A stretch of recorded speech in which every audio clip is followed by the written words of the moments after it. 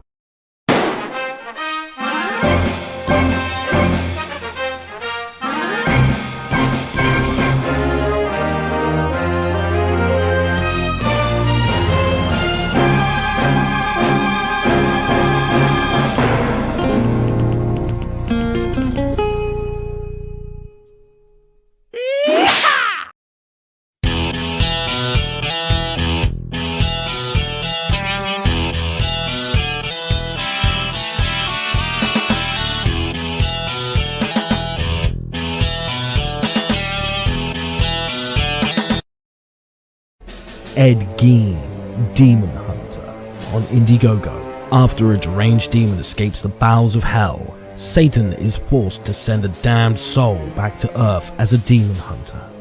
Armed with a sacrificial dagger, Ed returns to his old stomping ground to capture the demon before the universe is destroyed. Ed Gein, Demon Hunter. Issues 1 and 2 available now on Indiegogo. Prepare for the ultimate face-off.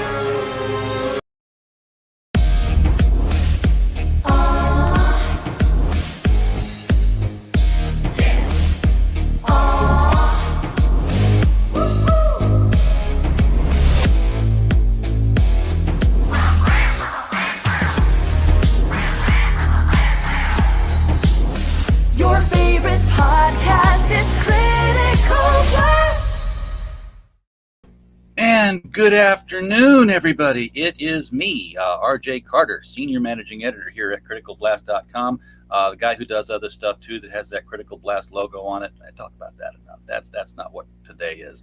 Today is my 55th trip around this great big star that we orbit, and I want to sit around and do the thing that would make me happy, which is talk to people about really cool comic books.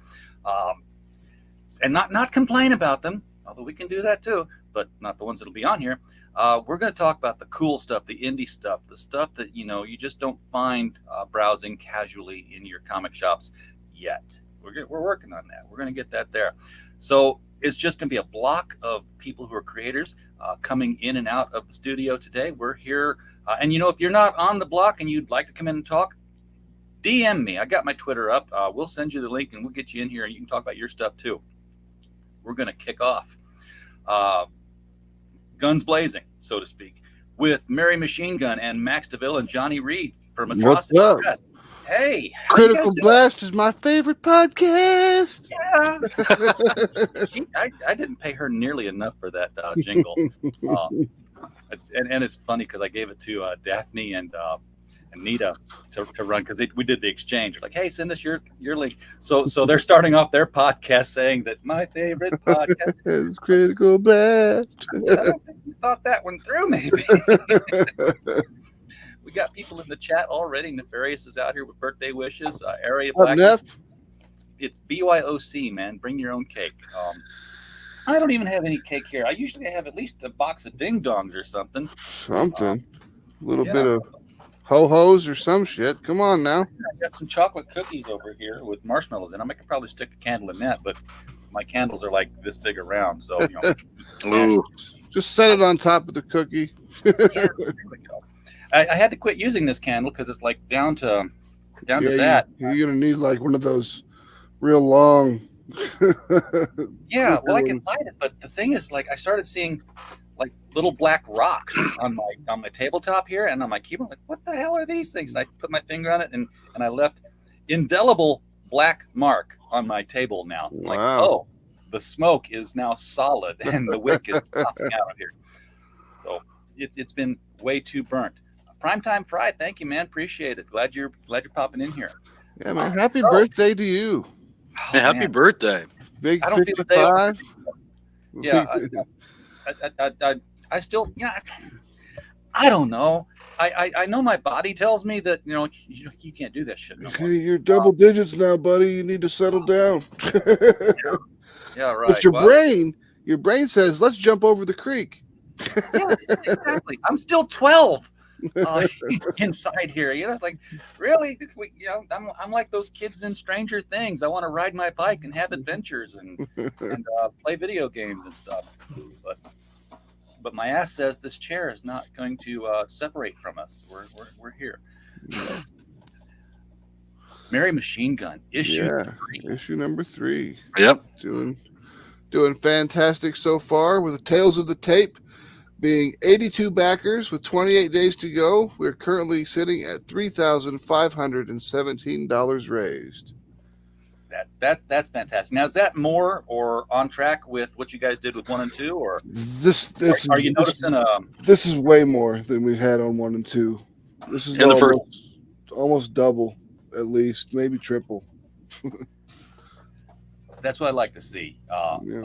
Uphill climb in terms of backers, not in terms of work and pain. I mean, we can go over here real quick.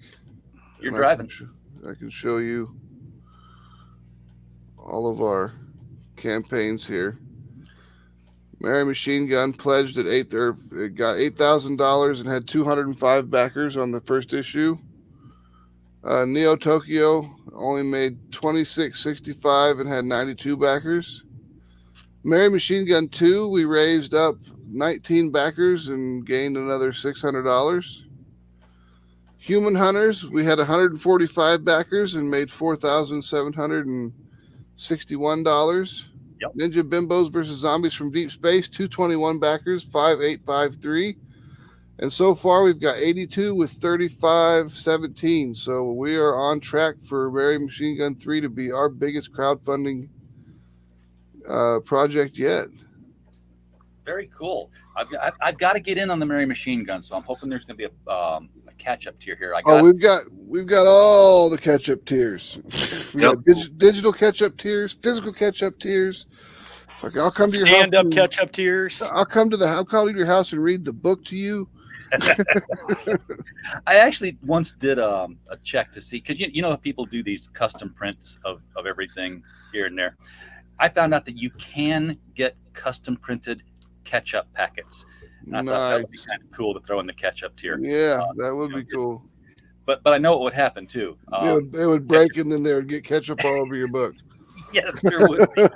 That's exactly what would happen. I don't know how you'd pack that and keep it from getting squished open. Need like a titanium box. Yeah, absolutely. It's what do you pack bubble wrap in to keep it from popping when you ship it? Cement wrap.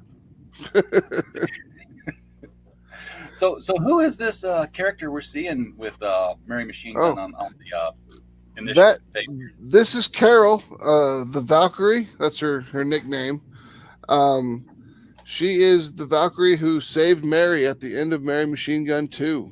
And she was actually supposed to take her to Valhalla, but she decided not to, and has taken Mary to heal her and train her in the ways of the Valkyrie so she can restore destroy the corruption that has taken over the Templar Order.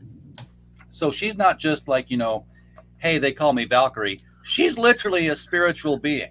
Yes, she is a Valkyrie from Valhalla, from Asgard. I like the snowflake tattoo on her forehead. Yep. That, of course, has to drive your artist nuts. That was Fernando's choice to do, so it's all on him. Because I'm like, if that's not hand drawn, then you still got to account for the angles and the. Yeah, he's got a. This is just a. I don't know if it's like a transparent TIFF or a PNG or whatever, but he lays it on there and then like he will warp it to fit to the way it needs to be fit. Like, you know how you can like warp the angles and the stuff like that. Yeah. He can do it. I can't, but he can. I tried to do it in PowerPoint and stuff to get book angles done. Like, no, this is way too much hard work. I used to think that Spider-Man was the hardest character to draw for an artist because you had all the webs. Yeah, like it would just drive me crazy to do that every single panel, all that detail. But we were funded in 10 minutes, which was fantastic. Took us 10 whole minutes to get funded, which was exciting. Let's put it that way. We're like, because we clicked the button, turned it on, and then you could just watch the thing, just the Kickstarter funding just start cranking up. And I'm like, nice. That is one cool thing about Kickstarter is that you don't have to refresh the screen. It's just rolling like a slot machine. I saw. I'm sorry. I was gonna. Oh, go ahead. I was gonna say, when you showed your other books earlier, I saw you had Hart D. Fisher's Bill the Bull at the top there. Yeah, I'm a backer of Hart D. Fisher's Bill the Bull, and I'm also part of the team that's on Bill the Bull, so I can go and look at the Kickstarter. We're doing something with Hart right now. You saw that preview that we ran for Ed Gein Demon Hunter #2. That 30 seconds.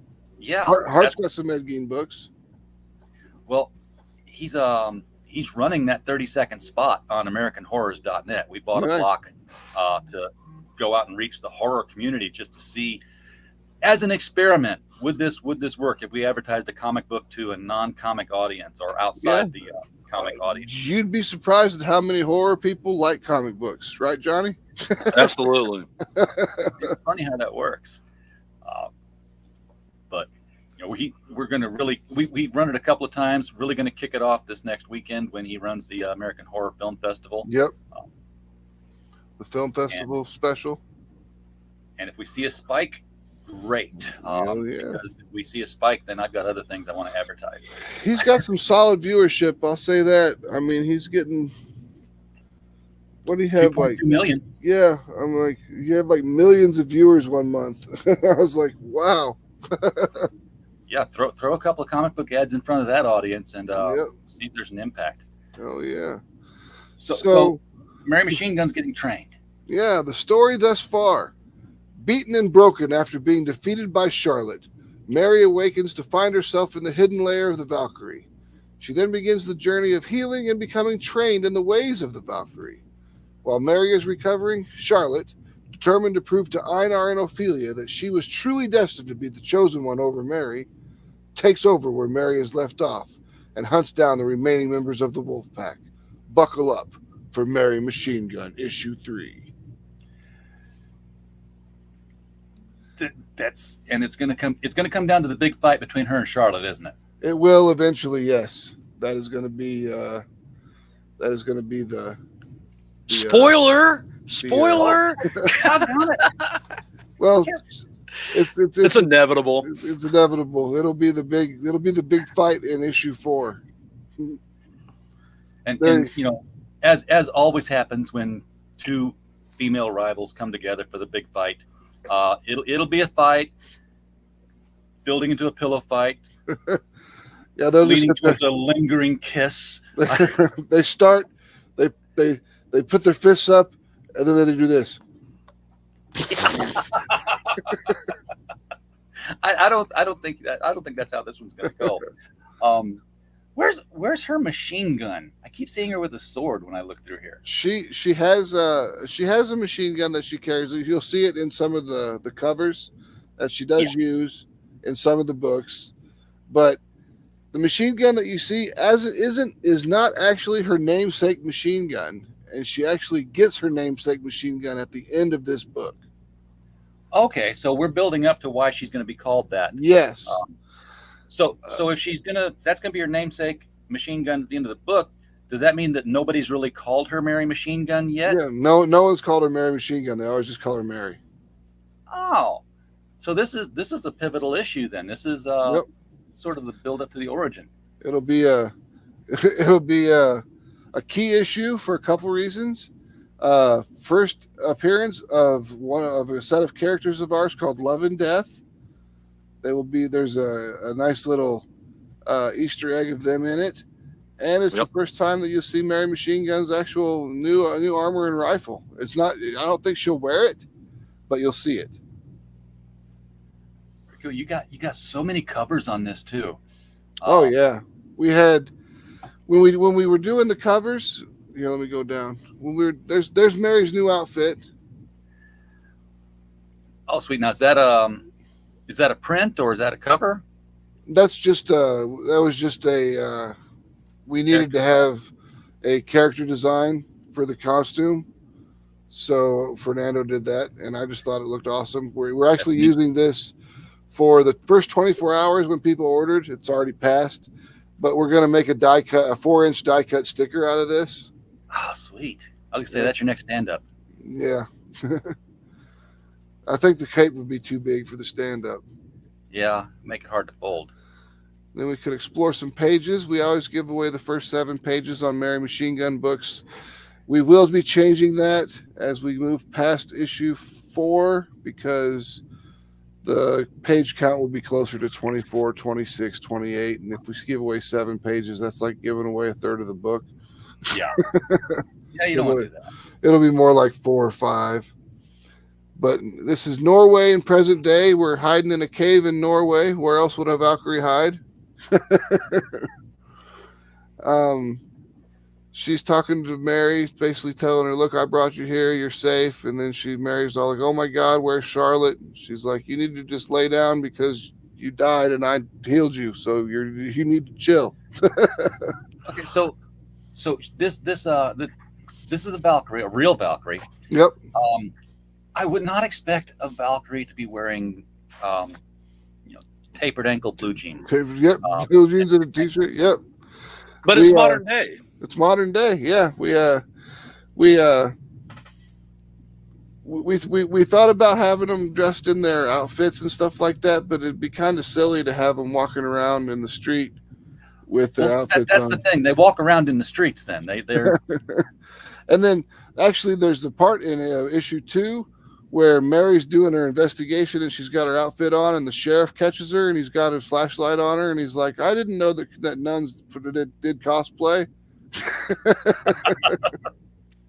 Well, of course, nuns do cosplay. Check out Sister Mercy sometime. Yeah, Sister Mercy's awesome. I love Corey. He's a great guy.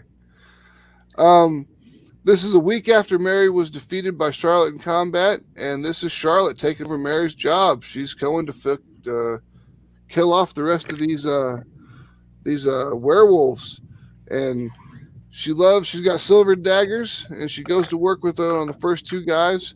She loves them because they're highly effective against werewolves, and you get up close and personal. So that's what I think is interesting about Charlotte being Mary Machine Gun's not so much enemy as rival. I mean, it's a deadly rivalry. So yeah, enemy, but she wants to be the good guy. Yeah, she doesn't have villainous plans. She's like, I want to be the hero. Let me take care of this. Yep. And she's being manipulated by the corrupted order. So that's one of the things that Mary Machine Gun is kind of about, is how organizations become corrupted. I mean, the Catholic Church is corrupt. The Templar Order is corrupt. The law enforcement system in the city in Kentucky that she goes to fight these werewolves, it's corrupt. It's just everything's corrupted around her, and that's why it's like, does she fall into that corruption, or does she, does she have a strong enough will to not? To rise above it. And then Charlotte decides to focus, kicks in the door, grabs her magic little flintlock rifle. Boom, lets go of it. And in the script, I just said shoots him in the eye, but Fernando had him shoot his eye out, which is I see it. Fantastic. What's really funny is the other guy who gets pissed off about it. He's like him. Take him. It's like that Gary Larson cartoon where the bear's going. That guy over there. And then he transforms into the werewolf, and Charlotte picks up the chair from where they knocked the guy over, and this guy's the judge. And she says, "Judge, you have been judged, magistrate, and I'm here to pass sentencing." And then the werewolf charges her. She flips him off of her. Says, "I guess I know who Beauty is in this confrontation." And then they clash against each other and get prepared to continue their fight. And that's the end of the free stuff. This is action packed, folks. Yep. Mary Machine Gun comics are very highly action packed. We always try to start with an action scene for sure. And they're fighting werewolves, so come on, everybody loves werewolves these days. Let me shrink this down. Do you have enough werewolves to keep this story going, or? We just can't. More werewolves. You just come out of the woodwork. Another werewolf. We need more werewolves. And we talked about having them wear red shirts from now on. Yeah. Well, at least one of them, and right, the first one to go. Be sort of like an in joke then for the readers, like that's one thing get killed first right there. Yep. This is standard cover A by Fern Cord, the artist superstar for Mary Machine Gun. Dude is a one-man wrecking crew. He is the penciler, the inker. Here is what I hate about all of your atrocity books. As a fan, this is what I absolutely hate about all your atrocity books. I can't pick a damn cover because they're you're all, welcome. I was like, which one do I get? Well, we try to make them as good as we can, so that way people will. I mean, maybe they'll buy more than one if they want more than one, or they, we have enough options to get someone to really want one. I mean, not everybody's going to be like, "Oh my God, I want that! Oh my God, I want that!" Sometimes they just be like, "Hey, that one's great. I want that one." So my discerning eye says they're all great. Yeah, I mean they all are fantastic. I mean we wouldn't commission them if they weren't good. Yeah, exactly. And Fern is just Fern is getting better and better with every single thing you guys make. His penciling skills have gotten they've evolved immensely over the past 2 years of him just being with the company. But this is Mary and the Valkyrie Carol hanging out with each other in the north, Great White North there. And then we've got Mariah Benez, sister of DC superstar Ed Benez, who is did Superman, he did Justice League, he did Wildcats, and he did my favorite comic book, Sam Marie from Continuity Comics. That's right. I remember Sam Marie. She wore like a Psylocke swimsuit. Yep. Purple. Yep. Purple. Has Mariah done anything in the mainstream, or is she just working independent? She just works independently, really. But Fern did the colors for it. Fern did the colors for it, and I love one thing that I've always loved about Fernando's colors is his ability to use multiple light sources and ambient light. Yeah. I was going to say the same thing about that first cover. The way he creates light and paints with light in a paints with light. Now he's Thomas Kincaid, but he does a really good job with the lights. Oh yeah, he definitely does. This one is by Fran Cord, who is our inker. Shows Mary being super vicious. Yeah, she's slamming a sword into the iceberg up north, and the magic is coming off the sword, and she's got the. I love the Aurora Borealis in the back. It's just, it makes it look great. I mean, the whole cover looks fantastic. And it's the same color as the magic coming off the sword, which sort of connects the two. Exactly. What makes you feel they're connected. Yep. Then Justin Hunt's cover right here. Mary's wearing her old classic uniform. The explosion is behind her, and it looks just she's just walking away out of the explosion. So she's obviously a badass, because anytime anyone walks away from an explosion, they're a badass. That's the classic scene. All right, and then I've seen Justin's work or Greg Bo's work before, so these are both. If I have, I've forgotten them. So Greg Bo Watson, colors by Gwen. She also colored Justin's book or Justin's cover, and she colors Courtney's cover next. I just call her Gwen because I can't say her name. Right. I love the Disney princess / J. Scott Campbell look that Greg Bo Watson has. So he'll probably be seeing him more in the future for sure. I like his figures are great. Everything is fantastic about it. This is obviously a Courtney Rose piece. You can tell just from the eyes. Yep. So super thick Mary, love it. Everybody's loving it. This is the most popular cover so far for purchases. So you guys get a lot of variant covers, which I touched on here. You work with the same artists all the time, because fanboy me is sitting here thinking, I would freaking love to see Mary Machine Gun drawn by Michael Lenzner. Oh, we would love that. We have a set core group of people that we work with, like Fernando. He always gets a Mary Machine Gun cover because he's the standard. He gets the standard cover because he's the artist. Mariah Benez will always get a cover for everything we do because she is awesome. Our cover B. Yep, cover B for Benez. For Benez. We've got Fran. He can always do a cover. Mateus could always do a cover. Alexander could always do a cover. We've got that's just in house pretty much. Yeah, those are just all in house. And then after that, we hire people from outside, like we like with Courtney and Justin and Greg Bo. We've hired them. We commissioned the covers from them outside the company.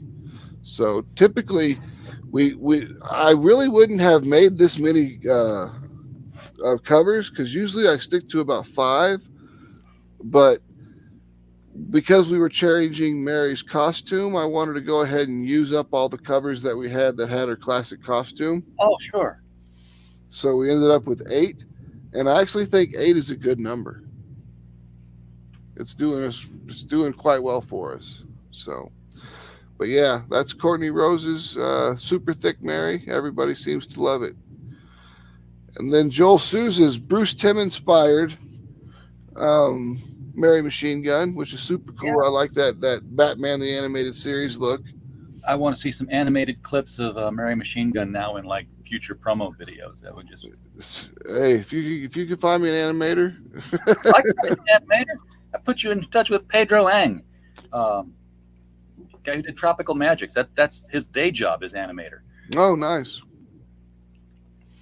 That'd be sweet. Then we go down to the not safe for work cover. Now, this is not only just a not safe for work cover. This is a not safe for work cover by Mariah Benez, who does not do not safe for work covers.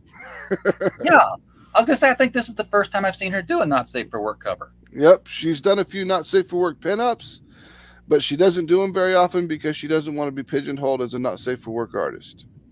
Oh, well. she's welcome in my comic collection. Regardless. Yeah, this is George. Thank you, sir. Appreciate you being here and appreciate the birthday wishes. Yeah, and then if you buy this, for every $1,000, 1,000, 2,000, 3,000, 4,000, we release Naughty Prince. So we've got those available down here. So for 1,000, we've already released it because we've passed 1,000 in funding. We got Mary and Son in front of the confessional, holding her machine gun. That's definitely.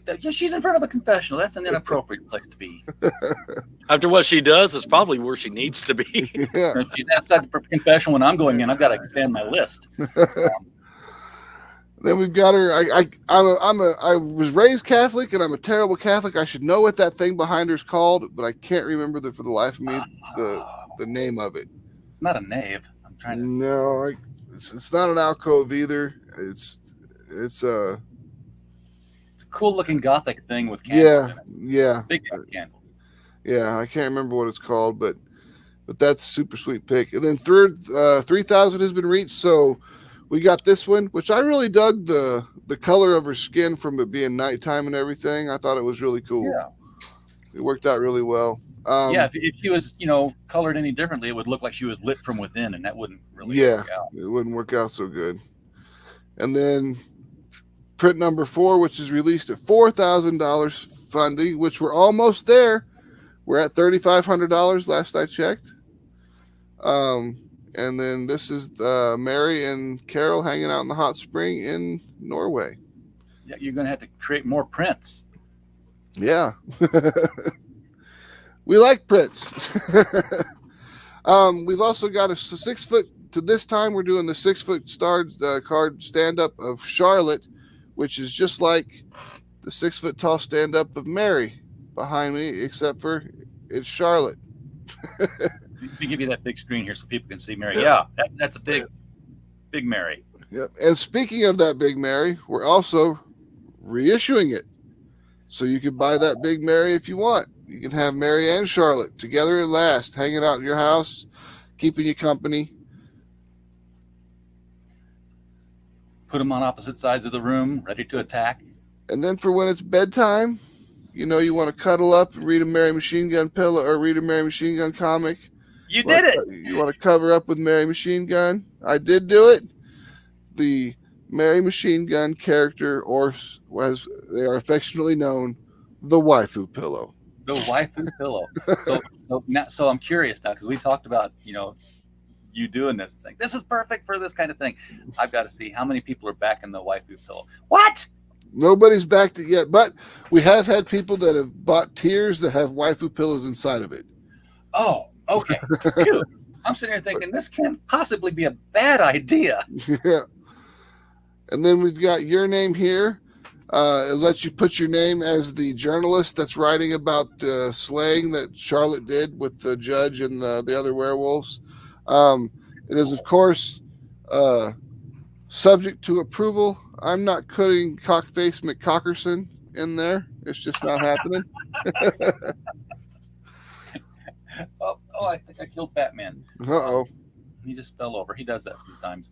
I've got boxes behind me that are encroaching on my space. I can barely spin my chair around. Start swinging. Just start swinging at it all. I can't. I've got a big box of boxes, and I'm waiting for I'm waiting on a shipment to arrive for Joe King versus the Average Hero, and Joe King saving the world again for the first time. Nice. The oversized books. And when they Sweet. come in, then I can cut this open and box them up, and I'll have some space back again. Nice. Yes, Chris, it is my birthday today. And this is how I choose to celebrate it all day, talking about comics. Talking about comics and Mary Machine Gun. Obviously, it's awesome. Just the best way to start the day. Absolutely. I stay up late night reading comics, and when I can't finish a book, I'm like, okay, when I'm too tired to read a comic book all the way to the end, it's time to turn out the lights. Yeah. We've also got 2 tiers here. We've got a Team Mary tier and a Team Charlotte tier. You buy the tier, you get the standard cover, plus you get one of these 10 sketch cards by Magno Silva for free, or not for free, but I mean, you get it, comes with your thing. They're about yay big. This is my favorite. Oh, I'm sorry, I was looking at my monitor over here and not at my StreamYard. And I can help you figure out how big it is by showing you. Oh, cool. Okay. Coke can. So it's about a 4x6 card. It's a little smaller than that. I'd say probably closer to 3x5, 3x4.5. Okay. But everyone gets a random one because we can't allow people to choose. Because if we did, You'd be packing forever. well, people would choose the same card, and then we wouldn't be able to do it because these are not printed. These are hand drawn, traditionally colored and penciled and inked cards. And you've got a 1 in 10 chance of getting the NSFW card. Yep. And then Team Charlotte, obviously. So, and currently, right now, last I checked, Team Charlotte was in the lead with 2 sales. It still is. Still is? Okay. I just looked. So Charlotte may defeat Mary again before she even gets healed. Bad girls always get the money. Yeah.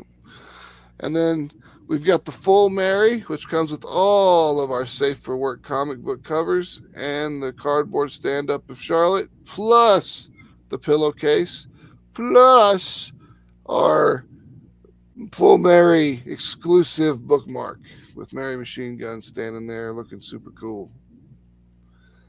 And then we've got the full Mary Not Safe for Work edition. It comes with all of our covers, even the Not Safe for Work one, which means you get all of the prints that are available too. And you get the cardboard stand-up of Charlotte, the pillowcase, and the bookmark. And that's the only way to get the bookmark. Yep, it is the only way to get the bookmark. So it'll be people give out. We wanted to do something kind of silly because everyone gives out bookmarks like they're just nothing. So we're like, let's make the bookmark hyper limited. Yeah, I'm getting ready to do some bookmarks myself, so maybe I'll do that. Is it my memory going bad because I am ancient now? Or did you usually have more Not Safe for Work covers with past projects? No, we usually only have one Not Safe for Work cover. Okay. Per project. Yeah, per project. Maybe I'm thinking of the Ninja Bimbos project. Yeah. Where the entire thing seemed not safe for work. Yeah, that's right. But it wasn't really. I mean, there was some nudity in the book. Don't get me wrong. There was lots of boobies, but Yes, there were. other than that, Really? A book about strippers having breasts? No. Perish the thought. Shocker. We've got some sweet add-ons. Of course, we've got all the covers as an add-on. That way you can customize your order.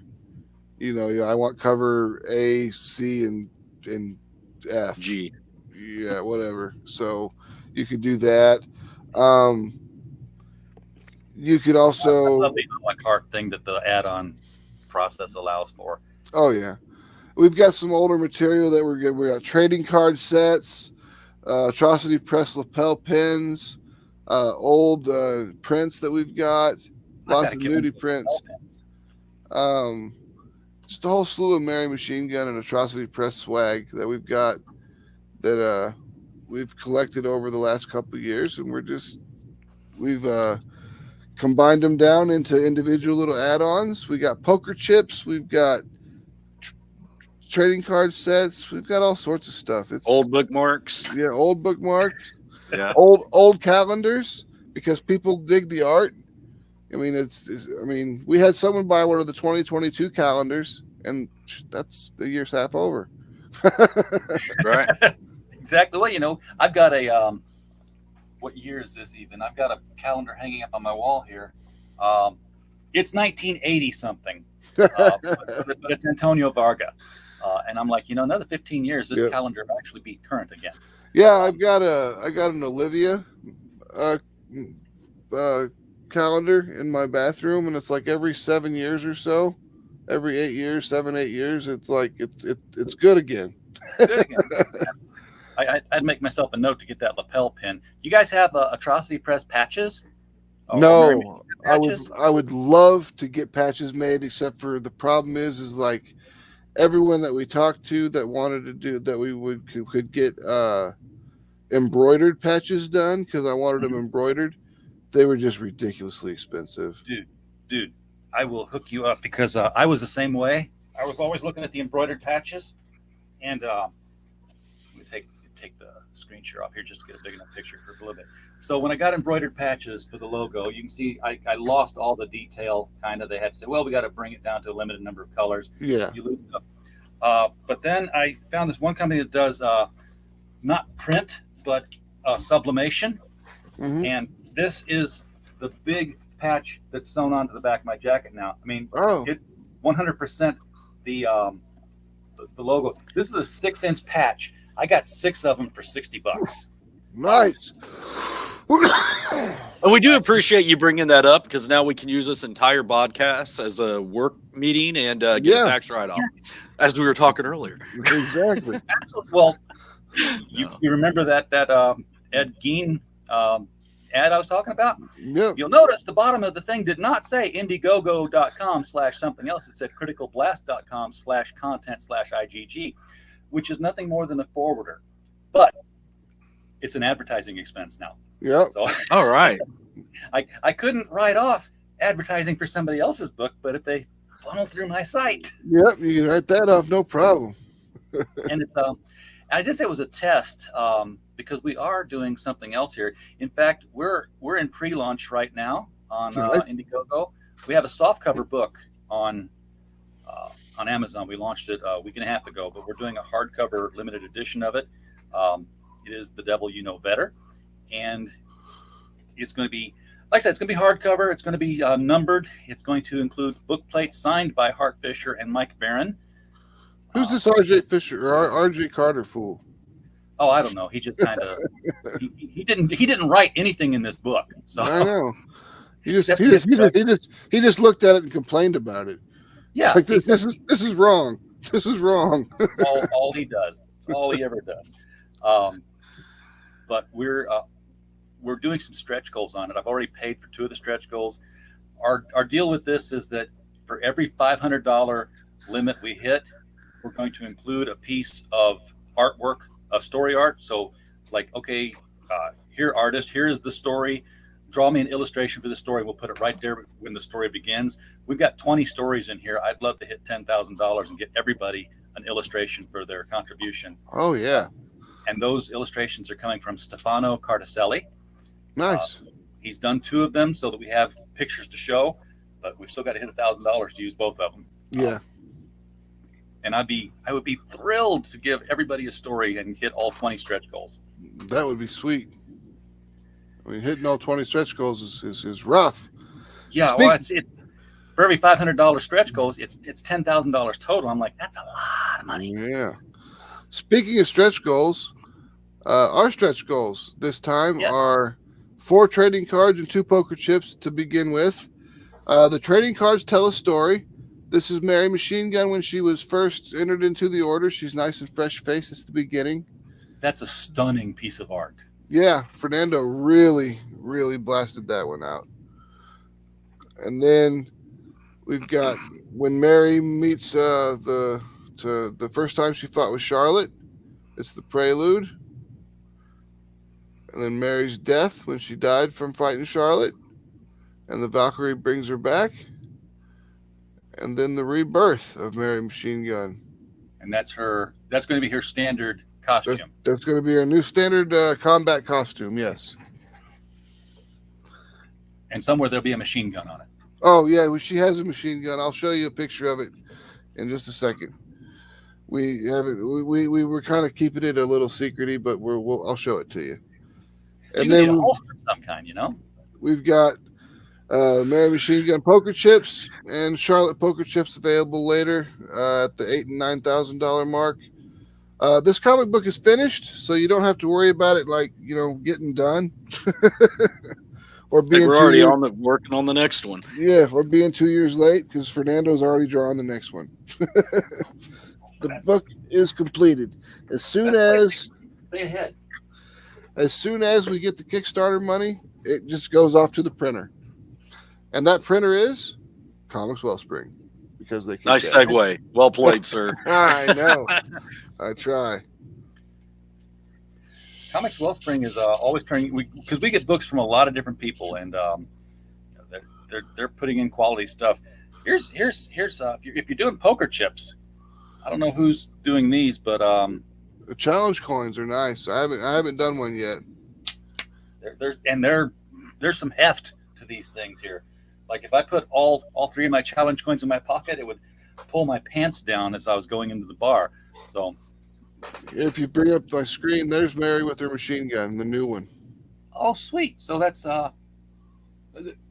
I see. He put it in her hand, same pose from the Rebirth.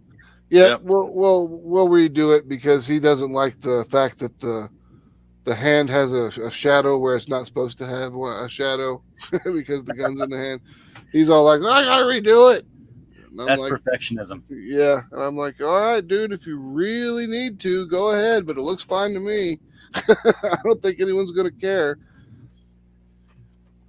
But yeah, me and Johnny wrote this one together. This is the first time that we've actually wrote an entire script together.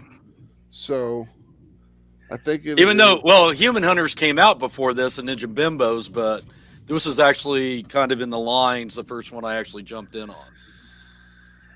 Yeah, I've written with people before. It's a challenge. I mean, I wrote a novel with one of my best friends, and it was the first time I'd written with somebody. It was kind of weird. It's like, okay, I guess I'll write this chapter, and then you write the segments that involve this character, and then we'll put it together, and we'll just kind of read it over and fix everybody else's stuff so it reads more smoothly, like a single voice. What me and Johnny do is we actually use StreamYards. Yeah. We come into StreamYards, and then I pull up Word on the share, and then we zoom in, and then we have we do an outline, and then we go back through the outline, and we kind of do the main action and everything that's happening, and then we go back and add all the sound effects and clean up the dialogue, and then we give it a couple weeks, just kind of leave it alone, and then we come back to it, and then we do another editing. Fix anything that we think is stupid. You guys role play the dialogue, like, okay, so they're gonna fight, and then you just say something, and then Johnny says something, and then you say something, and then you say something, and then you think. Go ahead. Well, and what's funny, a lot of times we kind of do that, kind of in a way, but it's really weird. The way we write is very, it's really weird. It's almost like a life of its own because half the time we're finishing each other's sentences. Or like I'm getting ready to say something, and Max usually does the typing. So Max is typing, and I'll be saying something, and he'll be typing, pretty much what I'm saying. And it's just real weird because it's just, like you said, sometimes you do one part, sometimes you do another part.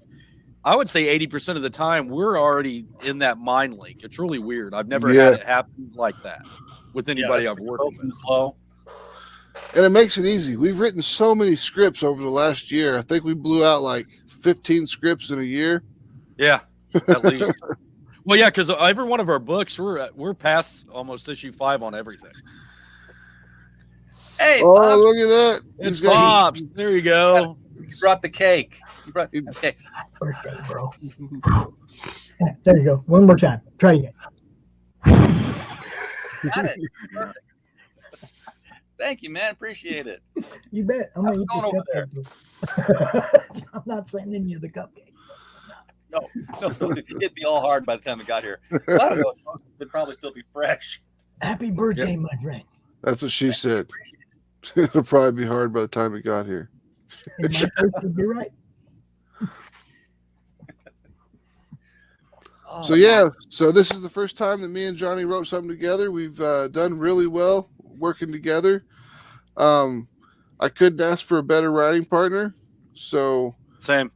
We just every time we get together, it's just so easy to write. It's almost like we're the same person coming up with something. So it's like, and then not always, because there's sometimes we're like, okay, now what do we do?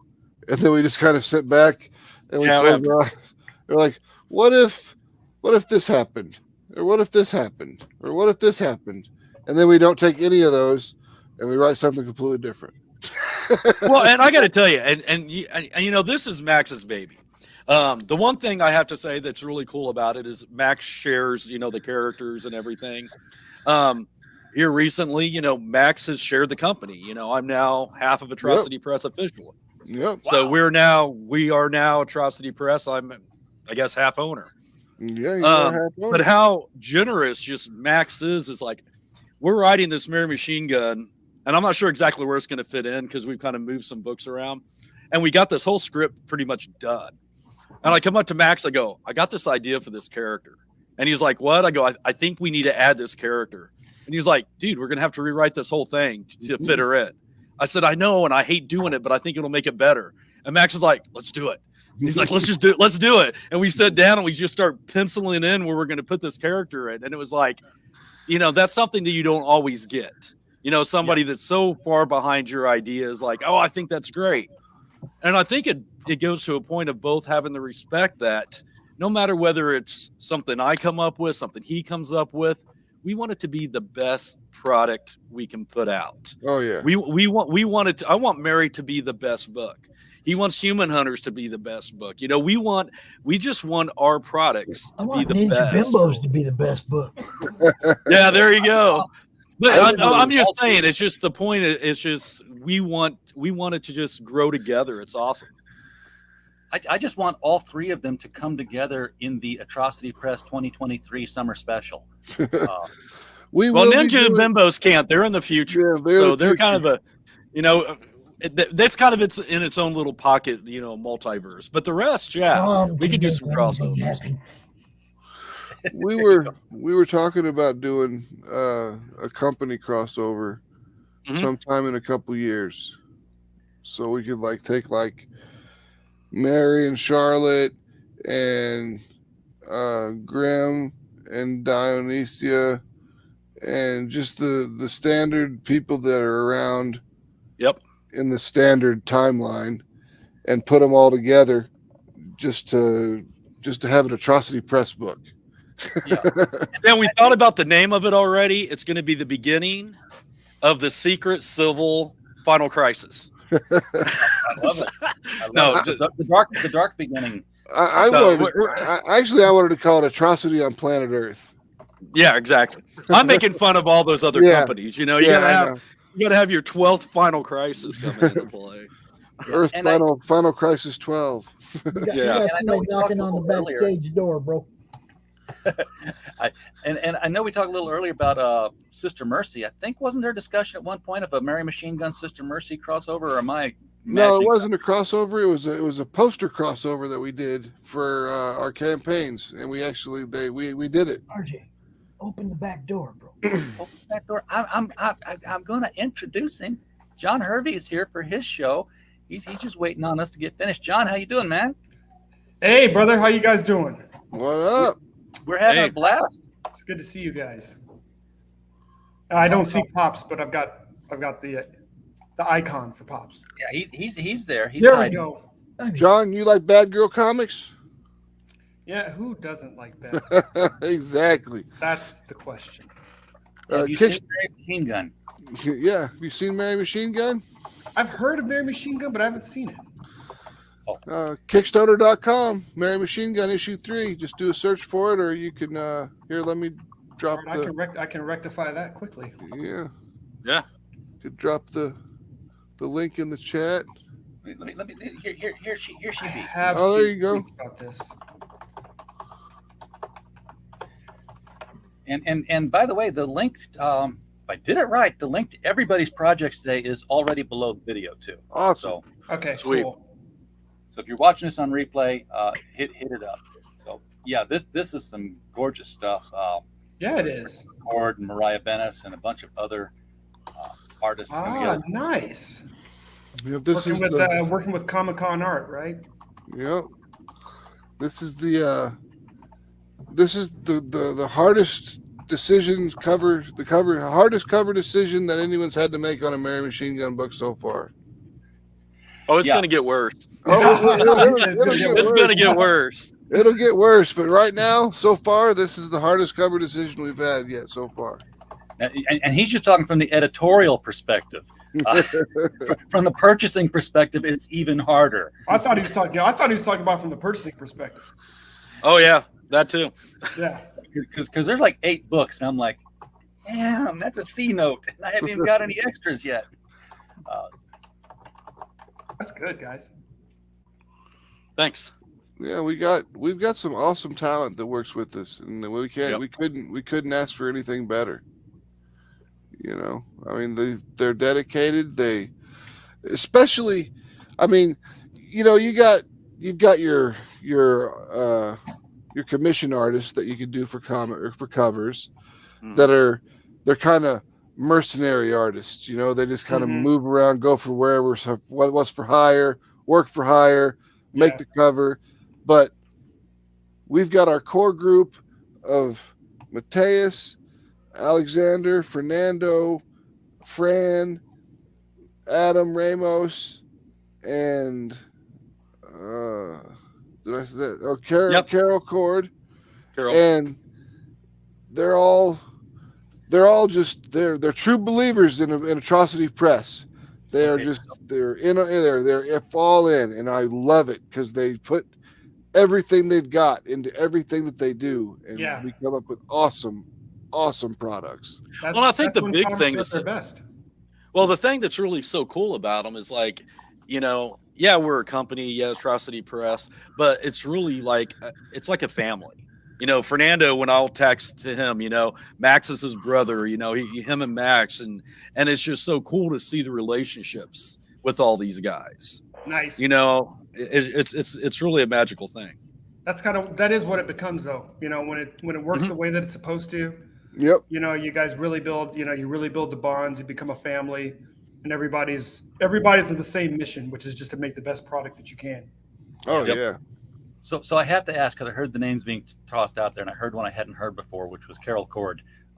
Relationship to Fernando, married? That is Fern's wife, and she does all the flats for everything. Okay. She does the flat colors for everything that comes out of Atrocity Press. Nice. And is that why the Valkyrie is named Carol? It is. I thought it might be. Look at that. Connecting the dots. And then we're actually sending Carol to the Rascunho studio for coloring classes, so she will become a colorist at Atrocity Press sooner than later. Get that on the job training. That's awesome. Yep, we have Atrocity Press has an artist improvement program, and we do things to help out our artists. We send them to, like, if you're a line artist, we'll send you to line art classes. If you're anatomy classes. If you're a colorist, we send you to coloring classes. You know, sometimes we do Domestica classes, and sometimes we do Rascunho studio classes because we're really good friends with Alzir Alves, who's the director there. Gotcha. Yep. You know, so a lot of training. When Johnny was talking about how generous Max was for splitting the company with him earlier, I was thinking the cynic in me was saying, one day Max looked down at a pile of bills and said, "How can I lessen these?" I know. Yeah, that's right too. That definitely wasn't my good looks or crappy looks, however you want to phrase it. Well, the chat is filling up with some more birthday wishes. Appreciate you, Woody. Beyond time, you're here, man. I am. But I wanted to put it in there. But most importantly, just tell you, happy birthday, brother. Happy 55th. That's awesome. Hell yeah. Another year above ground is always a good one. Miss Rena, thank you very much for birthday wishes. Miss Rena is kicking it with Miss Rena. Her book is just burning up the charts. Yeah, Miss Rena, I've seen. She's been in our chat over at Niobe and Friends a couple times. She's been on the show. She's nice. Cool. Black Rhapsody is that's going to be a breakout hit this year, I think. Mm-hmm. That's awesome. Guys, you're welcome to hang around as long as you want to talk. I'm going to move John up to the top here. Yeah. Go ahead. Guys, I do have to check out. I'm actually got to get to work. John, pleasure. RJ, happy birthday, and thank you very much for having us on again. We really appreciate it. Glad to do it. Glad to do it. Take care, Johnny. All right, peace out, John. Later, Johnny. So here's a little bit about what Mr. John Hervey's doing. Welcome, Beyond Time travelers. You are in for a real treat with our first ever 3-in-1 campaign. We are making our biggest offering yet, featuring 3 graphic novels, 2 story arcs all in one Beyond Time universe. Get ready for Volume 2 of Magna, The Last Pantheon. We had a successful campaign for Volume 1, and we don't want to leave you hanging. This campaign will offer both Magna, The Last Pantheon Volumes 1 and 2, so that those who have just discovered the adventures of Magna can get caught up.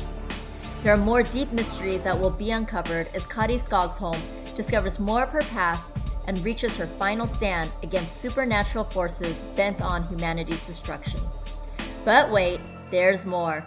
We are also introducing our Beyond Time supporters to The Posse. This is the first time we are releasing the 76-page graphic novel of The Posse Fugitives Volume 1. It is the first installation of 2 gang members, Devin Willis and Ulysses Sanchez, and their need to put aside rival affiliations in order to save their city from the chaos following a full-scale jailbreak, releasing the deadliest of metahuman convicts. All of this happening in one amazing Beyond Time universe. All production is 100% complete as we continue our mission to bring you the very best in comic book entertainment. Join us for boundless imagination. Yes, sir. All right. I got to take off. So it was nice seeing you, RJ. Happy birthday, bud. Thank you, man. Appreciate you popping in. Take care, Best of Max. luck. You're on my list. All right. I'll be Checking adding it more twice. across the press. Checking it twice. Okay, man. All right, man. Talk to you later. Take care, brother. See you. Take care. John, Yes, sir. sharing your screen here. I appreciate that. Magna and the Posse. Now we got that was a good elevator pitch video, man. I mean, I feel like what do we got to talk about now? Right, exactly. Like, okay, get out of here, John. Dude, Yeah, we're minute and a half. There it was. Yeah, exactly.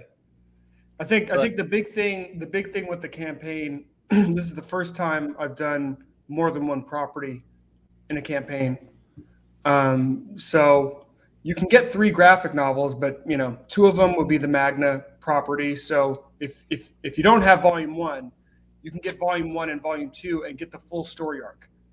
Because basically each volume is the equivalent of 3 issues. Okay. So That's a lot of book. Yeah, so you can get, so it ends up being 76 pages of book for each one of the graphic novels.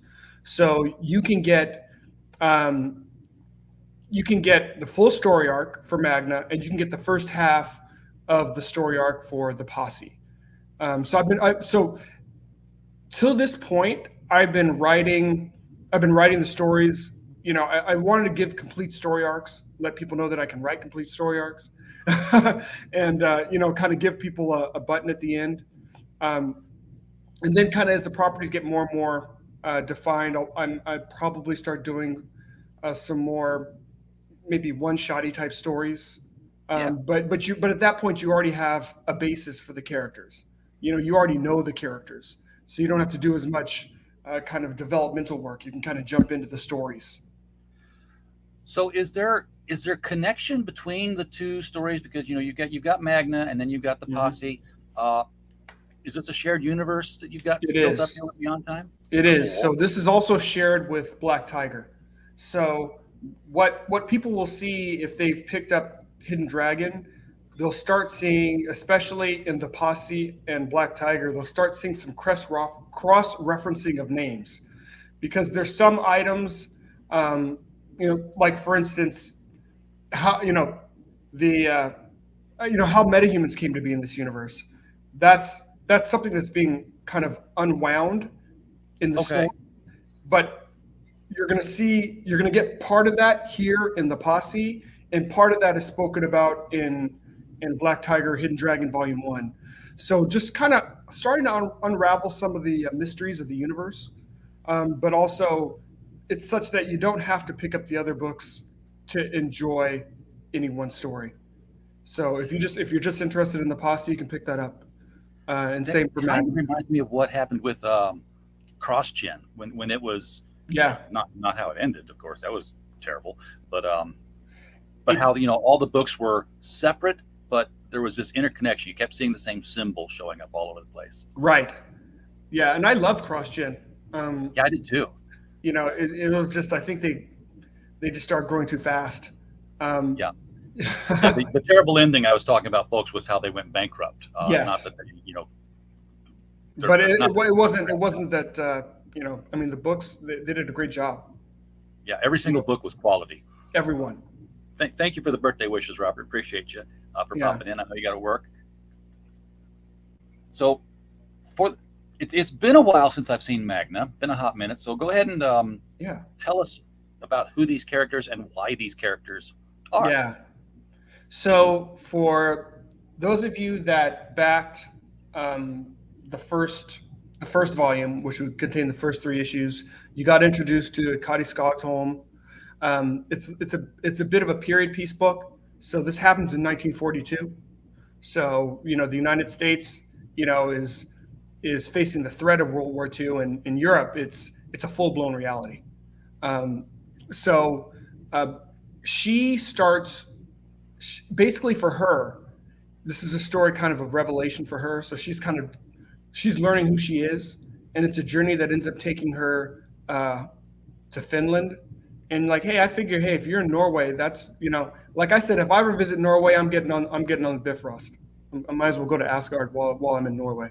So as long as you can find the bridge, sure. Exactly. Well, and she's able to find the bridge, so off she went. So she starts to learn more about herself. She finds herself aligned with a hodgepodge pantheon, which the last members of various pantheons that have come together for survival. And then as the story unfolds, you learn more about her. You learn more about the trials of this last pantheon, and kind of they're in the midst of their last stand, what she has to do with it, and kind of how it's all ultimately going to be resolved. So that's, in a nutshell, that's those 6 issues without giving away any really juicy stuff. But if you take a look, like for instance, at the 3rd cover, you can probably take a good guess at a lot of, a number of these different members of this hodgepodge pantheon. Oh, yeah. I remember the Nemean lion there on Hercules. Yes, that's right. Exactly. I loved the character design for Magna, especially in these first 3 issues here, because it is 1940s. It's, she's working class. Yes. And, women were really coming into the working class then because the men were all off fighting the war. That's right. And she's a big girl. She's a big, she looks down and pats Wonder Woman on the head. Yes. Kind of big girl. Yeah, she's a big girl. At the same time, she's not ugly. You've managed to get the character design to where she's big. Yeah, I can still look at her. That was actually in working with Marcio Abreu. I mean, one of the things is I wanted someone who could bring that kind of fantasy element to the table, that could make her strong but keep her feminine. Because I didn't want it just to be her to look like some big dude. You didn't want to look like She-Hulk of last 2 years. That's a travesty, because She-Hulk used to be one of my favorite characters. Well, at least they brought her back. Yeah. Our fragile egos and whining made Marvel say, "Okay, fine." Hey, the squeaky wheel. Yeah, had nothing to do with lost sales at all, I'm sure. Right? You gotta know who your fan base is. You gotta know who your fan base is. Catering to folks that don't even buy books. That's a whole different point. Nope. And you're going old school here, because I said Hercules and he's being called Heracles. Yeah. Here. So he's Heracles here. So we're going with the Greek pantheon here. I had him in an old science fiction novel I was working out at one time, and I might get back to it. Modern day Heracles, and one of the girls on his arm, because he's always got one on each. Right. That's how he rolls, Yeah. They saw something about Roman Greek myth, and she's like, "Oh yeah, that's Hercules." He said Heracles. She's like, "Well, that's what the other country called him." Said, "No, that's what everybody called him." Right. Like, no, that's my name. Yeah, it was a secret. He wasn't telling, so hey, I'm still alive. It's still me. But he's a god, so I figured he'd still be around. Exactly. I mean, he's got to sustain something. He has to sustain like some kind of mortal injury or something. Otherwise he'll just keep on ticking. Yeah, and the belief system in him still persists. It just goes under names like Superman. Right. So as long as people believe in this, yeah, Maybe I'll turn it into a graphic novel. We'll crowdfund it. It's not a bad idea. I mean, seen a number of different stories that kind of play with the different pantheons, and everyone's able to take a different twist, a different take, and like Elysian Fields, and be able to deliver something that's fun, that's well written and takes you on. You finally got your Elysian Fields, didn't you, man? I mean, I did finally get it. So this is the crazy thing. So like, it took forever for me to get it, but then when you guys resent the next one, I got them within a week of each other. I know. So it was it was like lost in the ether somewhere. I mean, I was like literally, because it looked like someone literally had opened the package. So I was just like, well, my thought originally was like, well, I hope somebody that loves comics got a hold of that, and then maybe they'll want to start backing some comics. Yeah, I had to file a lost package report on that to get them to find it, and then it still took 2 weeks. Yeah, I told Mike that project, fulfillment wise, I'm like, okay, did you like have sex with the postmaster general's wife or something? Because the post office is just hating everything we're shipping out for you. Yeah, they're hating you. But no, what a fun story. It is, and his next project too with the SPQR's Bizarre Adventure. We're doing the JoJo. I got that because my son isn't much of a comic book reader, but we watched the Bizarre Adventures of JoJo together. So I got that, because I know my son will love that. It's like a gateway comic. JoJo, ancient Rome? Yeah. Yeah. It's Caesar and Pompey. Yeah. It's like, come on now. It's Caesar and Pompey, and he gave him JoJo stands. Yeah. So that's a no-brainer. Brilliant idea. Yeah, it's a no-brainer. So with the different pantheons going on here, I'm also seeing angels. So is this a world where you've got your Greek and Roman, your Egyptian pantheons coexisting with the Christian celestial reality? Yeah. So basically, I took my love of and kind of studies of mythology, and then I kind of from a biblical standpoint, kind of like the Genesis 6 and some of the kind of apocryphal books like the Book of Enoch, and crafted Belshazzar and the Dragon's a fun one.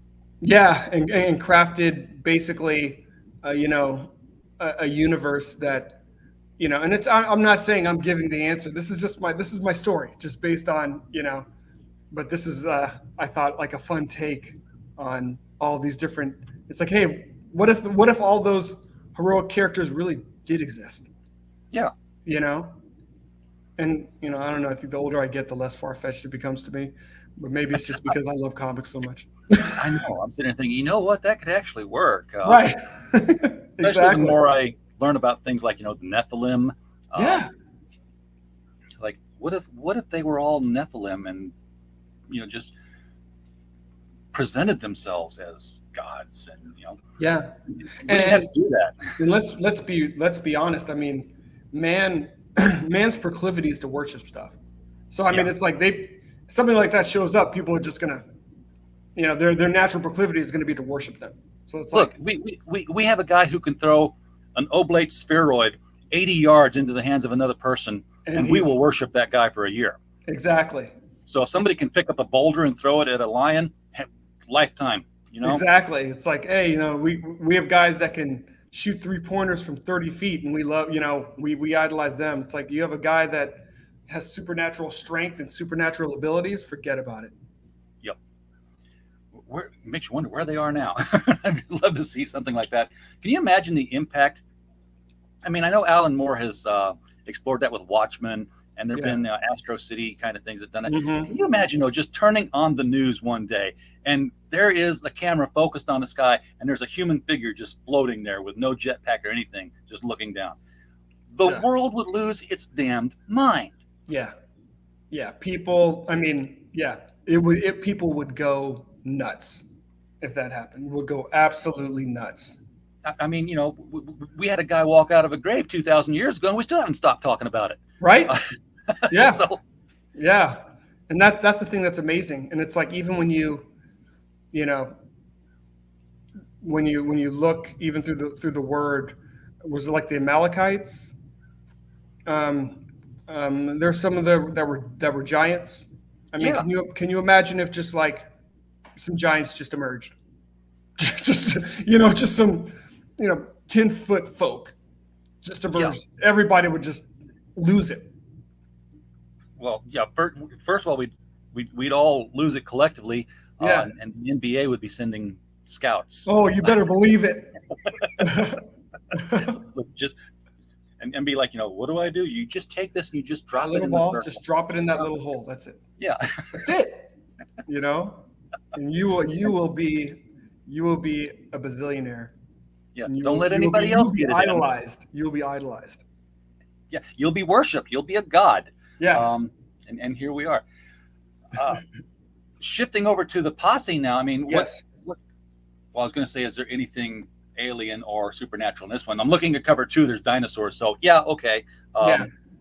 That's going to be super book 2. So so it's all in the same universe, but all the stories have a little bit of a different take. A lot of the books that I've written, and it's why I love comics. They're all hodgepodges. I'll take different genres and find ways to mix and match them. So I mean, this story kind of has some heroes for hire feel to it. Has a little bit of warriors and boys in the hood, but supernatural.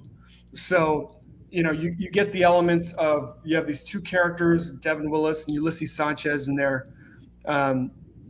actually from rival gangs. They end up in a privatized prison that's doing some experimentation, and you can kind of see, and that some of that stuff gets tied back to Black Tiger. And these two guys end up, not purposefully, but they end up, causing a jailbreak. And there are a whole bunch of, you now have superpowered inmates that flood the city. And this city it's New York, but it's my New York, called the Decapolis. So there's actually 10 boroughs. And so you have these supernatural criminals that have now flood into the city. And these two guys, Devin Willis and Ulysses Sanchez, they have to put aside their differences and a lot of their own history, and work together to save their city because nobody else is coming. And so then some other folks come alongside them, and that's how it becomes the posse. Okay. Is this a modern day setting? Because I know you mentioned Magna began in 1940s, and I didn't quite clarify whether or not Magna's story carried her up through modern day. Yeah, so that particular story arc for Magna, it stays in the 40s, but as you learn more about her, you'll see that there's really no problem with her being in the now as well. So we will have the opportunity to see all these characters in current day, and the Black Tiger story is current day. So a little bit of groundwork and just laying the foundation of the universe for folks. And it looked like some of the super experimentation that was going on here, somebody had a dinosaur collection of DNA they were playing with. And it's very on the nose. Those guys are the dinos, and they are, as you can tell what they do. They're basically dinos for hire, and they're very good at what they do. And they're not the good guys. They are not the good guys. They're not the good guys. They're not the ultimate bad guy, but they are definitely on the payroll. Oh yeah, they're hired by somebody, so you want the person above them. Exactly. Exactly. So you got a lot of merch with this too. Yeah. And the reversible beanies.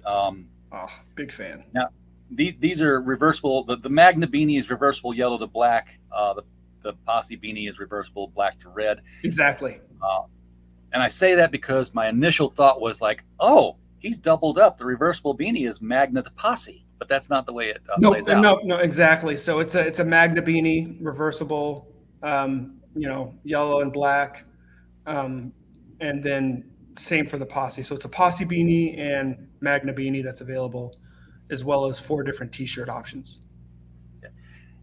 And part of the t-shirt options here, this is I love these, because normally you get like the t-shirt option where it's an image set in the middle of the field of the t-shirt and the logo. Totally nothing wrong with that. That's what people expect. But when you have a full edge to edge artwork, now I don't know how that wraps around with the back or anything. So the back, like if you look at the image below, the back is black. So for that first one, so you're right there. So yep, if you go straight down, that's the back right there. Yep, exactly. That is back. I thought that was a totally separate shirt. Yeah, okay. So that's the front and the back right there. So you can kind of see. Yeah, there you go. Yeah, this is cool. These fully illustrated shirts, just some gorgeous stuff there. Yeah, the shirt I'm wearing right now is one that we did for Black Tiger, and I really like these shirts, man. You know, they you know, it's a different feel than a lot of shirts. You know, then you kind of have you know, little work there on the shoulder, little logo over there. Get the advertising in. The name is on the back. I'm a fan. And the thing is, they're very kind of unique looking shirts. So more times than not, somebody will actually ask me something about the shirt. You know, which is what they should. That's a nice segue. And that's the whole point, is to, you know, to turn your fans into walking advertisements for your product. Yes, exactly. And have them pay for the privilege to do so. Just saying. So I'm down here to the team already now. Okay, so tell us about the people making this book. Yeah, so for Magna, Marcio Abreu is the penciler. He's actually, so the studio that Max was talking about, that I think it's Mariah Benes. Marcio is part of the same studio, Comic-Con Art. Marcio is part of that same studio, and so is the colorist Vinicius Townsend. Really talented dudes. And that studio is out of Brazil. Okay. So there's a lot of great artists come out of Brazil. Man, I don't know what they're feeding them down there, but it's a hotbed of comic book talent. And the thing is, a lot of them have kind of maybe it's just because I'm an older comic book guy, but they have more of the artistic sensibility that I like. You know, I mean, you'll always get a little bit more of that 80s, 90s feel or flair from my books, because that's the art that I like. You know, so I'm never like offended when people say it has that kind of a feel or kind of flair. Max, Because I didn't see you pop back in there. Yeah. What's up, Max? Come back.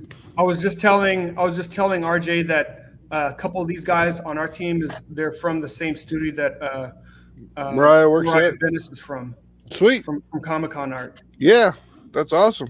Yeah. Those guys, the whole studio is on point. Those guys are great.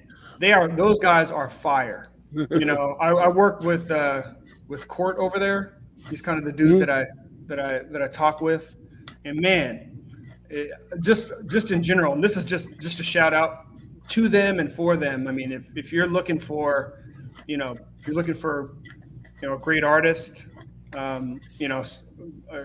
reasonable, page rates. Sure. These guys will get it done, and they can do everything from pencils to inks to colors to letters. Yep. I mean, the only problem I've had, and I had to switch my letterer to an English-speaking letterer, was because they didn't have a very good translator at the time. So I mean, I don't know what their translations are like now. They probably hired a translator, but they didn't have a translator at the time, so they were using machine translation, and I was doing most of it. So the only thing I have not used from them is lettering. So the dude Marco de la Verde that I use, he's actually out of Spain, but the dude's English is perfect. Sweet. And he does just an amazing job of lettering, and he's an absolute pleasure to work with. Because you know how it is, especially when you're working on a budget, it's like you don't have like the editorial staff. So sometimes I catch things late, or it's like basically me and my wife, but he's very accommodative, with regards to okay, yeah, okay, I'll make that change. Oh because- yeah, that's what I love about these guys from Brazil is like they're not, some of the people. I'm sorry, but some of these artists in the U.S. You're like, I need this changed, and they're just like, why? And they argue with you, and then the Brazilian artists are always like, okay, no problem. Yeah, and they just get right on it, and it's like, I try not to abuse it, but at the same time, it makes for a great relationship. So I'm just like, you guys, you're my go-to because I know that, I know that you'll be accommodative, and it kind of then it becomes, it goes both ways. Yep, those guys are on point. I mean, I haven't met a solid Brazilian artist that I haven't liked. Yeah, and so also on Magna, the cover artists, Elizabeth Torque did the first 2 covers, and then Eduardo Vieira Ramirez did the last one for the first volume, and then he did all 3 for the second volume. And they are, they're out of Spain as well. Sweet. So just a lot of talent worldwide that you can tap into. That's the beauty of the internet. I mean, beforehand, think about it. Back in the 80s and the 90s, you had like FedEx pages from one guy to the next, to the next, to the next. And then nowadays, I knew an indie artist. Yeah, nowadays it's just scan it, send it over to the guy who pulls it into Procreate, does his inking, sends it out to the next guy who colors it in Photoshop or Illustrator or whatever he's using. Clip Art Studio, whatever. And I'm thinking back to 95, 96. I knew a colorist for, this was small time indie press. I can't remember the name of the press now, but they did TAP and they did SOB. And it was 3 issues of TAP and a couple issues of SOB, and that one was done. I still have them. But I went to his house and he was sealing up this box, like bigger than the boxes I ship out of comics. I'm like, what's that? He's like, these are all the zip files. They were FedExing, and he had these God, they were cartridges. They weren't even floppy disks. They were cartridges that were holding all these colored pages that were just so brutal. Huge in memory. Yeah, it was. That's brutal. It was going to the printer, like just put this cartridge in, now put the next cartridge in. The letters actually having to layer on the word bubbles. Yep. You actually had to put them on there and then actually do this. Yeah, that was. I'm so glad that computers have come as far as they have, because I would never be able to do what I do without the internet being in existence. I couldn't afford it. Oh no, there's no way. There's no way. Yeah, and I mean, he was doing it digitally, but there was there was an internet, but it was like, the way you got on the internet was you clicked on something or you typed something and you heard. Yep. Good old modem connection, 2400 BPS. Exactly. Don't let somebody call while you're trying to do that. Oh God, phone. You had to turn off call waiting. Yeah. Otherwise, you get a boop boop, and it would just knock you right. It'll knock you right out. You're like, come on. So yeah, I remember even as late as 2000, people would call my wife at the time, and they'd be like, "I can never get through." I'm like, "He's always on the computer." Yeah. With the one line, and I took it. That's it. That's too funny. So that was the team for Magna, and for the posse, I had 2 different pencilers that worked on it. One was Ron Adrian did the first 2 issues, and then Sheldon Go did the third. And had a Bambang Irawan was a dude I met online. He's from Indonesia, and he did a bang up job with the colors. And my wife is she's my editor. She's I was going to say I'm sensing some nepotism here in the editorial department. Well, you know what? It's the only way to get free labor. Not just free labor, but you get labor that also makes you dinner. That's sweatshop labor right there. Man, it's worse than sweatshop labor. I mean, it's like at least sweatshop you make something. Plus, you get an editor who A, is not afraid to tell you when you're screwing up, and B, has a lot of experience at it. Yeah. Yeah, exactly. Oh, now, I'm going to have to go down the tiers here because you are including some Shay the Red merchandise. Oh, boy. Yeah. And I'll tell you, so in terms of giving shouts outs, we gave shouts out to Comic-Con Art. I'm going to give shout out to Shay. If you have a desire for merch, but you're not too good about designing it, that's me. Man, she will help you design some stuff. You know, she's the one that designed the beanies, the shirts, and it's really, I know enough to know like the stuff I was trying to design sucked, but like I wasn't able to design kind of the shirts the way that I wanted to, and she was really able to, you know, to step up. So I didn't realize that she was the one she and Cyborg were the ones creating the shirts and the beanies. I didn't know that either, but man. She's great. I love Shay. Let me tell you, it shouldn't be, you know, shame on me. That shouldn't be a secret because they do a phenomenal job. My prior campaign, so they're the ones that designed these Black Tiger shirts that I showed you. I had 3 different versions of these and people love these shirts. And for the prior Magna campaign, they did, it wasn't a reversible beanie, but that's how I got the beanie idea. They did a beanie and it was really awesome. I was like, man, but you know, what do we offer this go around? And then she came up with the reversible beanie and I was like, holy smokes, this is awesome. I've never seen a reversible beanie. Did they pioneer that, or is that just something I'm not in the beanie market to know about?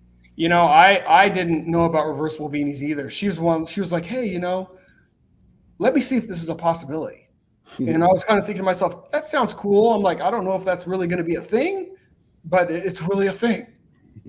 You know, so it's you can find if you can think it, it's like Rule 34, but it applies to everything. If you can think of it, somebody's doing it. Somebody's doing it, right? I've joked before where people would have catch-up tiers where you can get like previous issues. Yeah. Like I told Max in the last one, it's like I found a place that does custom printed catch-up packets. And that's hilarious. Just have a catch-up tier, and here it is. Now the thing is, Max, we talked about them busting. I do remember they were empty. You had to inject them yourself. But Okay. You had to put ketchup in them yourself? Yeah.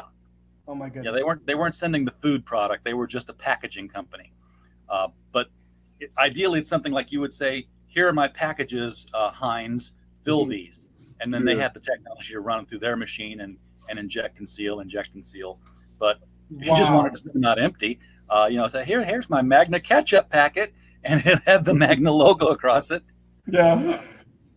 That's hilarious. Just this is total aside. My middle son's a soccer player, and it's like whenever they play in these little leagues, it's like, okay, you have to come up with a name. You're already given the color of what your jersey is, so it's like you got to come up with a name. So like his team was red, and they called themselves the Exploding Ketchup Packets. I love it. Yeah, I love it. So I'm having a little bit of PTSD here now because I'm going back to like junior high, where I was comic book and gamer guys were like super popular in high school in the 80s. Man, can we talk about that? That's a different world. I mean, it's like I remember, and I don't mean to cut you off. I remember when a friend of mine, and we'd come from the comic book shop, and they're like, you got to put your stuff in your bag. Man, he had his stuff out. We got back to the school, and it was bad news for him. I mean, it was just like watching a train wreck. You know, I'm standing there. He kind of looks at me and kind of gives me the don't look, and just these guys are totally just harassing him, taking his books. You know, you're just like, but people today are like, oh, it's so cool. I'm like, man, when you got called a nerd back then, it hurts your feelings. Yeah. You know what I mean? It's like, I mean, when I was growing up, if you played video games or a computer guy, or were anywhere into anything that had to do with like role-playing games or anything, you were a dork. Yes, exactly. I mean, you were a dork and you were shunned. Yes. And now it's cool to do these things. And it's funny because it's cool to do these things. I've been doing it for 25 years, and now all these people that called me a dork before, who think these things are cool, are now still calling me names and telling me I can't play my game. You're not playing it right. You're not playing it inclusively. Yeah. Sorry, Yeah, RJ. I cut you off, man. That's cool. I had one of those duffel bags. You bought the school imprinted duffel bag to carry all your books in. Mm-hmm. And I had all my books in it because I was taking all the classes. Because, aside from being, the gamer comic book reader, we also tended to be the smartest kids. And I remember I just had this smell coming from my bag. And I was like, what the hell is that? And you never look at the bottom of your bag. You just drop it all the time. Yeah. Somebody had put ketchup packets underneath the bottom book. And, of course, you pop it down and you just... Oh, that sucks. Yeah, ketchup will stink after a while. Yeah, well. So it must have been in there for a little bit and it got rotten. I could say terrible. I had to take everything out and wipe it down. Fermented ketchup packets. Yeah. Exploding fermented ketchup. So anytime I think of ketchup packages, that's the first thing that comes to mind is that day in Trig when I realized, somebody did that. Yeah, that's so not like cool. 80 pounds of books. I different. Have muscles. That's different. I remember like my shoulder hurting, and my mom was like, you need to either start switching shoulders or just put the backpack. Because, you didn't want to have the backpack on just like your back completely. I'm already a nerd, but it's like, you have all your books, I'm taking all my books home every day. I'm not leaving it in the locker. The bag is like busting at the seams, almost. And you're just like, oh my gosh. Yeah, well, I was pre-backpack generation. They weren't doing backpacks yet. I had the long duffel bags that you carried around like a suitcase. Oh, wow. Okay. So that's, I would drop that on the ground. That's why I never saw the back. If it was a backpack, I'd probably see it or something, or it wouldn't land right to bust it. But that's true. So they put the ketchup packet in there, and then when you drop your bag, that's when it busts. Oh yeah, it just exploded right then. That was the plan, I'm sure. Yeah. These guys had genius plans for having limited intelligence. Exactly. They had like genius for a limited amount of evil. Yeah. Otherwise, they were buffoons. So I'm looking at the tiers now. Yeah. No, you're not. I am. They're right there. No, you're not. No, you're not. So for this featured tier, this is for if anyone hasn't picked up the first volume of Magna, they can pick up all 3 books this way, all 3 76-page graphic novels. You can get volume 1, volume 2 of Magna, and you can get volume 1 of the Posse. The one caveat is if you're somebody that really likes first prints, they'd actually have to scroll down. There are a few. We don't have very many first prints left, so they could choose one of the 3 covers, and then they can add other books, subsequently.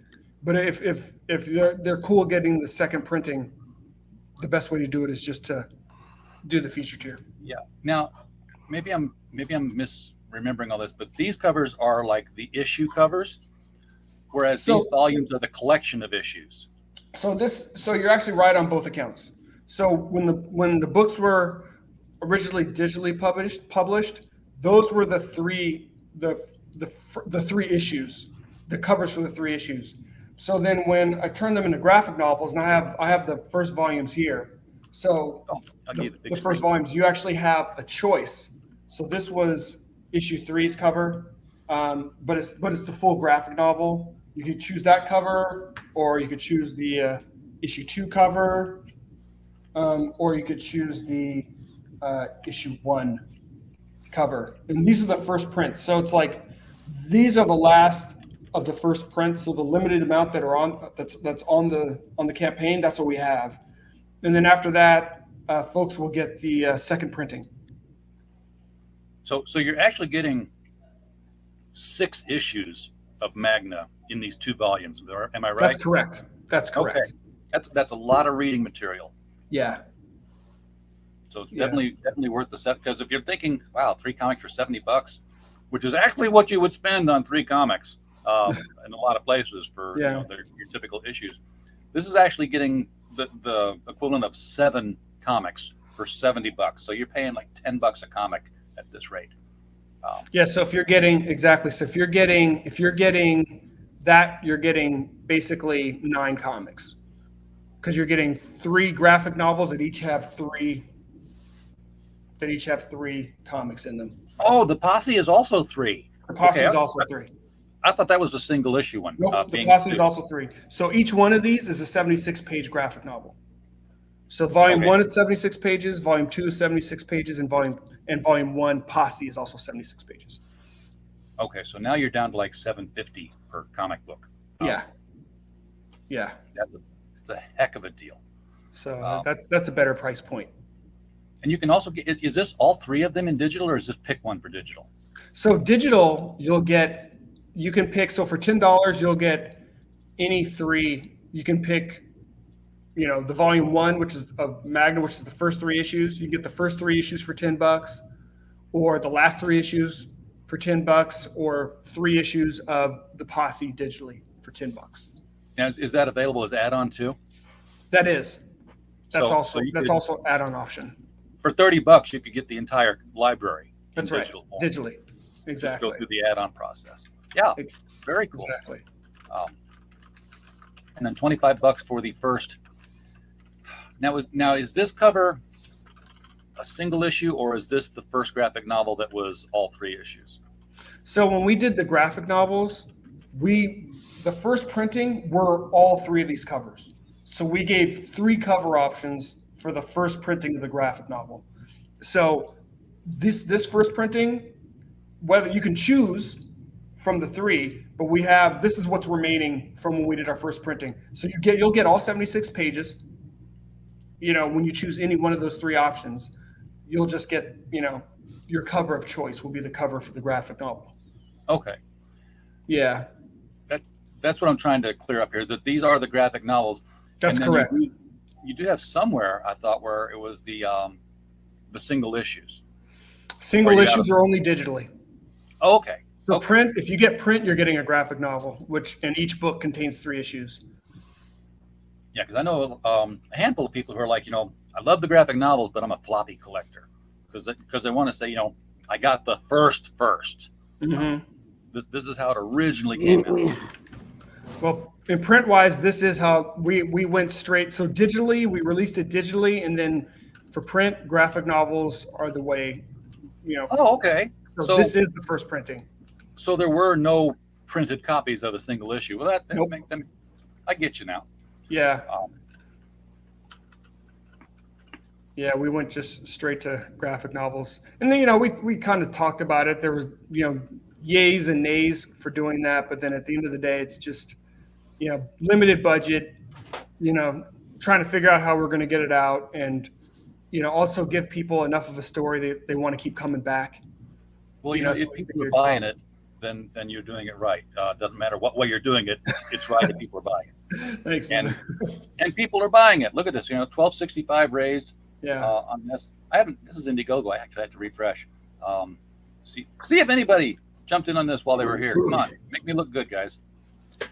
That's more money than I made on Indiegogo. I got $339 and failed on my Indiegogo campaign. I don't know really? why anybody's. No, campaigns just in general, they're not easy. No, they're not. But I think that Indiegogo is more for, I don't want to say They're more 90s superhero. Indie stuff. Yeah, they're very 90s superhero, because mine, Mary Machine Gun, is all the bad girl stuff is on Kickstarter. Yeah, it's Bad Girl comic. Yeah, all the bad girl stuff is on Kickstarter. And it's on those Kickstarters where it's at for that. Yeah. The only one that works on both is the Good Girl. The Good Girl will work on Kickstarter and on Indiegogo. Tim Lim and Mark Pellegrini's Common America. Yeah, man, they've killed it on both. It makes $1 million on both platforms. Just come on. Yeah, I'm exaggerating, but they're making money. Yeah, they are making money. They're making bank, that's for sure. Yeah, and they've got a production machine rolling, so they're getting those books out. Hey, let's put it this way: they've got an accountant. Okay, that means they're making money. You don't need an accountant if you're not making money. Exactly. Good for them, man. Yeah, and they got a team dynamic that they're working with. I met the iconic guys at Northwest Arkansas Comic Con a couple months back, Mark and Tim and Doug Ernst, and it's just it was cool to just sit around and talk with them. They're very positive and optimistic people when they talk about their comics, and I've showed it before on the stream. I got a Batgirl tile that Tim Lim drew me up in colored markers. It's in a frame on the wall behind me now, around the corner. So nice. Looking forward to meeting them again. The sun is coming out outside. It's going to be a nice day after all. Sun will come out tomorrow. I kicked the day off. It was raining outside. It's been raining so much that the asphalt road, and mind you, I live in the backwoods, so but the road outside my mountain here, we have so much water coming down in different streams, and it was all piling up in one place and then going down the road. It's washed away the asphalt on half of the road. Wow. I mean, you see a channel cut into the asphalt where the water went through, so they're going to have to come out and repave some of that. Yeah, that's a lot. So I've got this artist that did this piece for me, and I wanted to buy it on eBay from him because he put it on eBay. Wait, he did it for you and then he put it on eBay? Well, he did the art, the digital. And I told him he could keep the traditional because he's in Brazil. Oh, okay. And he put it on eBay, which is fine. Make your money. But I've been trying to bid. I've been bidding on it, trying to win it. And I keep getting outbid. And I'm like, I'm not going to get in a bidding war over my own character. Drive the cost up. Make that make it known that, hey, people love my character so much. Some guy on eBay paid this much for it. Exactly. Yep. Which character is it? It's Mary Machine Gun. So it was one of the covers then. It will be a cover. Oh. Here, let me show you. Hey, Alan, thank you very much for popping in with the birthday wishes. Alan Dunford, by the way, one of the geniuses behind this fun little book here, Pocus Hocus, from Bad Bug. And if you haven't read Pocus, and that is his name, Pocus Hocus, and even the demon he makes a deal with says the stupidest name I've ever heard. The elevator pitch is: wanted to be the world's greatest magician to impress his great magician father, made a deal with a demon, became the world's greatest magician on the same day his father died. And his father was an a-hole, so there was like no resolution between the two of them after that. Yeah. And now he's just totally disaffected. Yeah, magic, what? Here, watch me pull an elephant out of this candle. And he just does it. Everyone assumes he's a magician when he's really all the demonic powers of yeah. Right. Yeah, so if you pull it, there you go. That's it's by LC Freitas. And he's done work for Zenoscope and Dynamite and some other companies. But that's the inked version of it. The penciled version is what's on eBay now. And let me see if I can pull up outbid. Hold on. Outbid. Mary Machine Gun number 9 sold for $9. I got outbid right at the last second. It happens. Yeah. That's how I used to bid. I would set my timer for the last 30 seconds or something. I'm like, wait for it. Click. That's a smart way to do it. And then people started setting up bots to do it. Ooh. Once again, this is almost always the case. I prefer the penciled version over the inked. Yeah. Ryan Wynn did me a Batgirl head sketch, and he showed me the pencils, and I was like, you know what? You don't have to do anything. I know you're going to put this on your inking show, but I really just love the pencils on that one. And then it was on his inking show, and I'm looking at it, I'm like, it's interesting how the ink made the jawline just a little bit different, and not quite as soft in the hair. And he's like, you notice that, huh? I'm like, yeah. He said, you like the pencil one so much, I set it aside and I drew it again. Oh, And he's gonna send both of them with my Hammerella when that's cool. That's awesome. So I'm like, cool. I'm like waiting for Hammerella, but I'm really waiting for those. You're waiting for your Batgirl is what you're waiting for. Yeah, because it was just I don't know. Pencils are. I can see more of the character in the pencils. By the way, the link, in finished pencils, in darkened pencils. Like I get, like when I get pages from my artists, they'll do pencils really lightly because they're going to erase it and make changes. It's just going to happen, so they do it lightly. You know, I get it. But when they send when they send it to me though, I have to look at it on my computer, put it into Photoshop, crank up the contrast so I can see the lines. Those it's are all the light pencils that they're like, problem. okay, this is my guideline pencil. Yeah. No, but yeah, I do love pencils as well. Oh You yeah. know, I mean, Alexander Santana, the guy who does the art for Ninja Bimbos versus Zombies from Deep Space, his pencil work is just amazing. Like the rendering he does with just the pencils, just blows me away. And then sometimes the inker comes in and goes on there, and I'm like, I kind of feel like they're burying the lines a little bit sometimes. You know, sometimes they make it just pop too, though. Yeah, I mean, you get a good inker.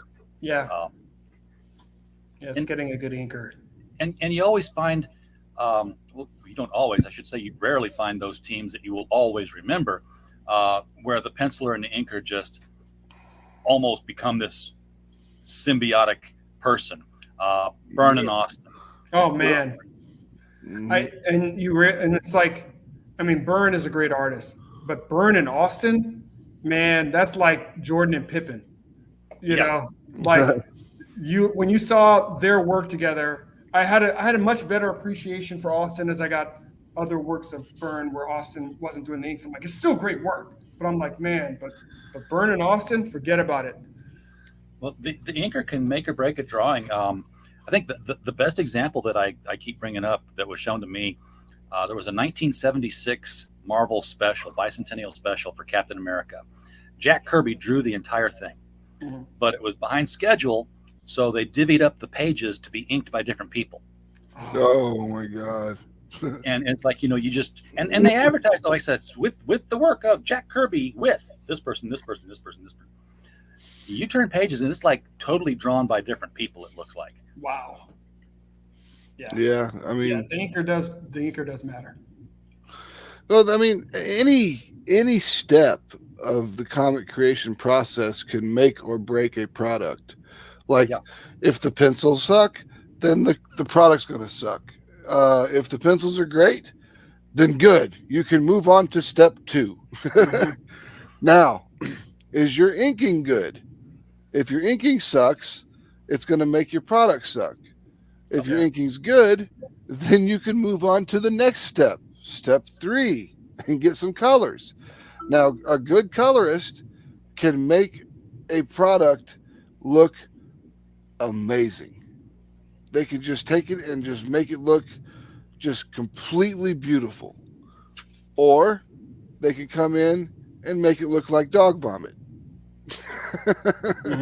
And the truth of the matter is, the step before all of that is ultra important too, because if the story sucks, the writing is bad. I've had some books that visually look stunning, but I didn't like reading because I'm like, man, this is, if the writing's bad, trash. I mean, if the writing's bad, it's just it's over with from the beginning. Yeah, I mean, it could look great. It could look great. It could flow fucking fantastically. It could do all these things, but if the story sucks, you're just like, this is boring, or this is cliched, or God, this is so dull, or they're spoon feeding me social crap. Or it's like, please. That's why good comics, it's like Voltron. Yeah, it's like you gotta bring all the pieces together, and you make something that's even bigger than the pieces individually. Yep. That's why I love comics. Yeah, and it comes, like you said, it comes right down to the very last person to touch it can screw it up. Oh yeah. You can get bad lettering. You can get missed. Yep. Sometimes we look at I look at pages and I'm like, oh wow, the writer really doesn't know how to spell. And if the writer was also the letterer, then yeah, go with that. And I've seen that happen. But sometimes it could be the letterer who's okay. Here's the thing about lettering. If a person is reading the script and writing the dialogue, they're not lettering. Right. Letterers draw letters. Yep. They don't write words. It's like when I took drafting class in high school, we had to take one of the multiple vocational classes, Mm-hmm. and they had to stop us like, you're gonna have to learn how to write your ABCs before we start drawing perspective houses and stuff. Yeah. No, you don't just go A. You start here and you draw it down. You go back to there, you draw it down again. S's and things like that, and C's would freak me out because, you start at the end, you draw towards the middle and stop, and then you go to the other end and you draw back towards the middle and you meet where you stopped. It's like your letters in a uniform kind of shape and size. And I know some people who will, especially like signature forgers, they're drawing instead of writing. They'll do it upside down. They'll put the word upside down and then they'll draw it upside down because now they're focused on making it look like what that is, not writing the word that it represents, because they trick their brain into not seeing the word. That's pretty amazing. So it's an unappreciated art. It is an art. If you're a letterer, you do it right, nobody knows who you are. That's right. But if you do a bad job, everybody glaring. knows It's who you glaring. are. Yeah. Yeah. And a bad lettering job or just a lettering botch in a panel can pull you right out of that story. Yeah, it can. If you have to read that panel twice or 3 times to figure out what happened, you're no longer in the flow. You've been That's in the right. mood. And if you're going to be a letterer, please, please, please understand kerning. Yes. Oh, kerning is the bane of my existence. Because as an editor, we do these anthologies. I showed you the anthology on the last hour, Max. But people write stories. And there's this story device that people use to show transition from one scene to another. They'll skip a line and they'll put that little octophone symbol there, or sometimes they'll put 3 asterisks. Yeah. Perfectly acceptable device to say, moving to the next scene. Yeah. Yeah. 9 times out of 10, that little thing will guaranteed fall at the end of the page or the beginning of the next page. Oh, it's never right there in the middle of the page where it looks nice and even. Where it would work. Where it would work. Where it would work. Because if it's at the bottom of the page, that you can't transition from there to here, and you can't take it out because now you're just going to read through the page and wait, what happened? Yeah. So you can't put it at the beginning of the page. Yeah. You can't do either one. So kerning has to take place. I'm like, okay, how can I shuffle these paragraphs down just enough where it doesn't look like I cut the page short, but enough to where I can get a couple of lines at the top of the next page and then the transition and then the text following. And every time you fix one, you got to go through the whole damn book again because it pushed everything down, and you'll have fixed one and broke 3. I don't know what it is about the top and bottom of the page, but it's a magnet for those things to show up on. So what else we got going on today, RJ? Well, we are waiting. We have a minute and a half to the top of the hour here. I'm not breaking for streams this time. I just kind of let it go on through. That's fine. For our next guest, I'm just going to pop on and let my guest know that we are ready when they are. Yeah, see. Very cool. Get in here now. But hey, I appreciate you guys having me on. Yeah. And you're welcome to stay, man. A pleasure. I'm going to have to bounce. Got to actually pay some bills. No, I understand. That's up. Yeah, I know. Back to reality. Yeah. Ooh. Well, for folks watching and watching on the replay, the link for Magna and Posse right below the video. We got the whole list of them here.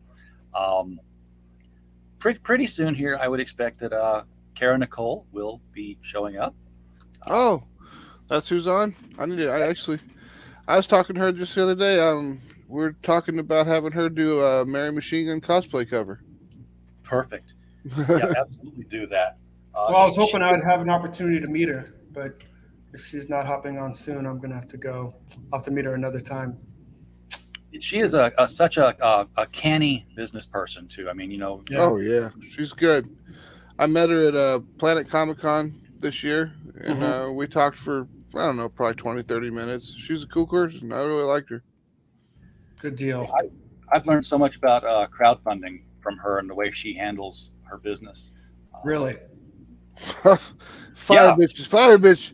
I thought, I mean, when you think Mary Machine Gun's tearing it up, you look at Fire bitch. That thing's like $30,000 in the first 2 days. Oh yeah, she's killing it. Yeah, she's killing it. She's the one who. That's Brian Polito numbers. Yeah, she's the one who taught me that, because I was asking her, it's like, okay, how did you go from like $7,000 on Indiegogo calendars to $50,000 on Indiegogo? You know, what was?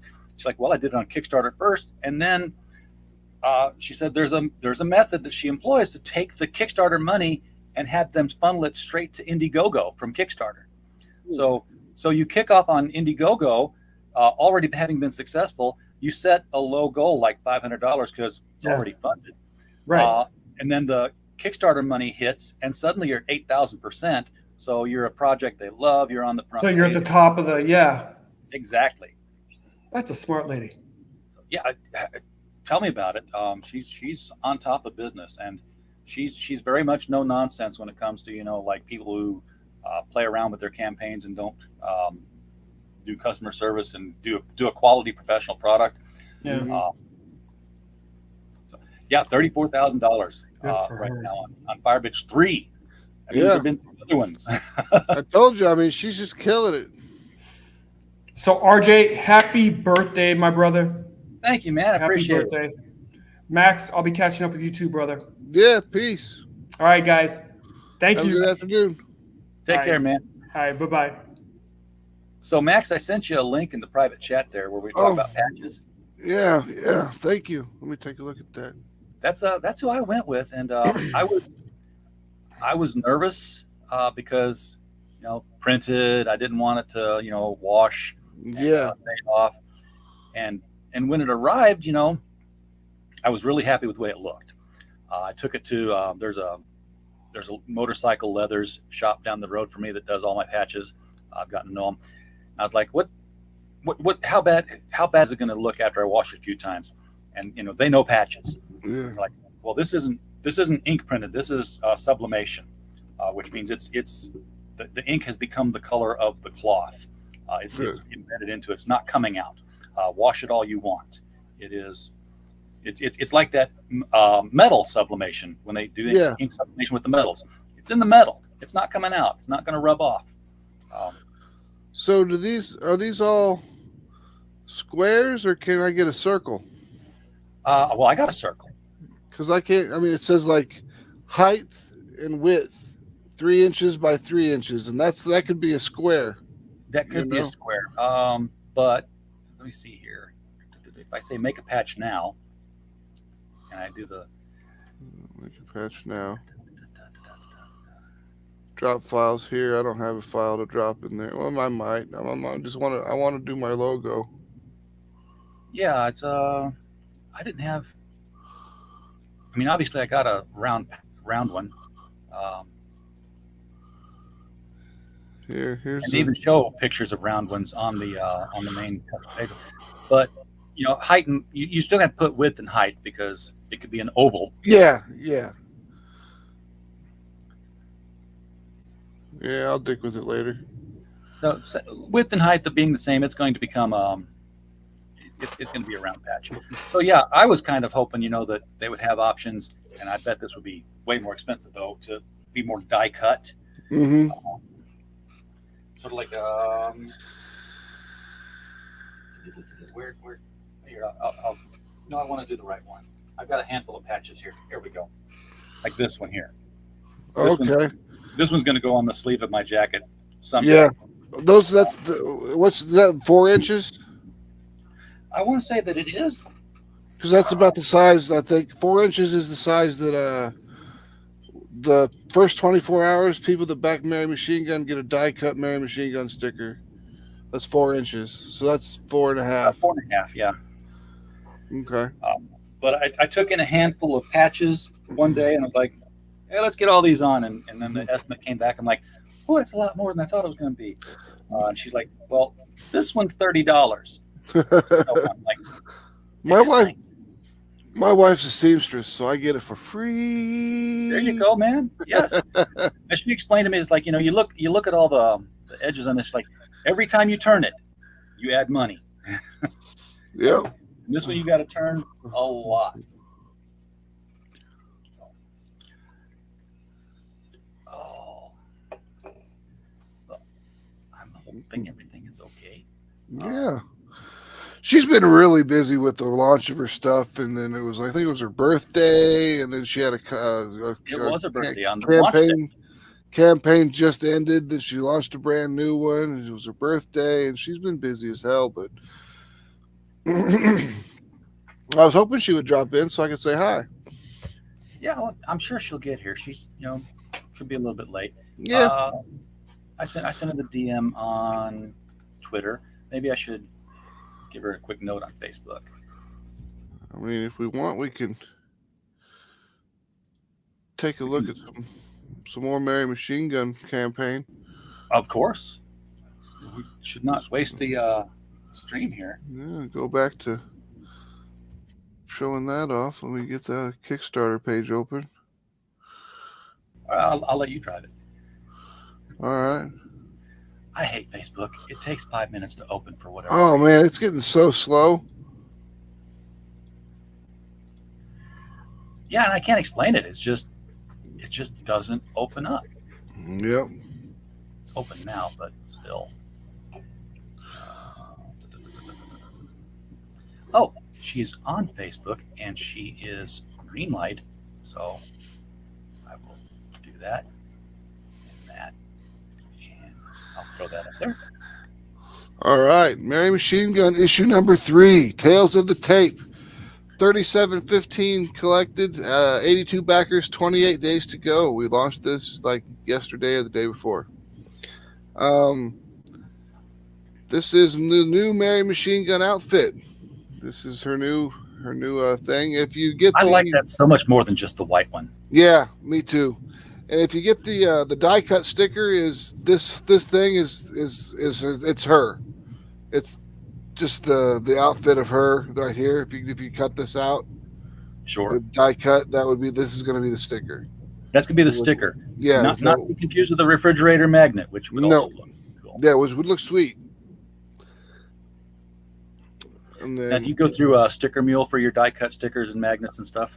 Of course, I want the mule sauce. Oh, I get it all the time. I'm doing all this packaging, and we try to make sure that all our Geminis get sealed internally with the seal of the Critical Blast Logistics. Full logistics logo. It's even got the logistics banner on that one that's separated from regular Critical Blast. From regular Critical Blast, from the publishing, from the podcasting, from the consulting. We're all over on it now.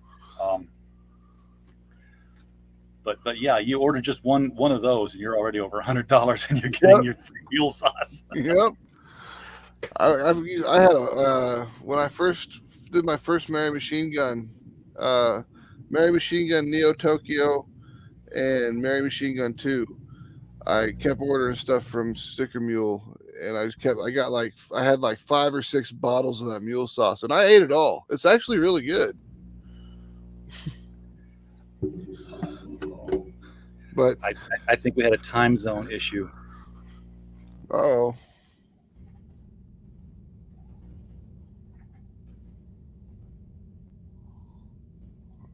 Dun dun dun.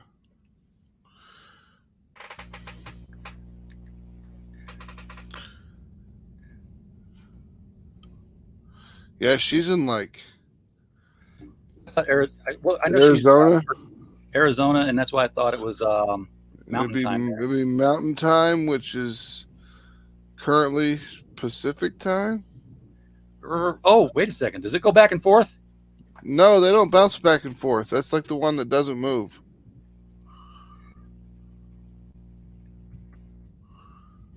Okay, well, I screwed up, and that's exactly what I'm telling her. I screwed up. Well, not a problem. Not a problem. I can fill time. With power on. I don't know what with yet, but I know I've been scheduling more people to come on here because all of next week is filling up. Let me see if anybody. Hold on.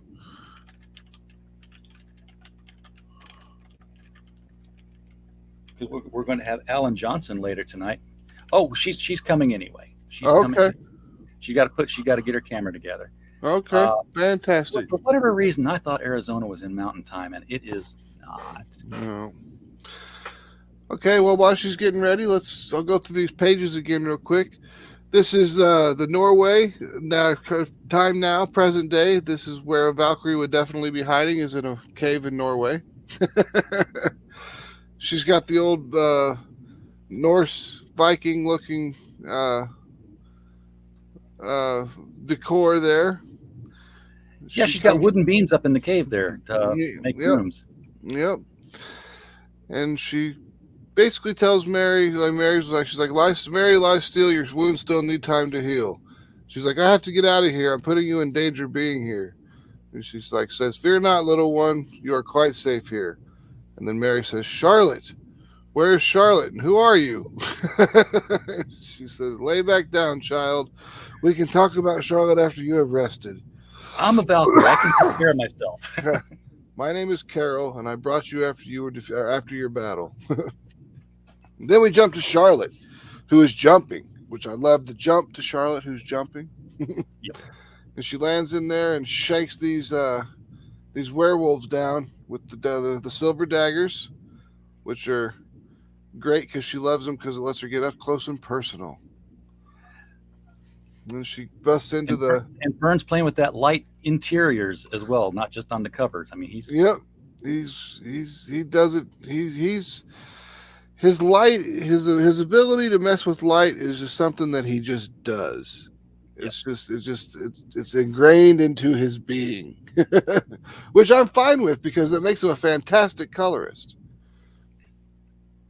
Then she comes down the hallway and the guys are like, they're talking about like she's already killed 2 of us. She's like, don't you think I know that? And then she says, focus, and kicks in the door, pulls out that flintlock rifle, and boom, lets it go, and shoots the dude's eyeball out. Bam. Very cool.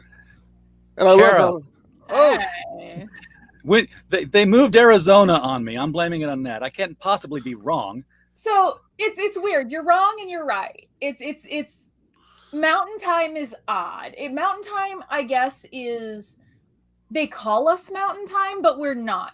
We are technically Arizona time. We have our own time zone, except for on the Navajo Nation. Oh my gosh. It's very interesting, isn't it? It's odd. And isn't it like yours doesn't move? Like when the daylight savings, it doesn't switch? We don't move.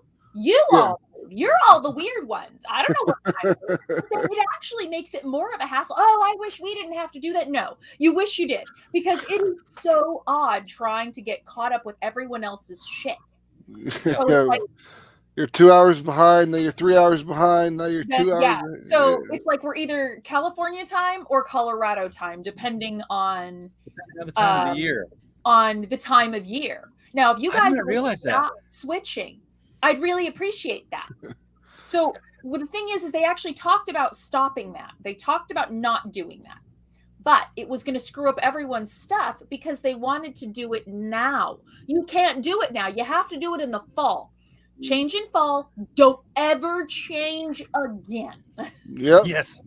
Yes, exactly. And it's funny that you realize it's not just it doesn't happen at midnight. It happens at 2 a.m. Yes. And the reason they do it at 2 a.m. is because the bars are supposed to close at 1 and they don't want to give you an extra hour of drinking. Are you serious? That sounds like bullshit. That Yes. It's all them blue laws that took effect. Yeah. Mm-hmm. By the way, I just want to. I haven't had a chance to introduce you at all, other than throw you up here because of my screw up with the time zone. Y'all, one of my favorite creators, consultants, entrepreneurs, and of course, my favorite mouse pad, Cara Nicole. Cara, how's the?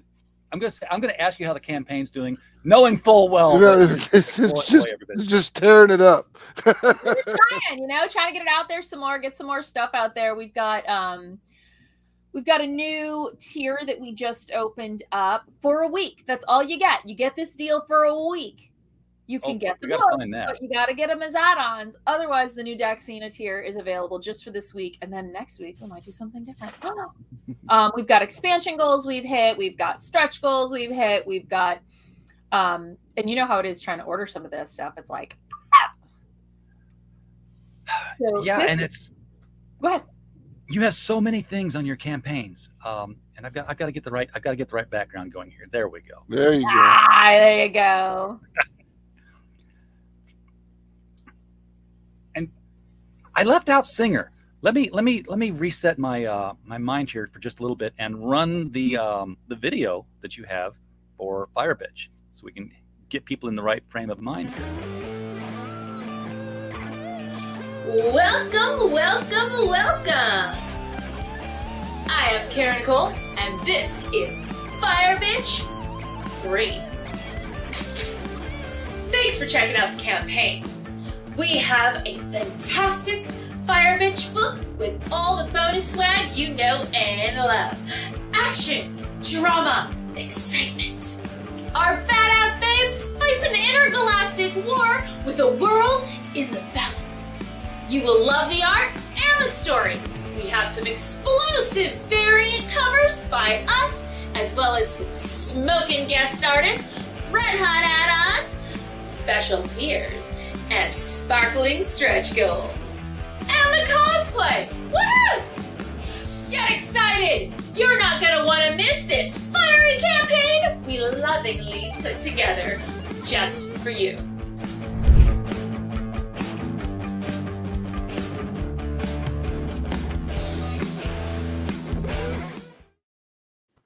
Okay, let's add spokesmodel to the end of that resume list that just keeps getting longer and longer. I was going to say, she's like the female Brian Pulido. Oh, I wish. I wish. You need some Fire Bitch in your life now. You need some Fire Bitch in your life now. That is one of the most professionally put together video pitches I've seen. And I'm not blowing smoke here. I've seen beautiful animated videos that are great. They're like, well, let's turn this book into a cartoon. But for like an infomercial, which is the variety this is. I mean, how did you? Who do you know to help put these things together? You hire the right people to do this. Well, Alfred, first of all, is brilliant. He's a genius. He is incredible and just knows what looks great. And then we do a little bit of copy, and then I go through and I say, that does not sound like me. And then I make it sound like me. Obnoxious, fiery, very blah. And it all kind of just comes together piece by piece. So then we hire certain people that we know to, coordinate it and put it all together. We do have green screens. Green screens are great. Multiple cameras. You can go from here to here. It's just your usual setup. You did see the 3D glasses, right? I did see those. I saw you toss them to the. Yes. Yeah, you threw them to the ground like they were worthless. No, they're a stretch goal that we have hit, and we also have 3D stretch goals, and we have a 3D cover. That's perfect. I know. Like, you actually are going to get a pair of 3D glasses with that cover, whether you buy it through the campaign or anytime else, but it does come specially. It's not the one that's in your stretch goal pack. You get your very own just for that cover. It's a Mike DeBalfo cover. Please tell me the boobs with the 3D part.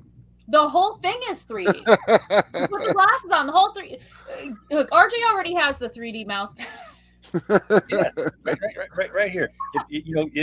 Now, when you start making mouse pads that are not mouse pads, comic covers that have the thing where the gel fronts. Come on.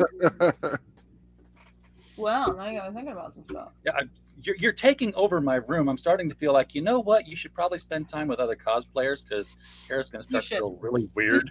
They're just going to take advantage of you. They don't love you like I do.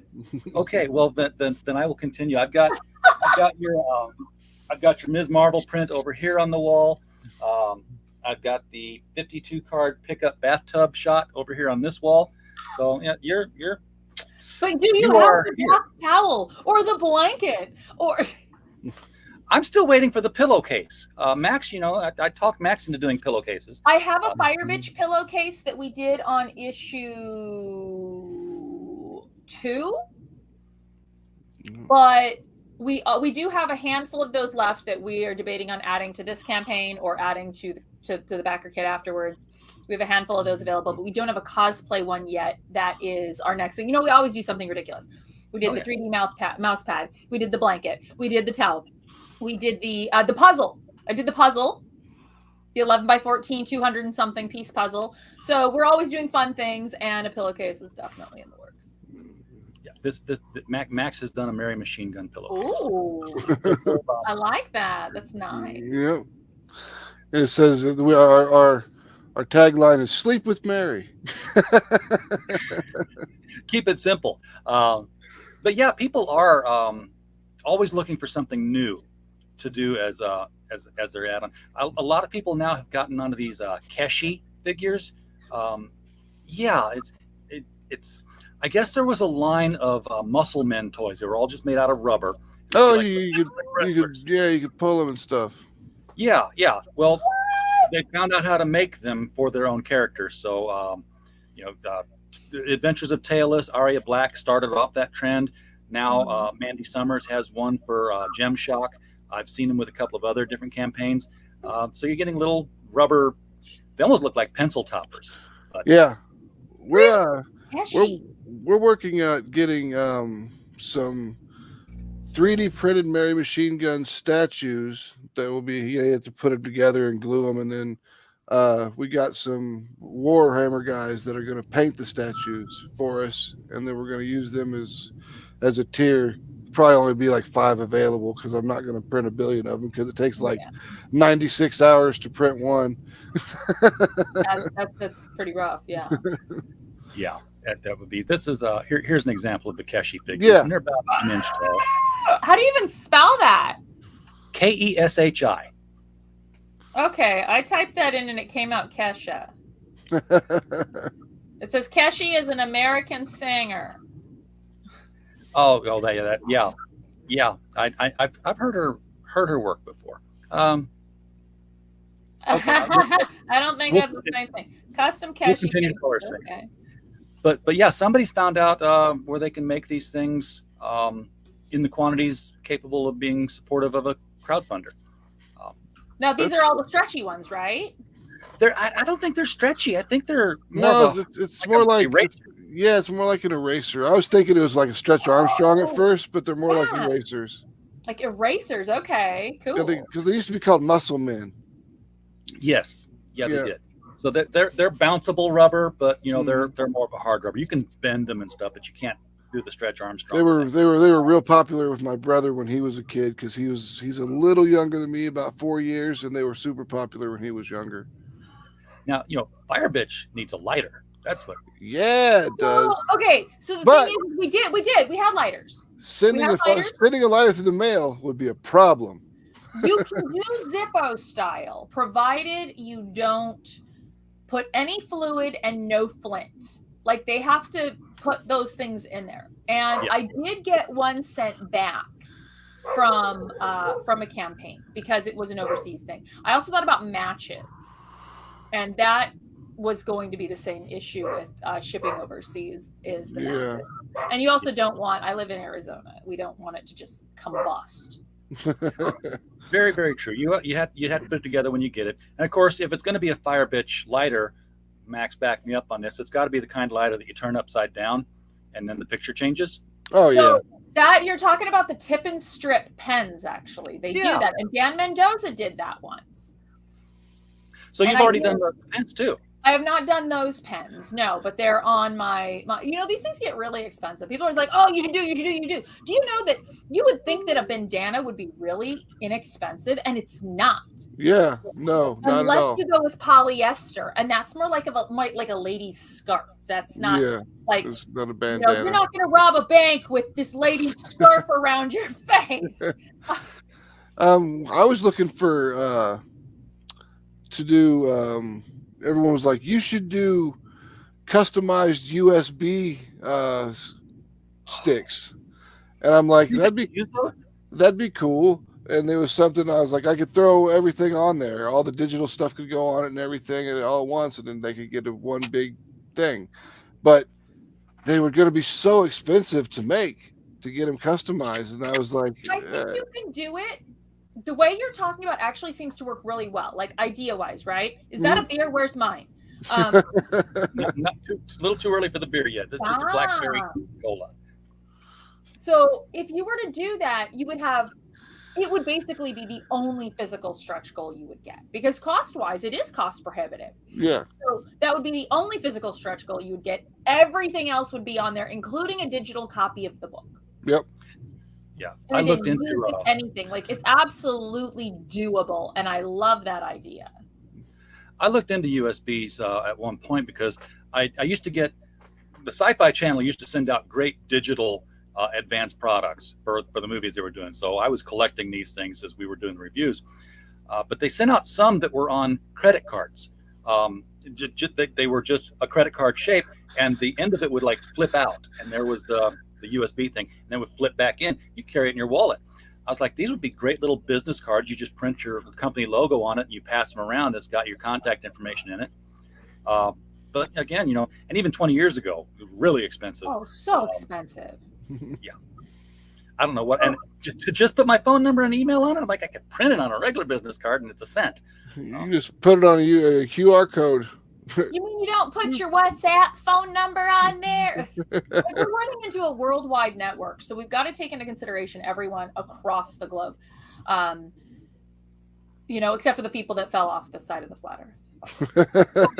It's flat. The cat pushed them off. Okay, now I can't get that image out. A cat pushing people off the edge of the earth. Well, you know that Fire Bitch happens on a flat planet, right? Yes. Yeah, that's part of the joke. It's almost like Discworld. Terry Pratchett. I'm scrolling and I had the thing shared. That's stupid. So go ahead. Give us the elevator pitch on the elevator pitch on Fire Bitch. Okay, social media influencer accidentally gets sucked into a vortex, landing on an alien planet that is under attack. They need to convince her to help them save their species from the invading Miho army. Will she do it?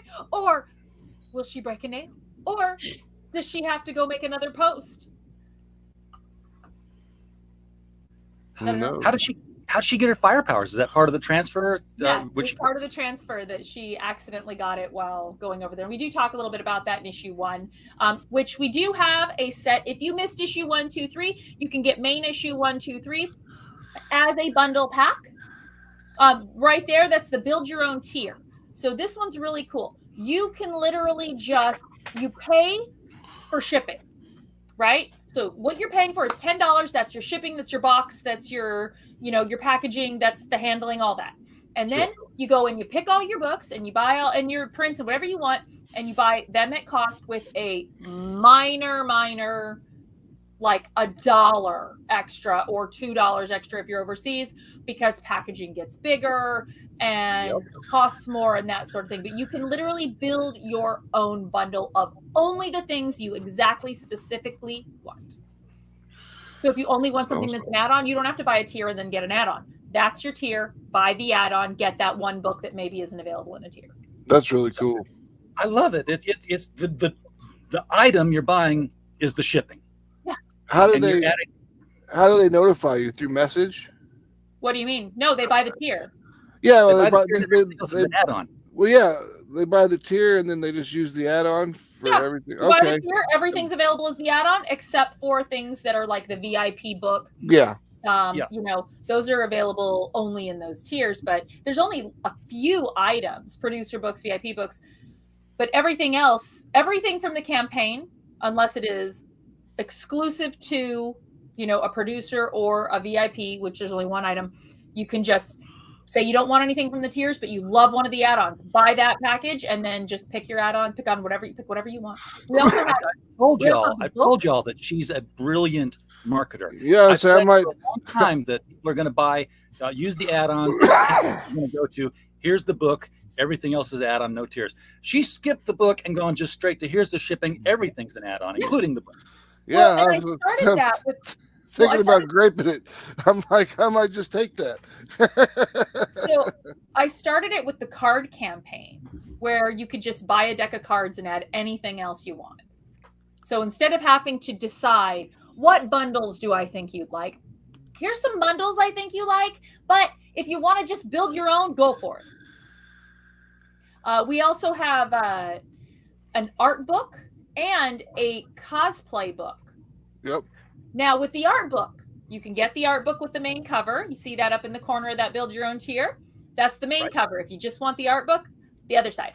It says Fire Art. There you go. That's an Alfred Trujillo cover. So if you just want the art book, that's the cover of it. There you go. But we have 4 topless covers. Yes. For that book. I like a cover on my book. I don't want to be. Oh, wait, that's not what you meant. Well, but you can get that cover in topless. Maybe. So we've got 4 mystery covers available. You can see what they are, and we've got them limited. So there's only 50 of these mystery packs, right? Now, 2 of each of those covers come in gold. And are you going to get a gold? Are you going to get a regular? You don't have a guarantee of which cover you're going to get, but you are guaranteed a topless cover for the mystery art book. Or if you just want the regular art book, you've made it. You've turned it into a chase collection again. Yes, always. That's what used to make comics so cool. Chase cards? Yeah, chase cards, chase covers is like, only one of 5 of them would be signed or something. So that's the main cover. That's an Alfred Trujillo Firestorm Arena double cover. I try to always have our covers be indicative of the story in some way. Yeah. It doesn't always happen, but I do really try. It does help sell the books. Well, most of the time it helps sell the books. Sometimes the books sell themselves with the cover. But as a fan, as a lifelong fan, I do like it when the cover is not just a pretty portrait, but is a scene that says, this is what happens in this book. Don't you want to pick it up and find out what happens now? Absolutely. So you see you've got the Ogre, the king of the Miho, fighting with Fire Bitch. You've got Dummy, the scientist from the Roger world. And he's in his mech. You've got Taco, her little sidekick there. What's happening? You've got Queen Corona, because we're getting into her in this book. And then you got your fire guy with his popcorn and his 3D glasses just watching the movie. I got to ask, did Queen Corona see me and Julio down by the schoolyard? Oh, she did. And she said, sup? I always wondered what we did that was against the law. You mentioned Alfred a few times. Maybe people don't know, maybe people do. You and Alfred are a team. You guys are partners. And I was always curious how you guys came together. Was it through business, or did you meet before you became doing cosplay and photography and art? No, we met. Actually, we were both doing what we do, and we met and started working together, and it just went from there. Yeah, because you guys have a great synergy. The products that you put out together, his photography, your modeling, it just all looks great. You're a perfect team. Yeah, they are a perfect team, and I'm about to give them a whole bunch of money. Well, do it on this campaign so I can see the numbers go up. In fact, I better. Oh no! We're so close to the 35. We're bringing on Cara to do a Mary Machine Gun cover, and we're bringing on Alfred to do a Human Hunters cover. So that'll be cool. So you'll definitely get to see some work from him at least. Yeah. So okay. So then you're scrolling down. You get your cosplay cover. Mm-hmm. And back up to where I was. Yeah. You got your Wizard of Oz homage cover because, hey, there's no place like home. And where is she trying to go? She's trying to get home. And we've got all of our people here. Queen Corona as the evil queen. And I love that this cover. one is doing so good. This is a 7 cover. So I love that cover. Gorgeous. They're So all- good. This The is the same colors- problem I had with Max's covers. I told him, I was like, I can't pick one. Yeah, we have that guitar too. Oh, the guitar over here. The guitar, Okay, so, yeah, we have that guitar. It's actually in some of our music videos. so is this a photograph or is this art? No, And that's Kevin painted that. That's a painting. okay, was that posed for? No. He just is brilliant and did it, and I love it. This is our Power Girl 1 homage, the Adam Hughes homage cover. Oh, okay, I got you. I tell you, some of these paintings are so lifelike that I'm like, I know. This is a filter on a photograph, right? Yeah.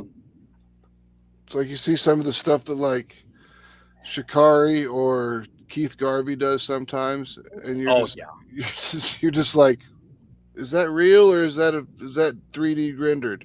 I had a friend who kept trying to date Shikari's creations. I'm like, that's a painting. Oh man, what about this? Nope, that's a painting too. Ah. Well, it's funny that because the paintings are you, and you. Well, the paintings are the character. Right, but they're all based on you to the point that Facebook has gotten confused. The first time I met Cara was because I was doing interviews with the starring Sonia Devereaux team, and they got Cara to do a cosplay cover. Because it kept tagging me as their character. Yes, every time you would put a picture up, Facebook would say, "Oh yeah, that's Sonia Devereaux," and they were like, "Why is this girl showing up as Sonia Devereaux?" So, computers Back when they were doing the auto tagging, yeah. It was hilarious. So in issue 1, she asks for a Pikachu onesie. In issue 2, we see her in a Pikachu onesie. So in issue 3, we've got a cover in a Pikachu. Pika Pika. Yeah, and we get a Pikachu. A Pikachu. Oh, boom, boom! That was good. That was good. Yes, tip your waitresses, ladies and gentlemen. I'm here all night. I guess they do. I guess they still make onesies with back doors. So that was customized. Oh, probably yes. I had to scroll it up because that's YouTube doesn't like bottoms or what? Tops. Oh, I once put up a Rags cover. I was doing interview with their team, and I had the thumbnail all set up, ready to go, and YouTube pulled it down before the stream went up because she's wearing a bikini, but it was beige, and the AIs were not able to differentiate the skin from the bikini, so I had to put I took the email from YouTube that said why it was, cut it into a rectangle, photoshopped it onto a sandwich board, and I photoshopped the sandwich board over the pose, so it looks like now she really is naked behind the sandwich board. It says with the YouTube message on it saying I can't show this. You're right though. YouTube is real weird about butts. So I was on another show and they had put my Lucio Perillo cover on display, and they got popped and they got shut down. Wow. And it was a painting, and it wasn't a bare bottom either. She was in her suit, but it was a butt shot, and it's not even a thong. It covered more than a thong, but did show quite a bit of tushy. And no, they got popped, and it was multiple places that same place happened. Like we can't use that. John Malin had the same thing happen. He has a image where it's got one of his characters on a snowmobile, and you're seeing it from the back, and her butt is hiked up in the air on the snowmobile. YouTube knocked it off. The only thing I had a problem with was one time I did a Facebook ad for a Mary Machine Gun Kickstarter, and it got kicked back saying that it was a dating ad. Oh my God. I'm like, well, that was actually, be careful, Max, because of the word machine gun. Yeah. They're going to pop you on that. I learned with Fire Bitch because it has a swear word in it. Yeah, you got busy. Fire busy. But I can't use FB either because they think I'm talking about them. Oh boy. Heaven forbid there be other words that are not Facebook. Yeah, is that why you use Fire Busy? Yes, actually, it is. We also have started with instead of FB3, it's F3B. Yep. You gotta get clever. Work around. You got to. They're not even Facebook anymore. They're Meta. So who cares? They're slow is what they are. Yeah, they are. Yeah, I they're can't get a paid mess. for those. So we've got a lingerie cover. We've got next up is the art book. You can see the main cover for the art book. Plus you get the digital of the comic, and it's an art book. It's got a lot of the art in it. It does not have all the covers. It is not a cover book. Because people will do that. They'll be like, just so you know, Max, oh, you should do an art book with all the covers. It's like, okay, but you spend all this money on covers and then they just buy the one book, and you can no longer afford to get these covers. So when people back us, they're saying, we want these artists. Yep. So next up we have the Trevor Grace. And I love this. I love the style. Isn't the art style in this fantastic? Yeah. That is. I've not heard of him before.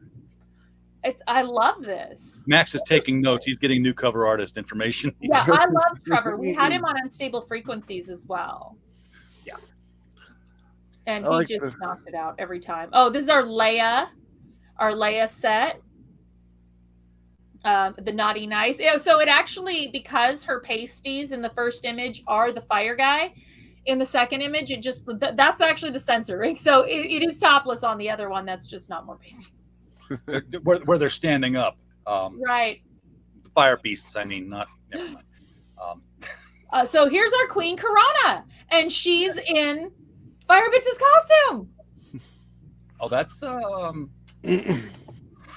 a plot point, possibly. Says you steal it, or is it a cosplay thing? What did I say? What did I say at the beginning of this? And I'm not going to repeat it about what I try to do. If you see it on a cover, it is very likely going to be a part of the storyline at some point. So stay tuned.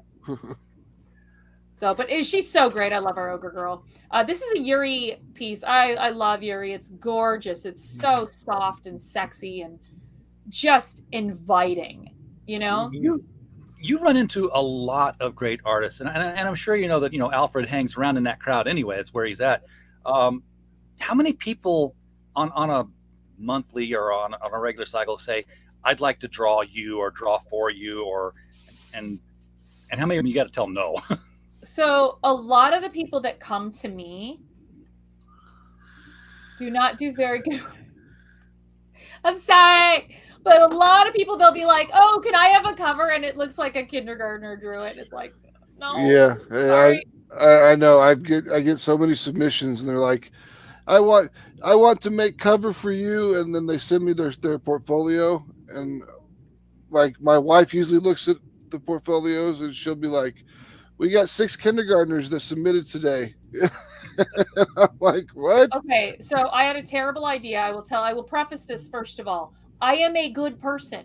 I am not a nice person. There is a difference. You can be good and not nice. Yes. And I had this idea of creating an ash can of art that we decline and having it called a trash can. Oh, it's cold. It's so mean. You wanted to be credited in a book, right? I know, it's so mean. I have terrible ideas that it's like whenever I'm like, I have an idea, it's gonna be bad. I got to draw Cara Nicole in a book. What was the book? The Rejects. It was the fire busy trash can. Right. Terrible. So this is Daxina, and this is, and I need to edit it on here to just say this is available for 1 week only. This set, you can get these books as add-ons, but as a set, 1 week only. Okay, so and that's this week. So that's this week. It just went up last night. Spicy and sweet. That's good stuff. Spicy and sweet because they don't like the words naughty and nice. No.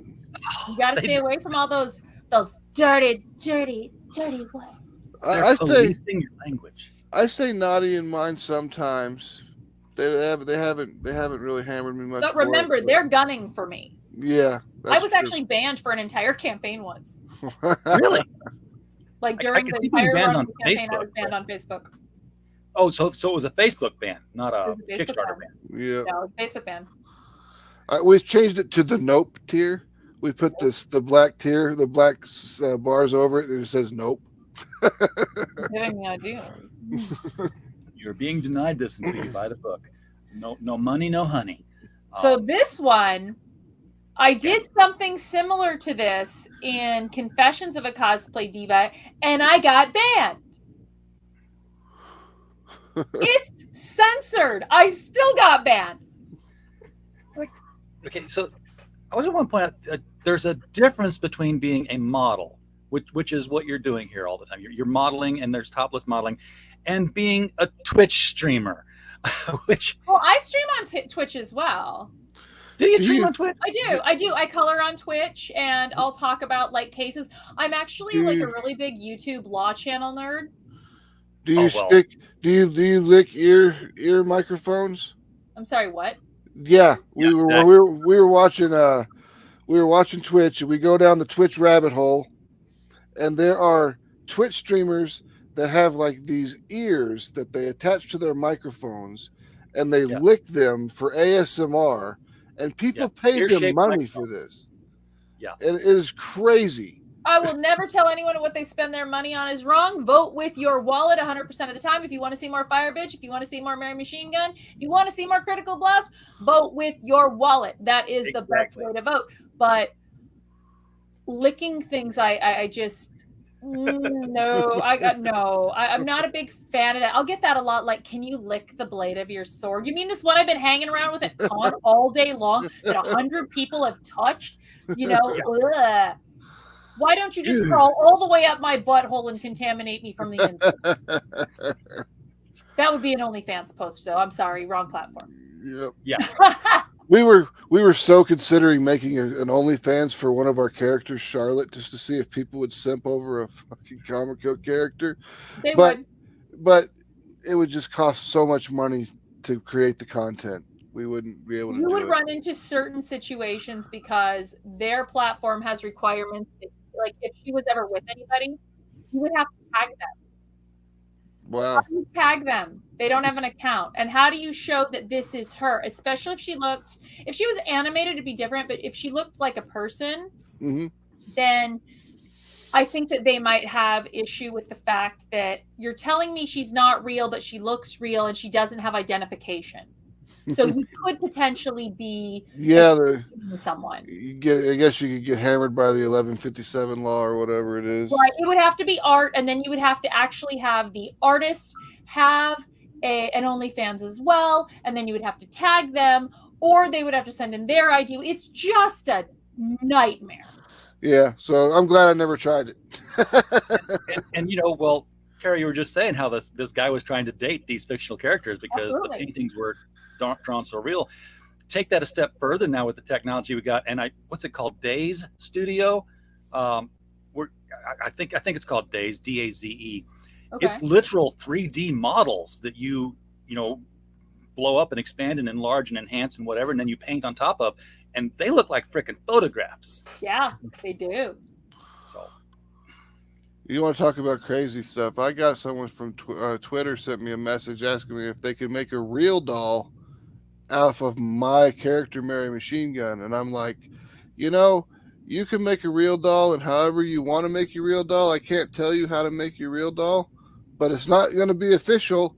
And I would like a picture before you use it. Oh, get in that photo. Oh yeah, you're such a bad girl. There was a PR company that sent me a possible interview, and I said, yeah, we'll do it, and they never got back to me, which happens 90 times out of 100. Yeah. But some lady who was suing a Japanese doll maker, for polite terms, because they had used her Instagram photos as a base. Ooh. It's really interesting. You kind of have to like own your own image. And the thing is once you become a public, a person of public interest, once you become a public figure, you lose the rights to your identity. Yeah, which is crazy. It absolutely that's the only time people actually want to start using your identity is when you're a public figure. That's right. But she had done enough Instagram posts and had enough attention that, when they were making this doll, they're like, find us somebody attractive and like, how make it look like this. Okay, we're on it. And now she's like the most popular little doll that these doll collectors buy. See how we stay on YouTube, folks? I wouldn't sue if I was her, I would not sue. Like I said, I'm a legal beagle. I love this stuff. I would not sue for them to cease and desist. I would sue for a portion of the their profit. profits and a portion of their company. If their company was solely based on her identity, I'd be like, I want 50%. I want 55%. You know, and that's where I would go with it. Yeah. I mean, it's already out there. This book, get the other books. So if I was on their side, though, I would find 5 other girls that look exactly like her and say, "You sure it's you?" Yeah, exactly. Put them all in a lineup and be like, which one is it? Well, I think that there was somebody screwed up online and posted an Instagram picture that they were basing things off of and it being hers. So there was already a tacit admission of some sort. But, yeah, if there was an admission, see, I love that sort of talk. Like, I will talk all that kind of stuff all day long. It really is exciting. So if you're all getting legally nerdy in your off time here, what's the stand on Johnny and Amber? I'm actually wondering how messed up it would be to do a Mira cosplay tomorrow, but with my hair like all blonde and like up in the French twist, and then be like, and then have the severed finger. Oh, jeez. So well, Aquaman did lose his hand once. So let me tell you, the Johnny Amber thing. First of all, this stems from numerous different things that were put out there. Now, one of those was a public statement that was made saying that they will not do anything to harm each other's, to take money from each other, right? They will not take money from each other. They will not do anything to gain money from each other, essentially. But what it doesn't say is that they won't do anything to screw the other person out of being able to make future monies. That did not say that. And 2, this is hours upon hours upon hours of this crap for $50 million and $100 million, respectively, because that's what she's countersuing for. But what about these jurors? What about their day jobs? They're making $32 a day to go buy lunch and pay for parking. These guys have to sit there and listen to these rich nutsacks bitch all day long. They could both walk away, never work again, and never go hungry and live in a way that most people would love to live. But they're sitting around bitching over muffins and shit, making these poor jurors miss work, making those jurors employers lose out on their ability to make money because they don't have their employees. Think of the jury, people. And Amber Heard and Johnny Depp are both crazy. This is Aren't true. we all? Aren't we all? But no one wants to talk about the jurors. Exactly. That's what I want on my next Fire Bitch campaign. I want a Fire Bitch mega pint wine glass. So I actually was working on a whiskey glass, and I almost had that, but I wasn't sure what my situation was going to be with it. I could still possibly add them onto this campaign. My concern is shipping, and I would have to charge more for them because of the type that they are. But maybe I'll just start putting jury summons as tip-ins. Very cool. Very cool. That's a Wendy Shaner and Steph Wilson pack where you get all 4. This one, that one right there is our Brat pack where you get Wendy and Steph Wilson. Sorry, I kind of combined your names and it did not work out for you, Steph. Love you. Sorry, man. Yes, Nefarious. I got you. So this is a super special deal where you get Wendy's Naughty Nice and Steph's Naughty Nice in one pack. RJ escaped. Yep, he just left.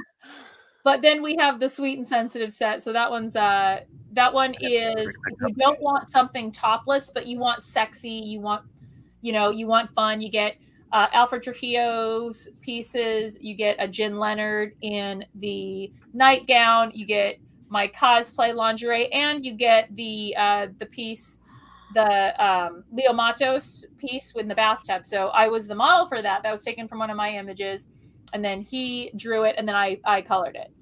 You don't want the topless one. You don't want topless. You just move right along. If you want like that lingerie soft stuff, now this No, is I know. I'm just pack. giving you. I know. I'm just saying, but I have it. That's the thing. Is people are like, oh no, I got that one. That's coming up. You get 4 11x17 prints. You get 6. You get 6 books. You get the cosplay, or the cosplay book, and then you get the cosplay covers for Firebitch. You get both cosplay books as well as the 4 covers, and then the 11x17s. And then we have the spicy pack. So this is just topless covers, no cosplay. These topless covers from Alfred and Alfred Lay and Daxina and Yuri and Trevor and these are all the covers, by the way, for Firebitch 3. This is not like, hey, we're going back and getting all the topless covers. Oh, there's more.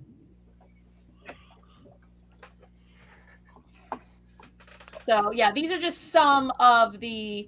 See, Nefarious, you know what's up. You got 74. He's talking about Nick Ricada has 74,000 people on his channel right now just watching the trial. Yep.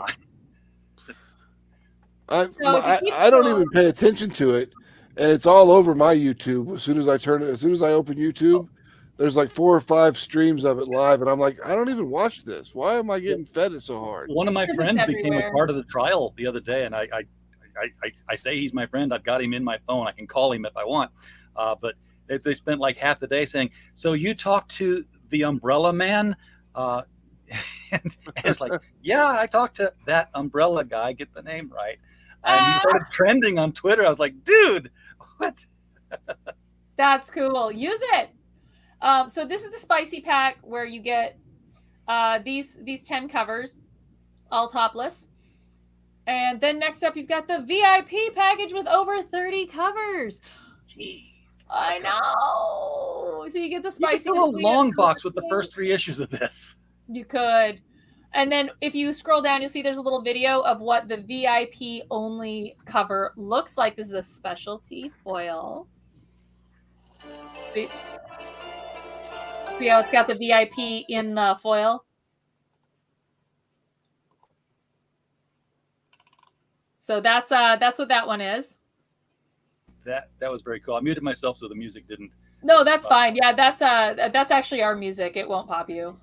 Well, no, I just didn't want it to override anybody talking. No, you're good. It was just 12 seconds, but yeah. So then you've got all the add-ons and expansion goals. So expansion goals are pieces that when we hit a certain level, we will open up for everybody. So we do have a cosplay expansion goal coming up as well. So this one has been met. This is the Decilio Costa, and this is a specialty foil cover. We're really only doing foils for certain specialty things. So like this piece and then the VIP. So here's the add-ons. You've got the issue 1, Mike DeBalfo, that are the 3D anaglyph. You have a version of that in holofoil. Issue 1 main cover, issue 2 main cover. We've got an issue 2 specialty cover by Carlos Rodrigo and Anastasia Still Smoking. That's the new issue 2 cover for this campaign. 11x17 prints. And now we're into the books. Cosplay 1, main cover, the Across the Universe. Firebitch bathwater cheer. That girl got in trouble, but it's just an empty bottle. Oh, that's hilarious. But if you keep going down, you'll see more. We've got the Sitting Pretty from Alfred Trujillo, the Provocative, the Sneak Peek, the Scintillation. It is a word. You're running out of adjectives. I am, right? The Campbell homage. We've got a Campbell homage cover that I actually just posted on Twitter today. The bathtub. Yeah. No place like home. The Cammy. Nefarious, this bathtub that you think that's soap, but that she's boiling. It's the water is boiling. So Cammy Kimmy, the wanted poster. The wanted poster. Stay tuned for that because that's going to come back around. That's nice looking, isn't it? She's an up and comer. She's hot, and she's going somewhere.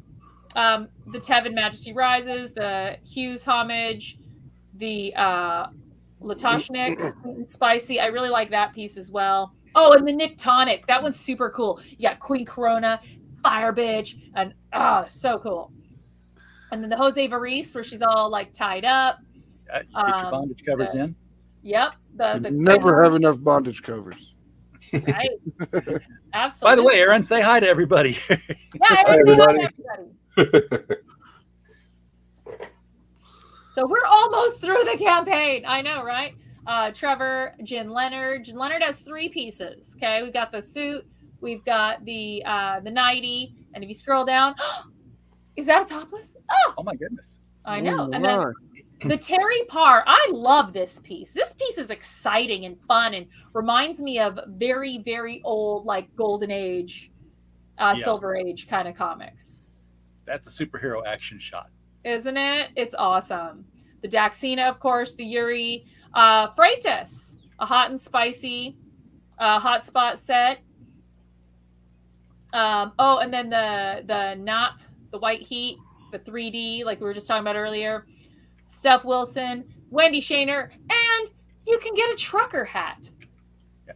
Now see, Wendy Shaner, I think she's using that Days Studio stuff on that picture there, because that's 3D. That looks like a real, if not a person, then at least a mannequin.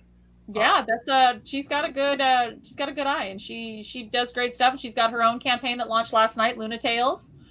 So yeah. Then we've got the cosplay book, which are those 2, the art book, and then if you scroll down a little bit more, you'll be able to see these are all mystery covers. Okay. So when you get the mystery pack, we sold out of the tier, but you can get it as an add-on. You don't know which one you're going to get. You might possibly get one in gold. There will only be 2 of each of these covers in gold. You might get it. Maybe the golden ticket, Charlie. That's what I was thinking. The exact same thing here. You get a tour of the cosplay factory if you end up with a gold cover. Yes, it's the tour of the cosplay factory. You don't want a tour of the cosplay factory. Now, this, say that you pick your tier, you do your thing, and then look, we added on a cover, and you don't know how to change to get the cover. Well, that video tells you exactly how to do it, how to change your tier or add on something new, all those sorts of things, because with Kickstarter, you just don't know. Stretch goals, we've met quite a few. This is just the round 1. The 3D glasses are met. The 3D prints, the mini prints, stickers, magnets, bookmarks, trading cards. Yeah, I underplayed when I said how much of you is around my room. I didn't mention that I've got the Chibi Fire Bitch sticker here on my table of stickers. I've got the, I think it's a Steph, it looks like a Steph Wilson Fire Bitch. It's a Steph Wilson. I know what you're talking about. That's on my fridge. And then I've got the, I don't even know who did the other one. It's, I don't know. Fire Bitch standing in flames, her legs are spread apart. She's got to stand. That's on the back of my monitor. I think you got a super fan, Cara. I hope I have a super fan. That's awesome. You're taking over. You do a Batgirl cosplay, I will spend $300 on that. I mean, all right. Sounds like you're going to buy me a Batgirl cosplay. That's what mostly is on my walls is different Batgirl art from different original artist things. Gotcha. But yeah, you're all over the place on this. You got trading cards, magnets, postcards. And what's the mystery tier? Well, the mystery tier sold out. That was the one that it's the art book. You can get it as an add-on, but the tier itself is sold out, and you're guaranteed a topless cover. It's right there of one of these: Alfred Lay, Barros, April Reina, or Alfred Trujillo. But you might get one in gold. So you don't know what picture you're going to get, and there's a chance that the picture you do get will be one of the gold ones. Yeah. Ah, cool. So then you could lord it over your friends and be like, ha, ha, ha, look what I got, and you don't. They say there's not a lot of mystery in those pictures, so I was wondering what the mystery was. Yeah, the mystery is what are you going to get? You get one of those covers. The Perio foil. That's the image that kept getting everyone popped on YouTube. Put the mouse right here. The booty. The booty. We have the mermaid card from April that got hit, and then the challenge coin. We hit our challenge coin. Nice. You had a challenge coin. What we're working on for a design for the challenge coin. I was just showing challenge coins here that I've been collecting. So awesome. We have another one. We haven't quite gotten to the point where we can do challenge coins yet, but one day we will get there. One day we will get there. So we're almost to that sticker. I love that one. It's so cute. We hit the mini print. The Cha-Cha trading card coming up. Oh, and then the mask. So in issue 2, a lot of the aliens in the stands, when she's giving her speech, are wearing that mask. And Alfred was like, can we make this mask? And do you know how hard it is to find someone to make a mask like that is not a COVID mask? So everyone's trying to look up masks. So we decided we're going to do it as a printable.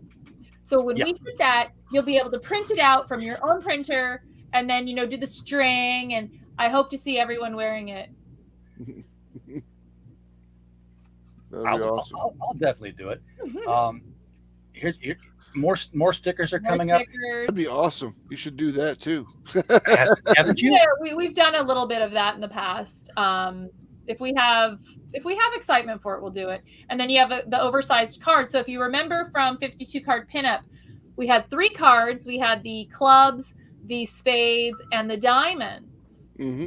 In oversized cards. Here's your hearts. Nice.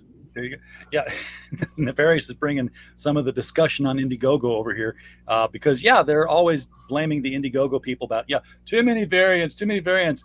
But you're right, Kickstarter and Cara, Nicole, they're like, is that all the books? Is there any more I can get? Do I have everything? You have everything. And then what we did is there's a music video at the beginning, so you can turn on the music while you're going through the campaign. And then when you're done, you can turn on the next music video to go through your rewards.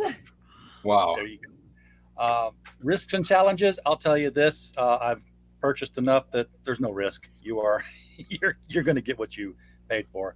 Your challenge is determining what you want to buy.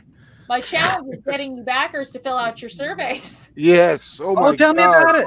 I still have from my very first Mary Machine Gun #1, the very first campaign I ever did. I've still got 5 people who haven't filled out their surveys, and that was 2 or 3 years ago. I've still got their packages sitting in my other room, just waiting. I do fulfillment for all these people's campaigns that come to me, and they send me the Indiegogo stuff. Indiegogo has no survey, and yet they will still allow people to buy something on Indiegogo with no address at all. and they just don't respond to whatever. Yep. They'll use an email like my spam email at gmail.com because it's stuff that they don't want to read. Yeah. You gave us money. Thank you. I want everybody to get their stuff. I want you to get my book. I want you to read my book. Yes, exactly. I want you to enjoy all the covers, but I want you to read it because we put a lot into these stories and we want you to enjoy them. So Fire Bitch is a superhero book, but it is a comedy. If anyone's read it, RJ, you've read it, right? Yes. Yeah. First one. Okay, so it's a comedy. Awesome. Oh yeah, Max, you got it too. There is a lot of comedy in it. There's physical comedy in it.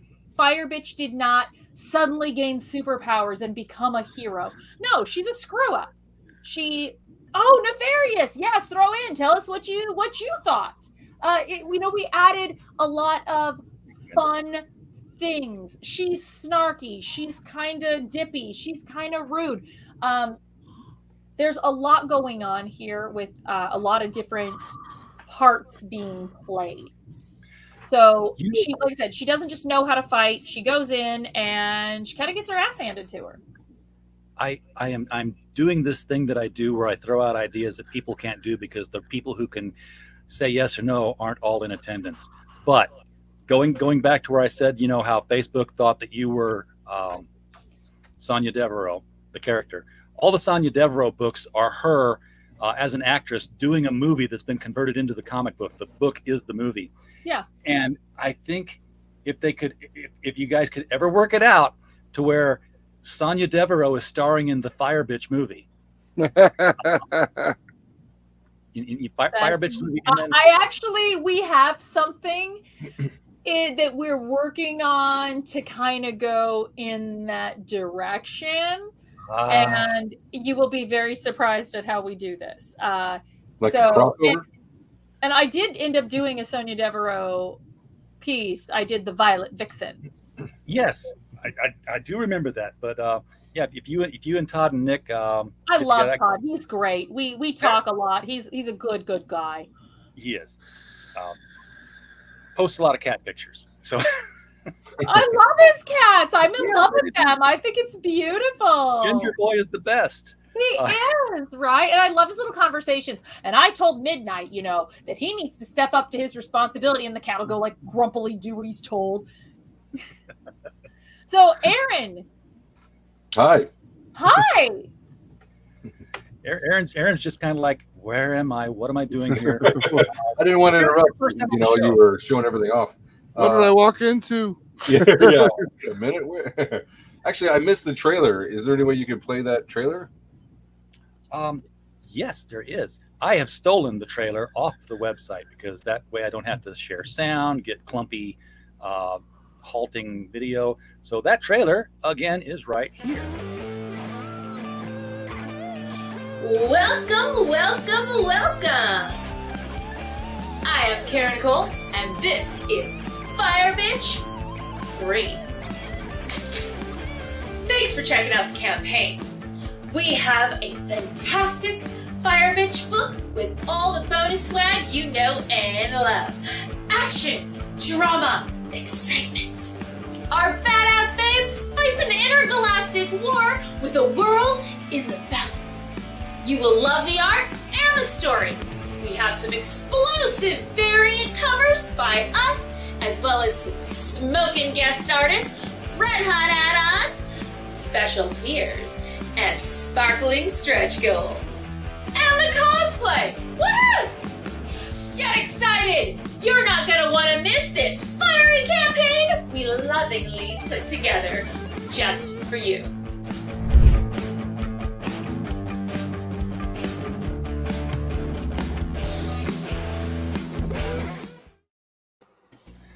I caught the fire in the hands that time around. That was I was sitting there watching. I'm like, she's really good at talking with her hands. I am. I'm very much like, but I do have to go because I have to get ready for this convention. We're doing Phoenix Comic Con this weekend. Woohoo! Fun. Of course, we have a Fire Bitch variant cover that is a Phoenix Comic Con exclusive. Oh, everybody get in your cars and drive now. We actually put it on the store, so we're letting people who aren't able to be there get it, but we are limiting it to 35, and we do have a print as well, and the usual fun stuff, because Fire Bitch has lots of different outfits, and well, not that many, but and that store is 183degreestudio.com. It is, yeah, because we got kicked off all the other stores. We didn't. They couldn't take the heat. Nice. They couldn't take the heat. I love that. I'm stealing that. Thank you so much, RJ, for having me. Aaron, it was great to see you for a moment. Max, we definitely are going to keep in touch. Yep. Keep doing what you're doing.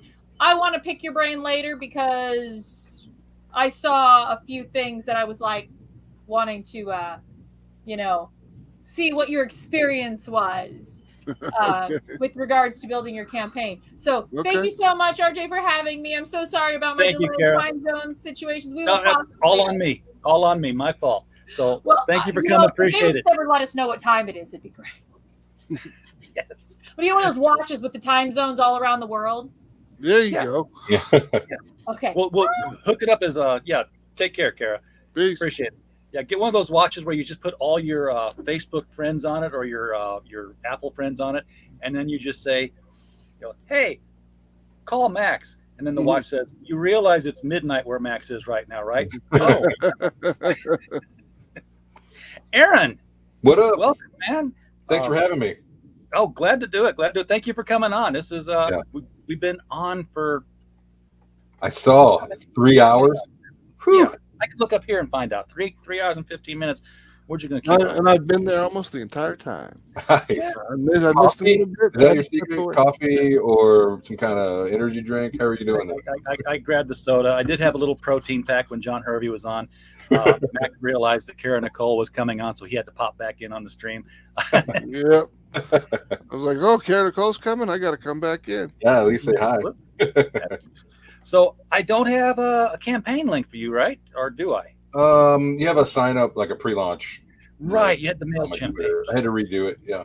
Thanks for giving me a heads up on that. It was a dead link. So. Not a problem. And the link is below the video, by the way, for people to get on the MailChimp and sign up. But I'm going to have to rely on you to drive to show any artwork that you've got representative of the story. So you can tell us what it's all about. Yeah, actually, if you could click on that link and maybe share the pre-launch page so everybody can see it. I did get a trailer up. I had an old trailer, and well, I'll get it. It's kind of a long story, but I'm basically, I've got 2 books done. The first book was done by a different artist until I found Jose Garcia, and he likes the story. He likes the genre and everything. So Jose is going to be taking up everything. And although he's done complete issue 2, I want him to go back and redo issue 1 before I launch it like officially and well. So we're waiting on that to be finished. But I do have a bunch of art that I want to show. And I did get a new trailer made because the old trailer was for the old artist and everything that, the old version of the book, which unfortunately isn't up to the same grade as Jose Garcia, as I'm sure anyone who knows that name can understand. So I do know Jose. Keep talking. I will get this video up here in just a second. Sure. Hopefully it works.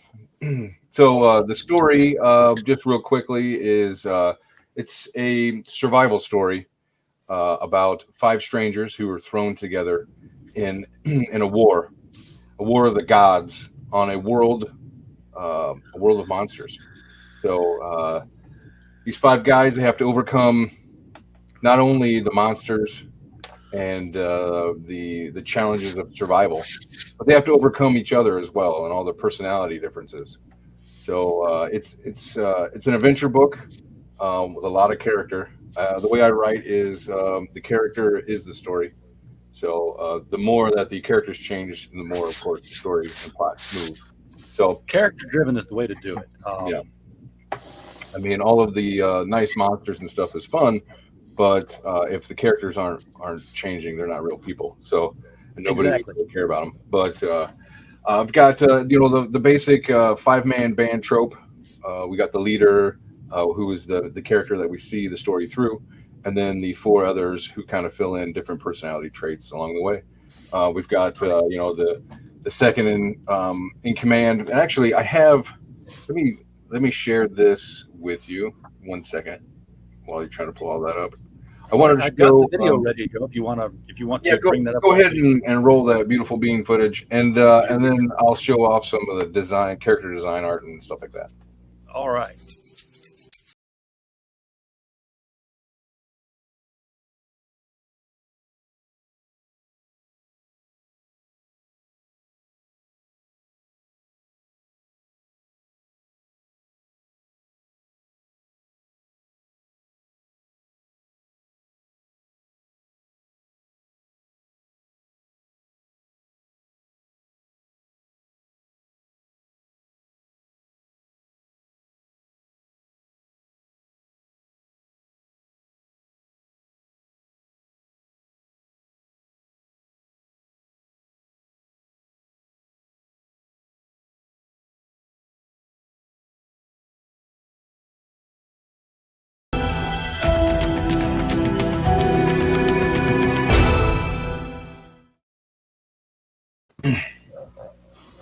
Pretty fun.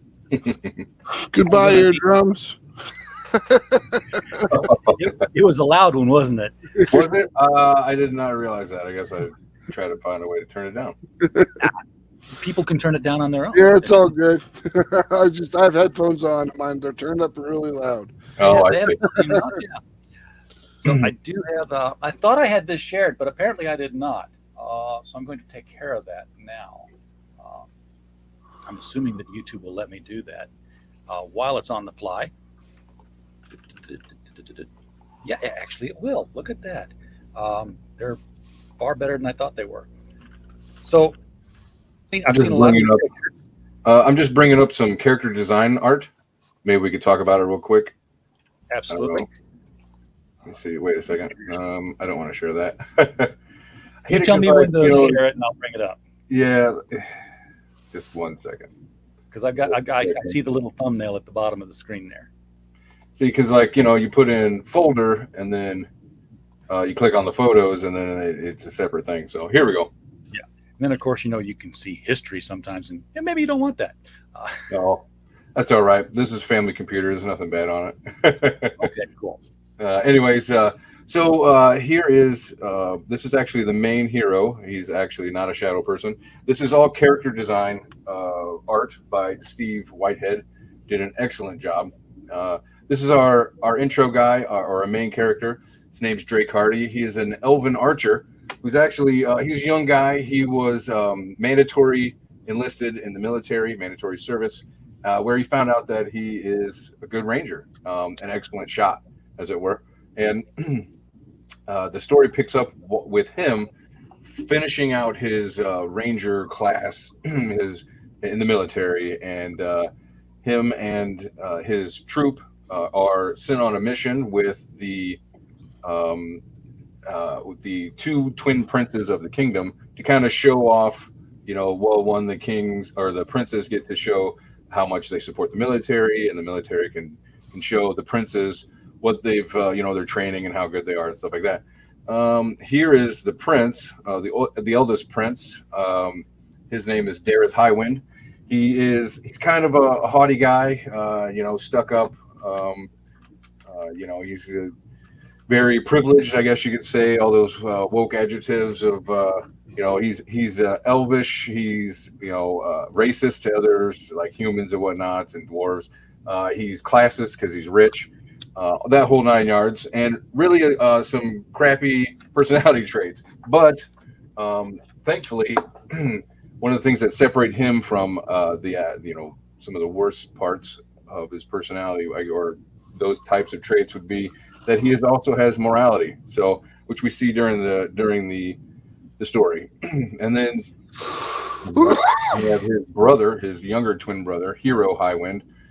He has always lived in the shadow of his older brother, being second born, and obviously not going to get the throne, things like that. So it's made him kind of bitter and, very, like he hasn't been appreciated and he's not accepted as well as he feels he should be. Not like his ego hasn't been pampered like his brothers. So he's kind of angry about that. And we see that as well play out throughout the story. But I love what I'm seeing so far is that if you're a fan of Dragonlance, or Dragonlance Chronicles, this is the kind of book you'd be wanting to read. All fantasy, yeah. Forgotten Realms, Dragonlance, any medieval tabletop game for sure. Yeah, you got like the two different styles. Like we got one style on the right and one style on the left. The one on the left on the pictures like that, it looks like almost like a 3D model. Yeah, so this here was the original design sketch that he came up with, and then on the other side, of course, is the finished product. Yeah, I mean, look at that. That is the colors are just amazing. Yeah, because that could turn into like muddy brown mess really easily. But look how clean that is. You see the highlights from the sun hitting it. It's beautiful. Let's see. Now this would be more like cover art. Is this the same art we're going to see on the interiors? Or are you going to go? No, this is not. Like I was saying, this is the character design art. So we'll get we'll get to Jose's work here in a second. Just thought I would enjoy this for a second. Let's see. Let's say you start doing art like this on interior panels, you're going to have an entire new genre of comic book storytelling. Originally I was like, "Hey, Steve, will you do this for me?" And he was like, "Aaron, you would have to pay me a yearly salary to be able to do that." I was like, "Say no more. Thank you for the work you've done." So moving forward, though, we have the healer, the cleric of the group, the Arab Muhammad bin Fadlan. Here we've got on one side, of course, his original sketch, and then the finished as well. And this whole design is amazing. Let me just show you a little closer. Look at all that detail. That detail is amazing. He's got the little creases in the elbow. It's like, Yeah, are you kidding me? The fold on the main thing across his chest there, Yeah, that fold right across his chest, that actually looks badass. yeah. So what that is for this character is he comes from a religion where his the patron deity was a vampire fighter, killer, whatever, hunter, whatever, however you want to put it. And there was a time in that God's life where, or his existence, whatever, where he donned a what was it, to be resurrected briefly in a different form. There was a bunch of magical items that were gathered to bring him back, and one of those was the shroud of a martyr. So now his followers, they all wear these cloaks, knowing that they'll be buried in them, that those are their death shrouds. So that all that white that he's wearing is that cloak for him. Cool. Yeah, it's kind of cool. Now in the second book, we're introduced to the wizard of the group. The second book being the second part of the story. The first act, second act. So in the second act, we introduce the new character. This here is Onai Miller, and this guy. Let me just kind of get in on some of the detail because it's Steve's work. So this is your wizard. Yeah, he definitely says wizard. He's a doctor. I'm telling you that now. That was an influence for sure.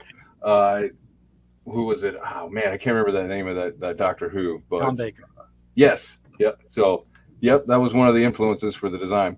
But he is an engineer by trade, and secretly he's a wizard. And I say secretly because on the world where he lives, where all of this takes place, they're recovering from 1,000 years of vampires ruling them. And it was the cleric's god who destroyed that rule and freed the world into, I don't know, good things or bad things. I suppose you have to find out. But so secretly he's been, learning magic passed down from his father. So in that world, although magic doesn't have to be hereditary, for Onai it was. And his greatest treasure, as you can tell, is his books, but also it was those books that were passed down to him from his father.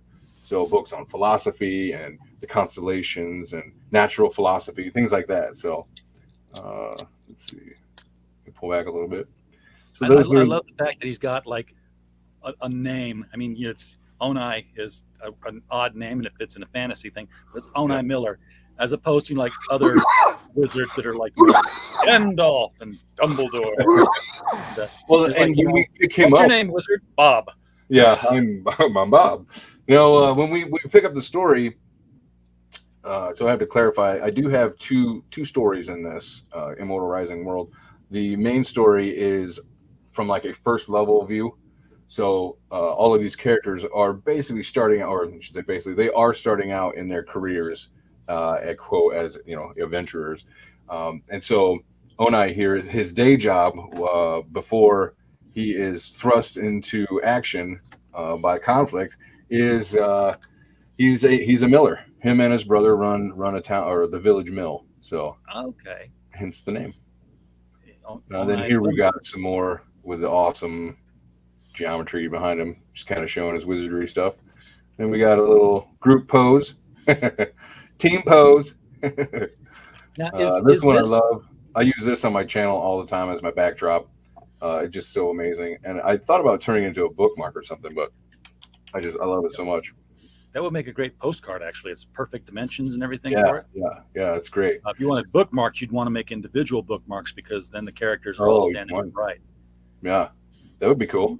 You'd have to set So up this here is, I asked him also to do some trading card kind of work. That was a little bit, he wanted to do more comic book looking. So to get away from more of the fine art. And so he came up with this. And, he's so funny because here you can see some of the details in their outfits here. It's just, you can't let it go. I can't let it go. That's for sure. I'm going to do something more simple. Yeah, and then here's all this detail. So here we have his love interest, Lorelei, Thrace. She is also a ranger, and we meet her same time we meet him. they are in the same ranger class together and are graduating together, and they go on this like hunt for this major festival celebrating, which of course is where the princes come in. So see, here are some. Now these I am planning on turning into trading cards. So here we have this one. We have this one of the Prince Dareth. I love the spear here. That is awesome. A lot of work on that shaft. Yeah. Most artists would just throw like a stick, a pole. He's got like all these crenellations and carving into it.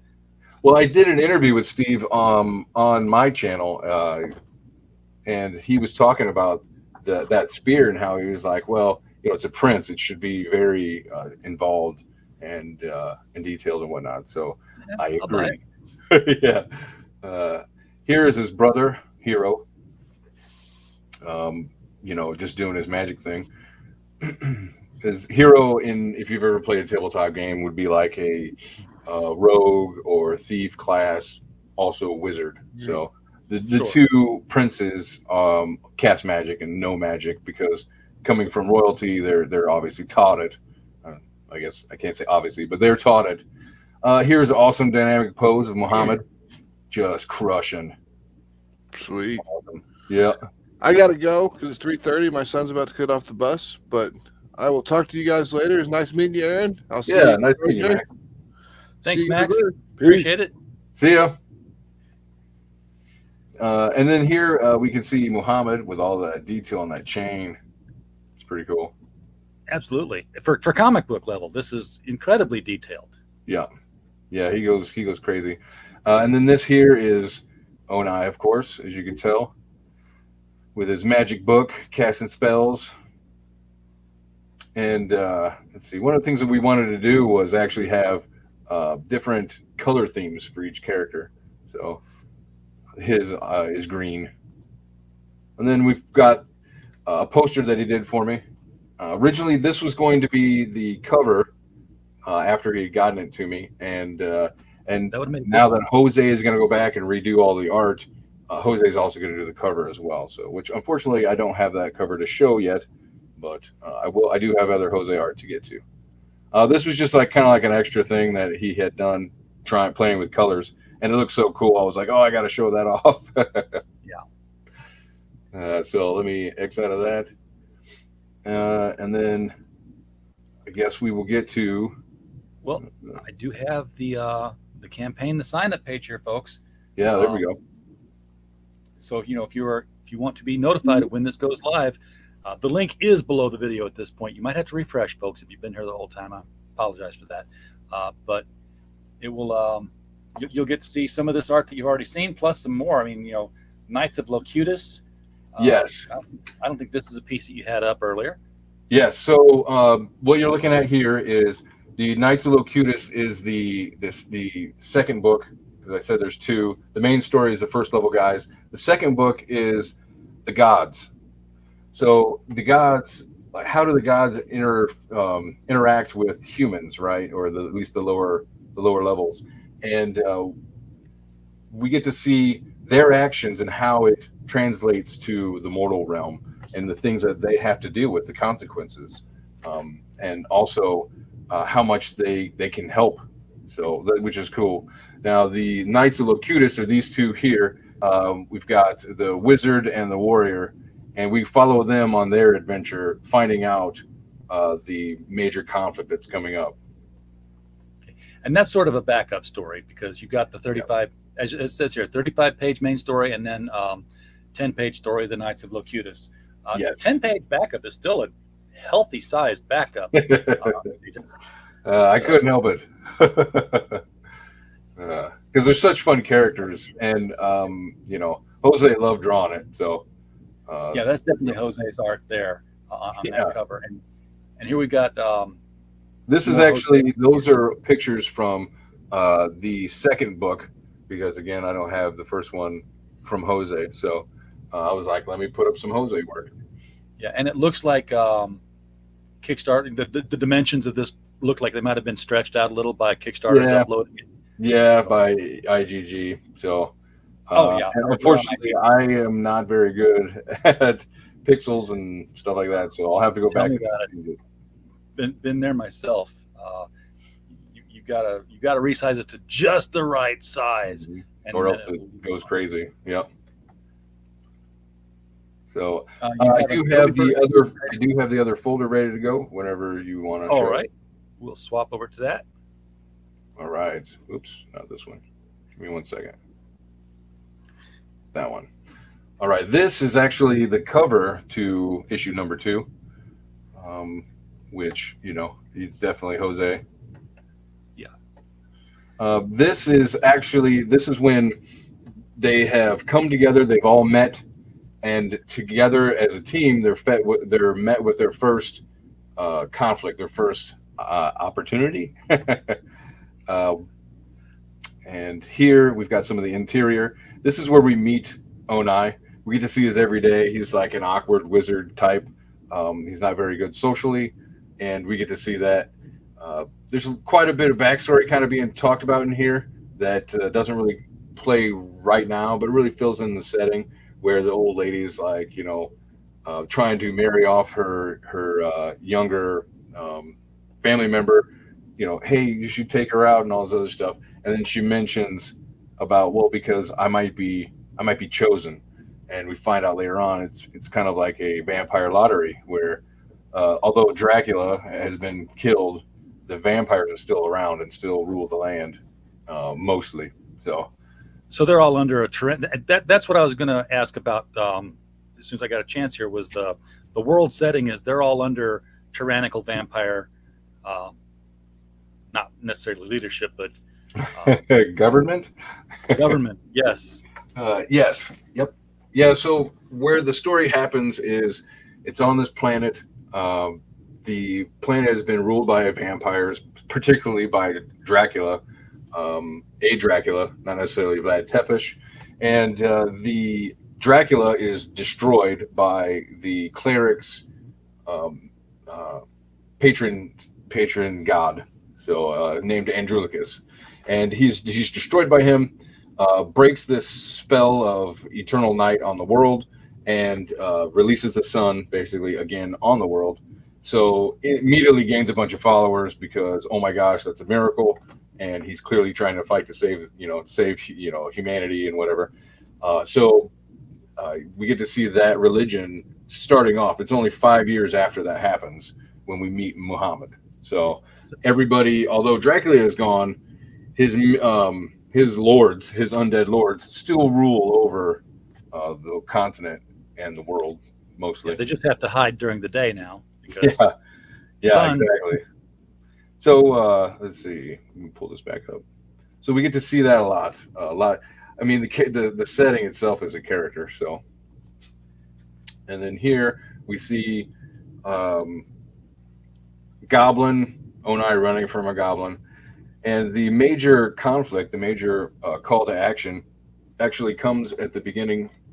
Of the first issue, where we find out that there is an evil god who gets a vision of an old artifact of his that comes back that he thought was destroyed. He sees it being used, and he's like, well, that can't be. I thought I lost that in this battle back in the day. Then he's like, well, I'll send all my people to go find it because it's very valuable to him. Well, it turns out it's on this world, Terra, where Onai and Muhammad live. Now, when the evil god, the main, sends his evil empire, the Bamanites, to the world of Terra, he unknowingly triggers the last remnant of his foe, the creator god Locutus. So Locutus had been missing. Everyone thought had been completely, they assumed he had been destroyed because he had been out of it for a while. But when this happens, it triggers like a safety protocol on the planet of Terra, and all of his creations are random. Not say all of them, but many of his creations are randomly pulled to him. some of those creations are the elves that we met earlier, Drake Hardy, Dareth Highwind, and Hero Highwind, as well as Lorelei Thrace. They're thrown from their hunting party into this world of Terra, where there are zombies and there are werewolves and there are vampires. Well, one of the major,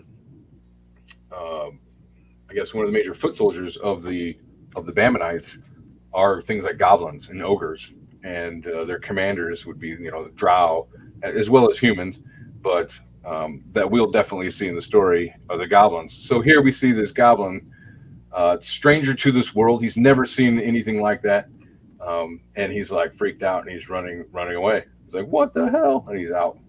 So you can really see Jose's animation background coming to the fore in this artwork that he pulls off too, because that looks like a cell just lifted right off of an animation. Yeah, just with that coloring too. Holy cow. Yeah. So, and then here we've got some more of the sequential. We have the group together, and they're like, what's going on? Is this normal for your world for villages to be on fire? Heroes kind of being a sarcastic jerk. And so they all run. They're like, "Oh, goblins!" And they all run off to try to help. Well, except for a couple of them. They're like, "I'm not helping them." So, and here we see the goblins coming into the village, and everybody, Drake, of course, being our main guy and heroic at heart, he runs off, and of course, Muhammad, being a defender of the world through his religion, does the same. Where they meet Onai. Now, of course, this is all issue 2, so please forgive me, people, but issue 1 is under construction. And I just wanted to show that. Look at that. Look at that fire and everything. It's very cool. That's some fantastic coloring. So the campaign, when it launches, this is going to be for issues 1 and 2, or just issue 1, or? It's going to be for issue 1. Okay. So we're going to launch issue 1. Make sure that everybody gets familiar with the product and the brand, and then do an issue 2 release. And mainly because originally I was like, well, let's do both of them together. I've got them, and this was before I decided to have Jose redo issue 1. And he was like, well, what I found is, putting on multiple books like that as a first launch doesn't really work out as well. The best thing to do is to release them one at a time. So I'm going to listen to the professional, and I'm going to release them one at a time instead of dumping them. So follow the wisdom of the people who've been there before. Yeah, exactly. It's like, yes, sir, I believe you. And here we've got Big Baddie Ogre. Raw. So that's kind of fun. I love all that meaty muscle. His footsteps just echoing as he's stomping through rock. So you make echo while you're stomping in rock, you're big. Yeah, boom. And then here we see them trying to adapt to life with each other, because on this world, Onai is not. He has to be a secret wizard, not only because of the vampires wanting to control power, but also the villagers know that the vampires only came to power because of magic. So once the vampires had magical power, then they locked it down. They said, no, not for you, plebs. It's just for us. And so him doing it in secret was a very smart thing on his part. But also the people grew to hate magic, because that's what got them where they were. Is kind of the idea. And Muhammad here is in complete conflict with Onai, because he's a cleric of the god who purposely destroys vampires. So they have immediate conflict, and he doesn't trust magic. So him having to deal with magic in his group is a bit of a hurdle for him. Here we go. Here's a little bit of Knights of Locutus. So this is Knights of Locutus number 1. This is actually where I met Jose.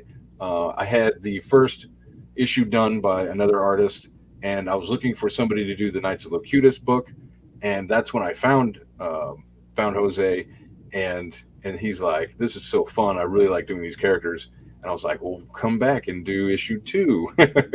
And it's where our friendship was born. You keep the artwork consistent that way too. Yeah, exactly. So this is the cover to Knights of Locutus #2, where we see further along what these two guys, we've got Erickson and Listo, on their quest to find out what is going on. Why is Bamain invading this tiny planet? You know, in their world or their universe, it's like Terra is like this backwater kind of planet where it never really drew any interest by the Bamanite Empire, never had any importance. You know, I think one of the characters is like, you know, that place is just a slave planet for Dracula. That doesn't matter to us. And anyways, so here So the other planets know about Dracula. Yeah, at least the higher ups in the Bamanite army does. Yes. Yeah, and to just, you know, not let this gloss by here, you've Sure. got a Dungeons and Dragons world like setting here, Yeah. where other planets are involved. So now you're entering C.S. Lewis kind of level here, where he had the Paralandra series, where it was high read that. adventure but with other planets. Yeah, I haven't read that. Isn't that Into the Silent Planet? Yes. Or Out of the Silent Planet? What are the two? Either in or I've out. heard I about can't it. remember myself. And I've actually, I was just currently listening to, or just recently listening to somebody talking about that and breaking it down, and I was like, that sounds pretty interesting. So I don't know. I may pick that up. I may not. Don't get a whole lot of reading time. So It was no Narnia, but yeah, that's what I heard. But it dealt with different philosophies that you don't normally find in science fiction. So yeah, and you know, not very many people are still writing science fiction yet at that time either. So yeah, right. And then here we've got just a beautiful splash page.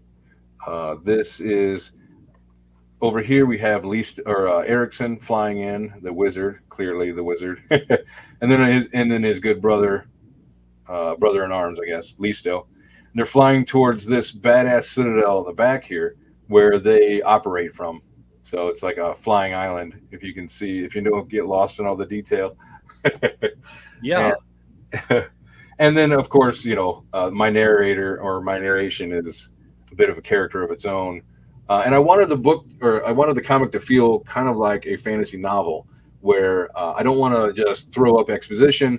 I kind of want the pictures to tell a tale, but I at least want to explain what's going on a little bit instead of it just being this gorgeous art. So for me, the narration is, you know, like the 6th character or 7th character. So moving forward, though, we got this is a badass picture from A lot of geometry in there. Knights of Locutus 1, where Erickson is casting this big spell to because they're in hell, both him and Listo are in hell, going on a revenge run actually to take out a baron of hell, who of course shockingly betrayed them. So they're going back to take him out. And then here we can see here is the effects of this spell. Closes off the demon's domain, and they go in to kill him. And then, as you can see, Listo here. It's time to make the rain.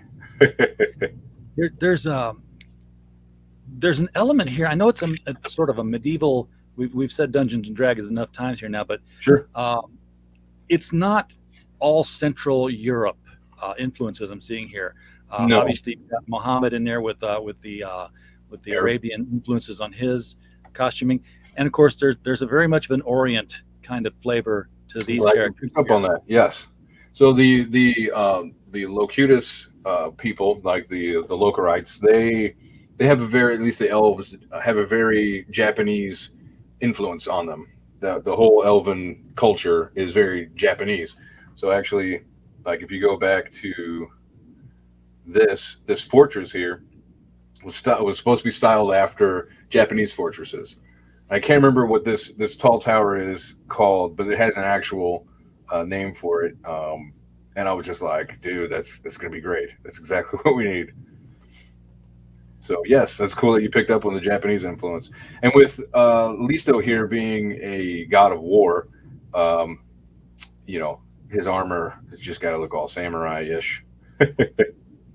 And it does, and right down to the coloration of it too. I mean, that red, yeah, for sure. Yeah.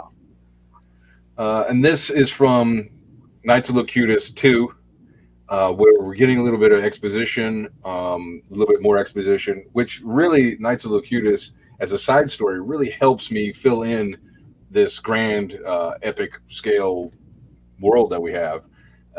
It helps tone it down a little bit more manageable, because I can really sit back and explain things using visions and magic and stuff, whereas first level characters who don't know what's going on, they don't have much to explain. So yeah, you gotta have somebody in there who's got something to say. Yeah, it's And like, go ahead. You're pulling back from the planet here again. You're showing that there's outer space action happening in this medieval sword and sorcery world. Yes, which you don't see a lot of. Oh, that's cool. Yeah, I guess you're right. I guess I hadn't considered that. But as these two find out the plot, the uber plot of what's really going on with the good guys and the bad guys and everyone in between, we get to see it as well. So that's fun. Now they go to Terra, and they go to investigate. And when they approach the planet, that is when Andronicus appears. And Andronicus, if anybody had been listening, is Muhammad's god, his patron god. And this is him here, the vampire slayer, the one who killed Dracula. And he's like, what are you doing? Why are you invading my world? Well, we find out during the story that actually they know each other. Andronicus and Listo had done something together in the past. And they're like, holy cow, I didn't recognize you. It's like, I haven't seen you in so long. The two stories together. Yeah, and it kind of really pulls a lot of history into it. So, and here we've got them, Listo explaining to, or Andronicus, I can't remember. I think it's Andronicus explaining to Erickson exactly how they know each other, and explaining this war or this battle they were in with against the Vamanites, where I think, where is it? So many angels and demons fell from the sky that day. Yeah, that's exactly the image I was getting from this. I'm like, this is Paradise Lost right here. Ha, very cool. So, see, this battle is for another life, for our creator, Locutus. So it's kind of fun. You put how long did you spend just building the world on this? You've got, you haven't released issue 1 yet. You're working on issue 2, which is almost done because we've seen artwork from it. Well, 2 is done. 2 is done, and okay, so there's just, I can already tell that there's a ton of lore that's going to be revealed as this story keeps going along. Yes. This is like years of rolling dice at a table, it sounds like. Yeah, actually, these characters have this, and this entire world has been growing since I was a teenager. So we actually jump into with Drake and that party and everything. That was something that we did probably 15 years ago now, and 10, 15, somewhere in between there. And we've never broke the world. Like, it's been one continuous story from the beginning. So and that's been, well, I'm 42 now, so about 30 years worth of story. Oh, see, that's the world building stuff. Yes, so definitely guaranteed rich lore, deep characters, a lot of history, and my job is to not just throw it up on the page and make it unreadable.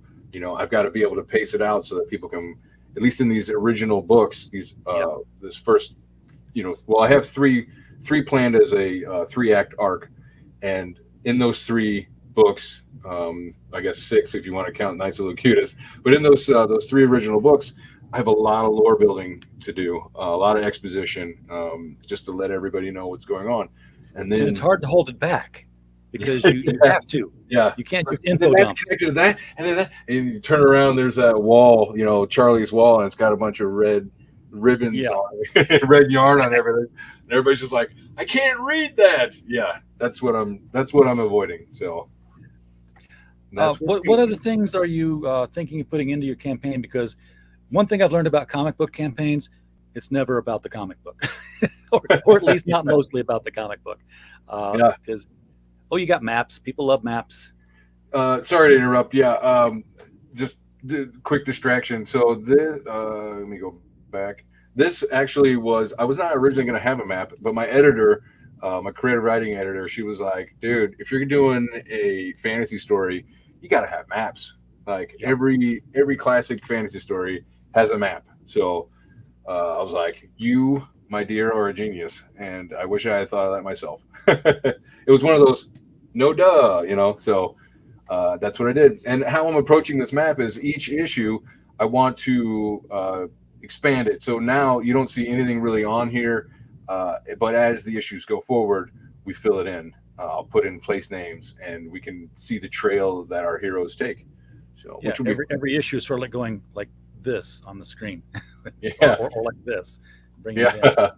Yep. Slowly mapping it out, literally. So, and then this was by Abel Vera. He is an artist that I think he's from Mexico that I found on DeviantArt maybe. And here we have a picture of our bad guys in the first issue. So we have in the background is the big bad evil god, Bamain, who is on the hunt to finally kill his creator, the Locutus. And this in the foreground is his empress of his empire, sent to go find the magic artifact that he saw in a vision being used after 10,000 years or whatever. He's like, oh my gosh, go get that. And so it's her quest to go to Terra and find out what the heck is going on. It seems to be the biggest question of the first three books, is for the uber question for the big guys is what is going on, and we find out slowly over time. The mystery is revealed. Any thoughts of doing a tabletop version of your world here? Since I've been doing my channel, I interview comic book guys, a lot of Comicsgate people, which I love the community. Hi everybody in Comicsgate. Hi Comicsgate. We got to say that. And then also tabletop creators, anybody who's doing tabletop RPGs, a lot of writers. It's easier to find somehow it's easier to get writers to get on and talk to me. I don't mean it for that way, but between comic books and tabletop, it's mostly writers. Actually, I got a live action tabletop play. I don't know what it's called. Live play podcaster come on and talk about his stuff. And I got a couple more lined up too in June. So that's what my channel does. We're aiming at the sword and sorcery genre. I'm looking for fantasy books. That's novels, comics, tabletop modules, writers, whatever.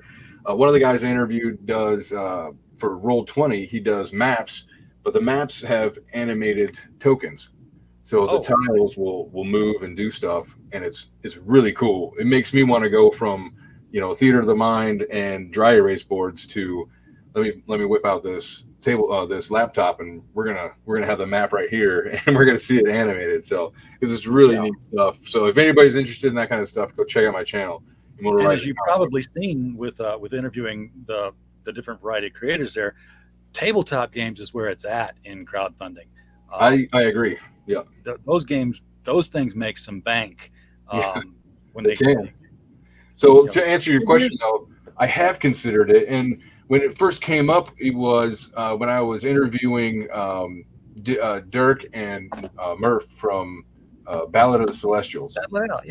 Yeah, I was interviewing. I think it was them. I was interviewing. Was it them or Tales of Nova Terra? I can't remember. But one of them had a like a small module type in the back of their book that they were also going to be part of their campaign, and I'm like, really interesting. So I may do that if I can figure out the formula how to do one well. I'm going to that's one of the things I'm going to look into. But I want to wait until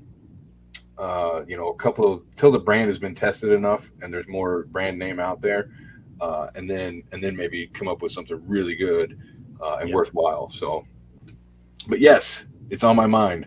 I mean, after this many years, it's like, why not let everybody else play? It could be fun. Of course. This has been my game for almost 20 years. Come join me now. Well, and that was kind of the part of the comic was, first it started off with me writing down our history because, I didn't want it escaping forever. And I'm like, we have such a great, rich world and so fun and everything. I want to write it all down. Well, as I was writing down outlines of adventures we had been on, it slowly turned into me writing scenes. Because I've always done creative writing. I've done short stories and stuff like that, poems even, and it just started naturally flowing into scenes where people were talking and interacting and stuff like that. And I'm like, oh no, I don't want to do a big novel because I just don't have any fun. Writing a novel doesn't sound fun to me. So, but what I've always wanted to do was do a comic book, and I was like, I don't know a lot of fantasy comic books out there, and really, at first, it was kind of a novel idea. I was like, as in, a unique idea. I was like, how about I just do this one-off comic for me and my friends? We say, hey, look, this is our characters and stuff. And then that slowly grew. Like working with Steve with that character design work, really inspired me to be like, wow, I bet you more people would love to see this kind of stuff. And it really lit a flame. There used to be fantasy comics. I mean, there still are, but it's Red Sonja. There you go. There's your fantasy comic. It's Red Sonja. But back in the 80s, back in the 80s, you had the Dragonlance Chronicles and such. You always had Conan the Barbarian and whoever was publishing. But before that was like you would get Claw the Unconquered. Warlord, DC's Warlord was a big fantasy series. The guy just happened to have a gun, but he was still fighting wizards and dragons. And then there was Thundar back in the 80s. He-Man, all that stuff. Being a kid of the 80s, that was a huge influence of me. For me. So I just so when I first started this idea, I'm like, well, there's probably not, there's not a lot out there and stuff because I don't see it anywhere. And then as I got into more of the scene, I was never really into the tabletop scene. Didn't really know anything about indie comics. And as I started going, especially when I talked to Jose and he's like, yeah, I'm trying to crack into the indie comic book scene as well. Why don't you go check out Bancroft show and check out Comicsgate and stuff like that. And I was like, okay, yeah, sure, let me check it out. And then I was like, oh, this is where everybody's at. Okay. Yep, they're all making it on Indiegogo right now. Yeah, it's because I tried launching on Kickstarter like a few years ago, and when I first had the issue up, and it didn't go anywhere, and I'm like, what am I doing wrong? I thought just having it up there would get attention and all that stuff. Yeah, books on Amazon, come on. It didn't at all. So I'm like, what am I not doing? Oh, I'm not networking and marketing. And that's where Jose's suggestion really helped out. So all this has been a huge learning experience with a giant learning curve for me, not being an artist, not being in any of the scenes that I'm trying to get into. And so, I found Comicsgate last year, early last spring, something like that. And I've been, in a lot of different chat rooms. And then when I decided to really kind of focus on this book and networking and marketing it better, I was like, I need my own channel. I was like, I can't just talk about, how to be a writer. I'm not a cool professional writer. So I've never been a writer teacher, stuff like that. And I was like, so I don't want to do writing. I was like, well, why don't I just focus on, the indie comic scene? And then that kind of grew into, well, why don't I just focus on the fantasy genre, whether it be sci-fi fantasy or like I did Nimprod Productions. He does things like Snake and, that's Western fantasy. So you just got Water Wars, I interviewed him as well. That's, dystopian fantasy. So I want to do, instead of capes and, like the animal stuff, I'm focusing on the fantasy stuff, predominantly sword and sorcery. So, and that's kind of where I'm at. If you don't see a lot of it out there, it's either because nobody wants it or there's a huge hunger for it and you found a hole to fill. Well, and I want to act as a bridge with my channel. I'm trying to be the bridge. Like you said, tabletop games are just lots of money. You know, lot of great networking and community marketing as well, which I found on Twitter. Which I haven't been on Twitter very long. I was like, I never really cared for it. You know, from a lot of stuff I heard about it, it wasn't very nice atmosphere. I didn't want to be on Twitter. And get on, talk about your book, get off. Get on, talk about your book, get off. Don't live there. Yeah, don't spend too much time there. So because it will rot your brain. But so since I've been on Twitter, you know, that's just the place to be for networking for sure. Yeah, it definitely is. Well, you got a good looking book here, and I think you're going to find a market. Definitely, you already know, you know, get on as many shows as you can for the networking. Keep showing it off, drilling it into people's brains. Do you have a date in mind for when you move from the pre-launch page to the actual launch page? Yeah, so I want to get more of the book done. Sure. Like, you know, ideally the first book would be completely done. That was the whole premise to begin with. But since I'm like, I need to do this, and Jose's willing to be the main artist, then I'm just going to go full Jose, and he's going to start up issue 1 in June, I believe, and slowly start, and for, I guess, Jose, slowly, you know, it's like a page or 2 a week, I'm assuming. But he said that he's going to start working on it in June, and I'm hoping that I can launch it, go live in August, you know, maybe September, but we'll see, maybe before, you know, depends on how fast it can be done. And then I might just go live with it, because I think you go like 60 days on Indiegogo. So I may go live with it before it's completed, but I definitely want to have pages from the first one so that I could talk. And then also, you know, having my own channel, I don't get to talk about my own product all that much. So being on here, I really got to work on my sales pitch, you know, get it down into an easy long or pitch. So was that elevator pitch? So, but every time I talk about it, you know, it stays in my mind, and I think of better ways of doing it. So, you know, as I get better at this, my elevator pitch will be much better. And it's tough not to become, you know, to the point where you're like, I'm saying it again. I'm saying it again. I'm saying the same thing over and over. You got to keep the excitement level up despite that, because you're talking to a new audience every time. Every time, yep. So I'm excited though. I mean, I wouldn't be doing this if I didn't love it. Like, I'm not a professional artist, you know. This isn't. Although this is, I guess you could say, is a hobby. It's not really. It's more like my second or third job. So it's a business and now. That's the way I treat it too. Yeah, wait till the bills start coming in on it. You'll well, I mean, I'm already invested. Damn it, clearly. Yeah. So. Like Michael Tierney says on the LCS Guys show, there's a very easy way to make $1 million in comics. All you have to do is spend $2 million. That's great. I completely agree with. Sorry for my cat. He's very vocal. I don't know if you can hear him. Oh, I only heard him now that you mentioned him, but we love cats. He just woke up and he's like, "Where's everybody?" So yeah, we love that. Well, thank you so much, Aaron, for bringing this on the show. And you know, speaking of using your own show to plug your own stuff, yeah, you're gonna plug yours.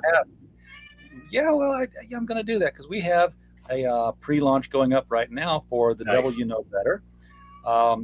Critical Blast came out 7 years ago after I spent 15 years doing this for somebody else's site that I didn't own. Yeah. And then they decided, time to close up shop, but keeping the name. So I'm like, okay, I have to start from scratch if I want to do this again. So Critical Blast, I owned. We started doing the reviews on criticalblast.com. We started doing video reviews because, of course, you know, when you launch, you make sure that all the social media is available for that brand name. Yeah. But at some point, I got into the idea of wanting to be a publishing imprint. Mm-hmm. So we did an anthology book called Gods and Services. It had the little letterboard sign on the empty mall store with one of the O's fell off of the Goods and Services launch sign that they had there.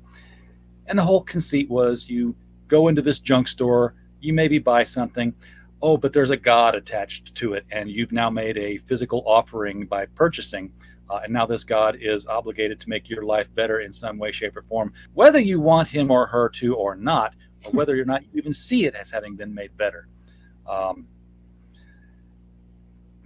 Struggled with that one to get entries because small press, low pay, never done anything before. But we did get 10 good stories. So when I decided to do The Devil You Know 2 years ago, I'm like, I'm going to now give myself an extra 2-month window for the reading period because I know from experience what it's going to take. Yeah. But I had failed to take into account the fact that we had published, delivered, and paid, which was what everyone was waiting to see, and ended up with 175 submissions for the second book. Yeah. Couldn't do a 10-book series, a 10-story book. Had to pick 20 stories. Big book. Wow. And that was 2 years ago. And I was like, as soon as I saw the cover for The Devil You Know, I'm like, we're going to do 2 more books. So we got The Devil You Know Better, already on Amazon, by the way, in paperback. I mean, it's a paperback edition, mass market, another 20 stories in this one. But I wanted to do something to sort of offset the cost of it just a little bit. Yeah. That it was a whole bunch, but so I said, let's do a signed, limited hardcover edition of the book because the book's done. I changed the page formatting. I went through and edited so everything doesn't break weird. So it's ready to go. The book's done.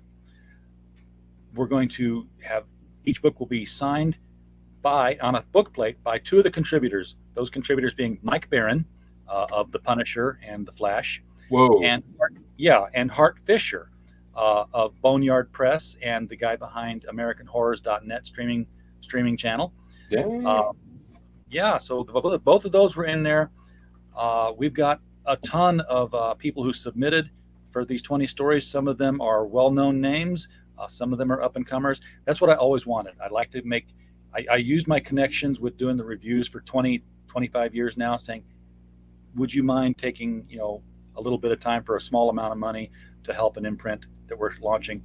So we would, even on Gods and Service, we had Ira Bloom, who had done a smash novel for Scholastic, Hearts and Other Body Parts, did a story for us, just to help us get off the ground, so that these newcomers could say, I was published in a book with, and even cool.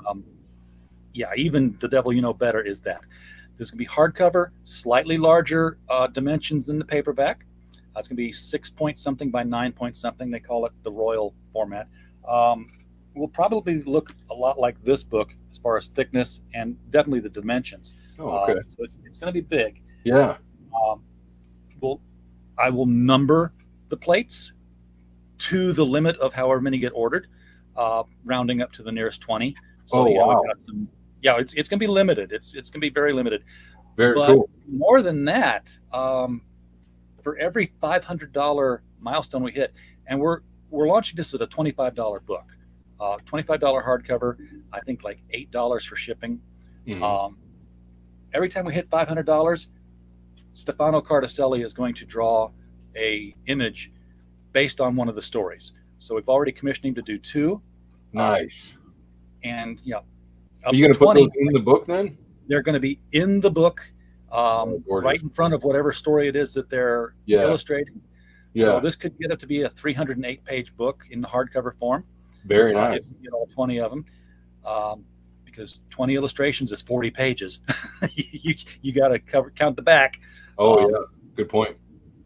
So I think that's a decent milestone to do it. I'm toying with the idea of backer milestones. I don't know what I would do. Say like if we get 100 backers, we'll do something special. Yeah. I don't know. I'm so new to all the crowdfunding. Yeah, me too. How do you approach that? I'm gonna include bookmarks with it. I think. Like watching what's her name, the fire bitch or whatever. Cara Nicole. Yeah, she's very nice. I would say that she has got a lot to offer, and I don't just mean her personality. Her campaign was a lot going on. I could never approach that. I was just mesmerized watching her shill all of her stuff. I'm like, holy cow, how do you keep track of all that stuff? She's a consummate professional, and she's marketing everything. And you only saw this campaign. I mean, she's had a lot of campaigns with calendars and art books. She's done a couple of other different comic books. She's been around the business world with this, so she's definitely somebody to consult with for what works and what doesn't. Yeah. I do have bookmarks made for this. I've got the file rather that I could send to a bookmark thing. So I might just say, hey, if we get 100 backers, everybody's going to get a bookmark. Yeah. And I think I'm just going to do trading cards and posters and see if I can. Yeah, trading cards, posters, easy. If you keep it all printed stuff. Yes. You can still mail media rate. Yes. And that is what we do. That's where we make our money. We go broke printing books.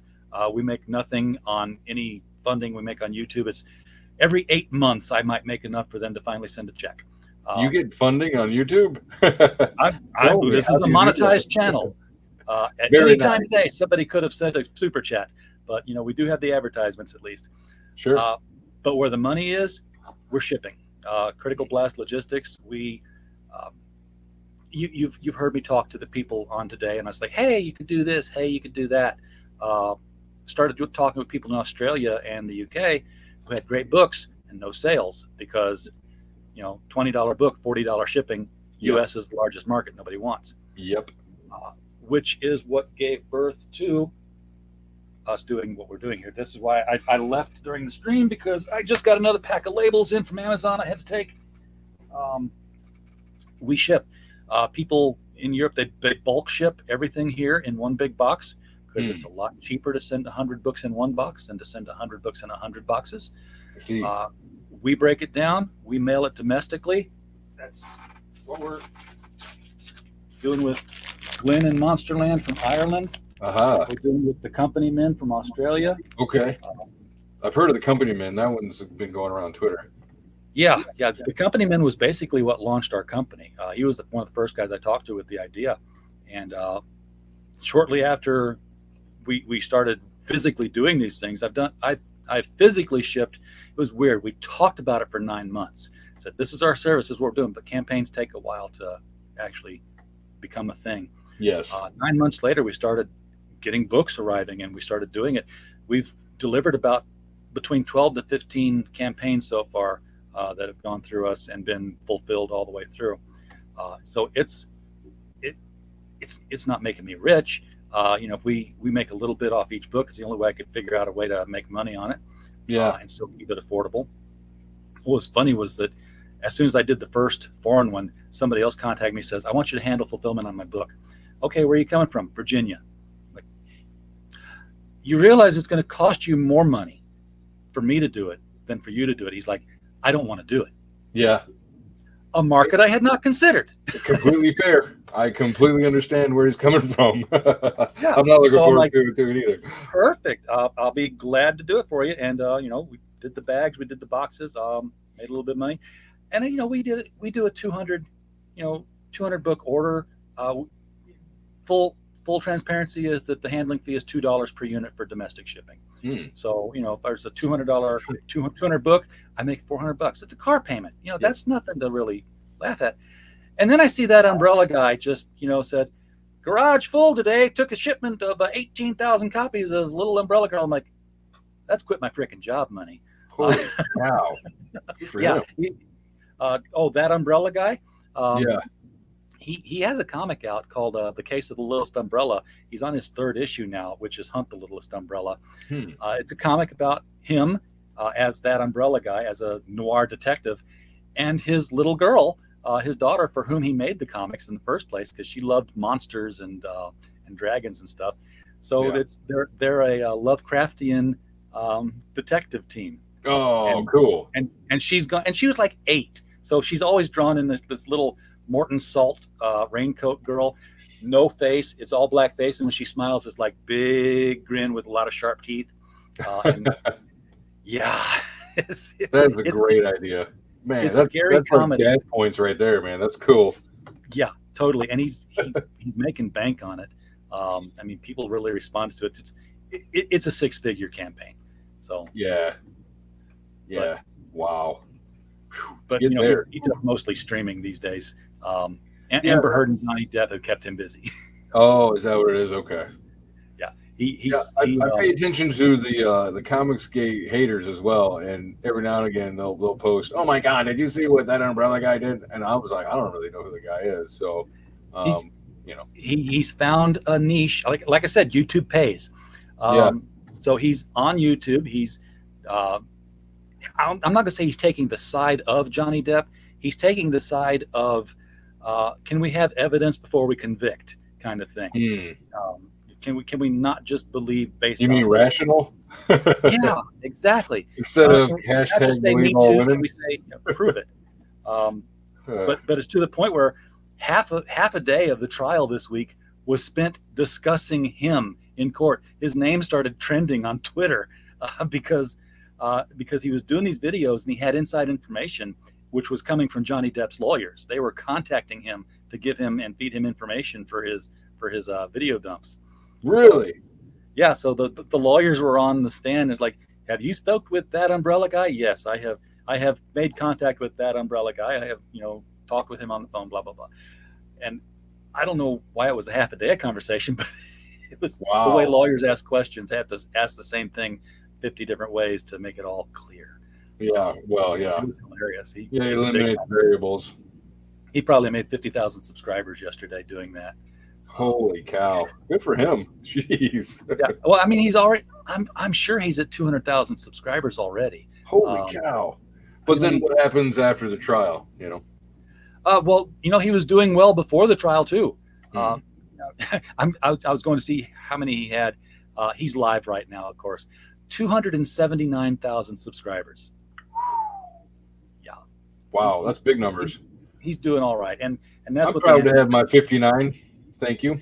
Yeah, I'm 1,700, and I worked hard for 6 years to get that far. So yeah.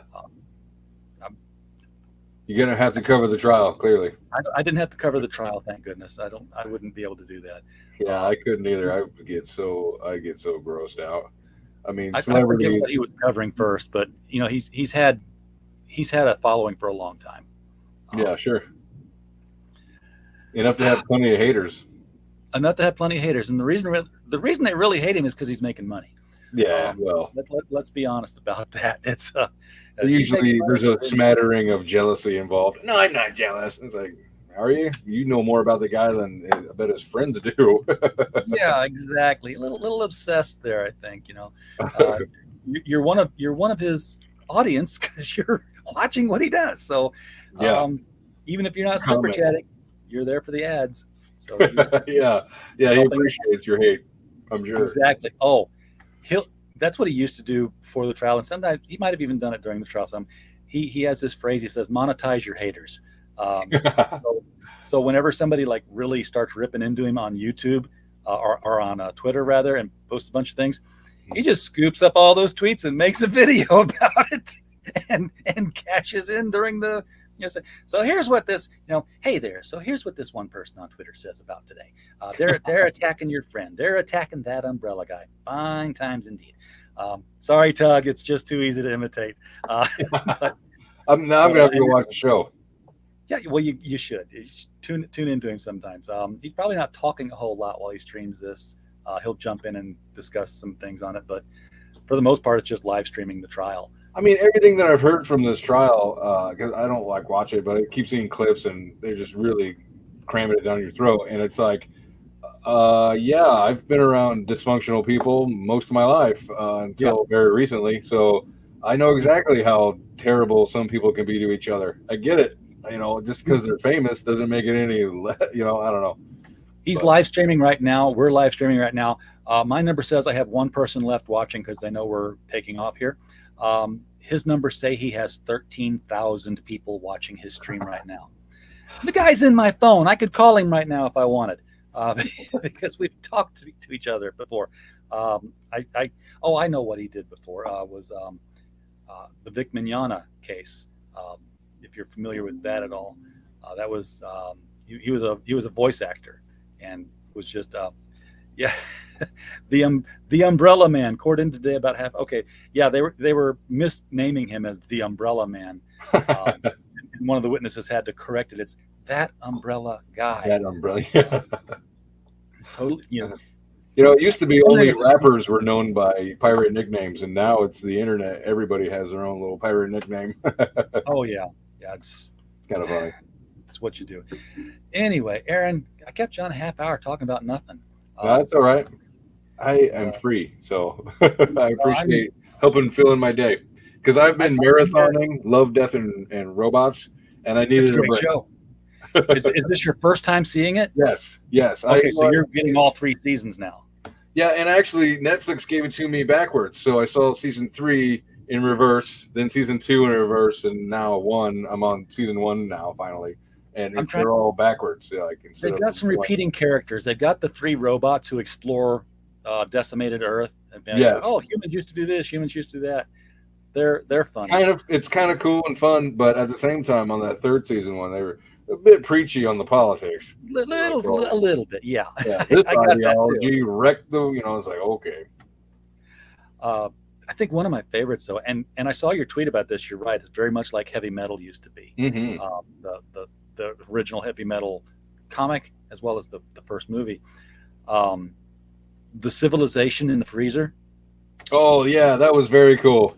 Like, open the door, close it. No explanation for why. It's just there. It doesn't matter. Yeah, it's just. And they just didn't leave the house all day because they're watching civilization grow, flourish, destroy itself, and then leave.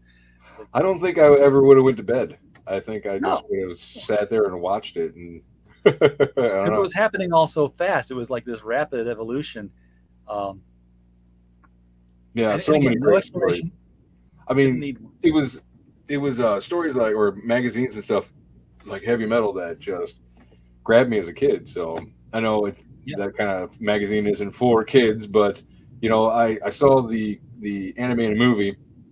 Obviously, fell in love with it immediately, and then when I was older and I could find and buy the heavy metal magazines, I had a small stack of them just because the art was always unique. It wasn't just the same old stuff. There we go. Very nice. Heavy metal case. True fan.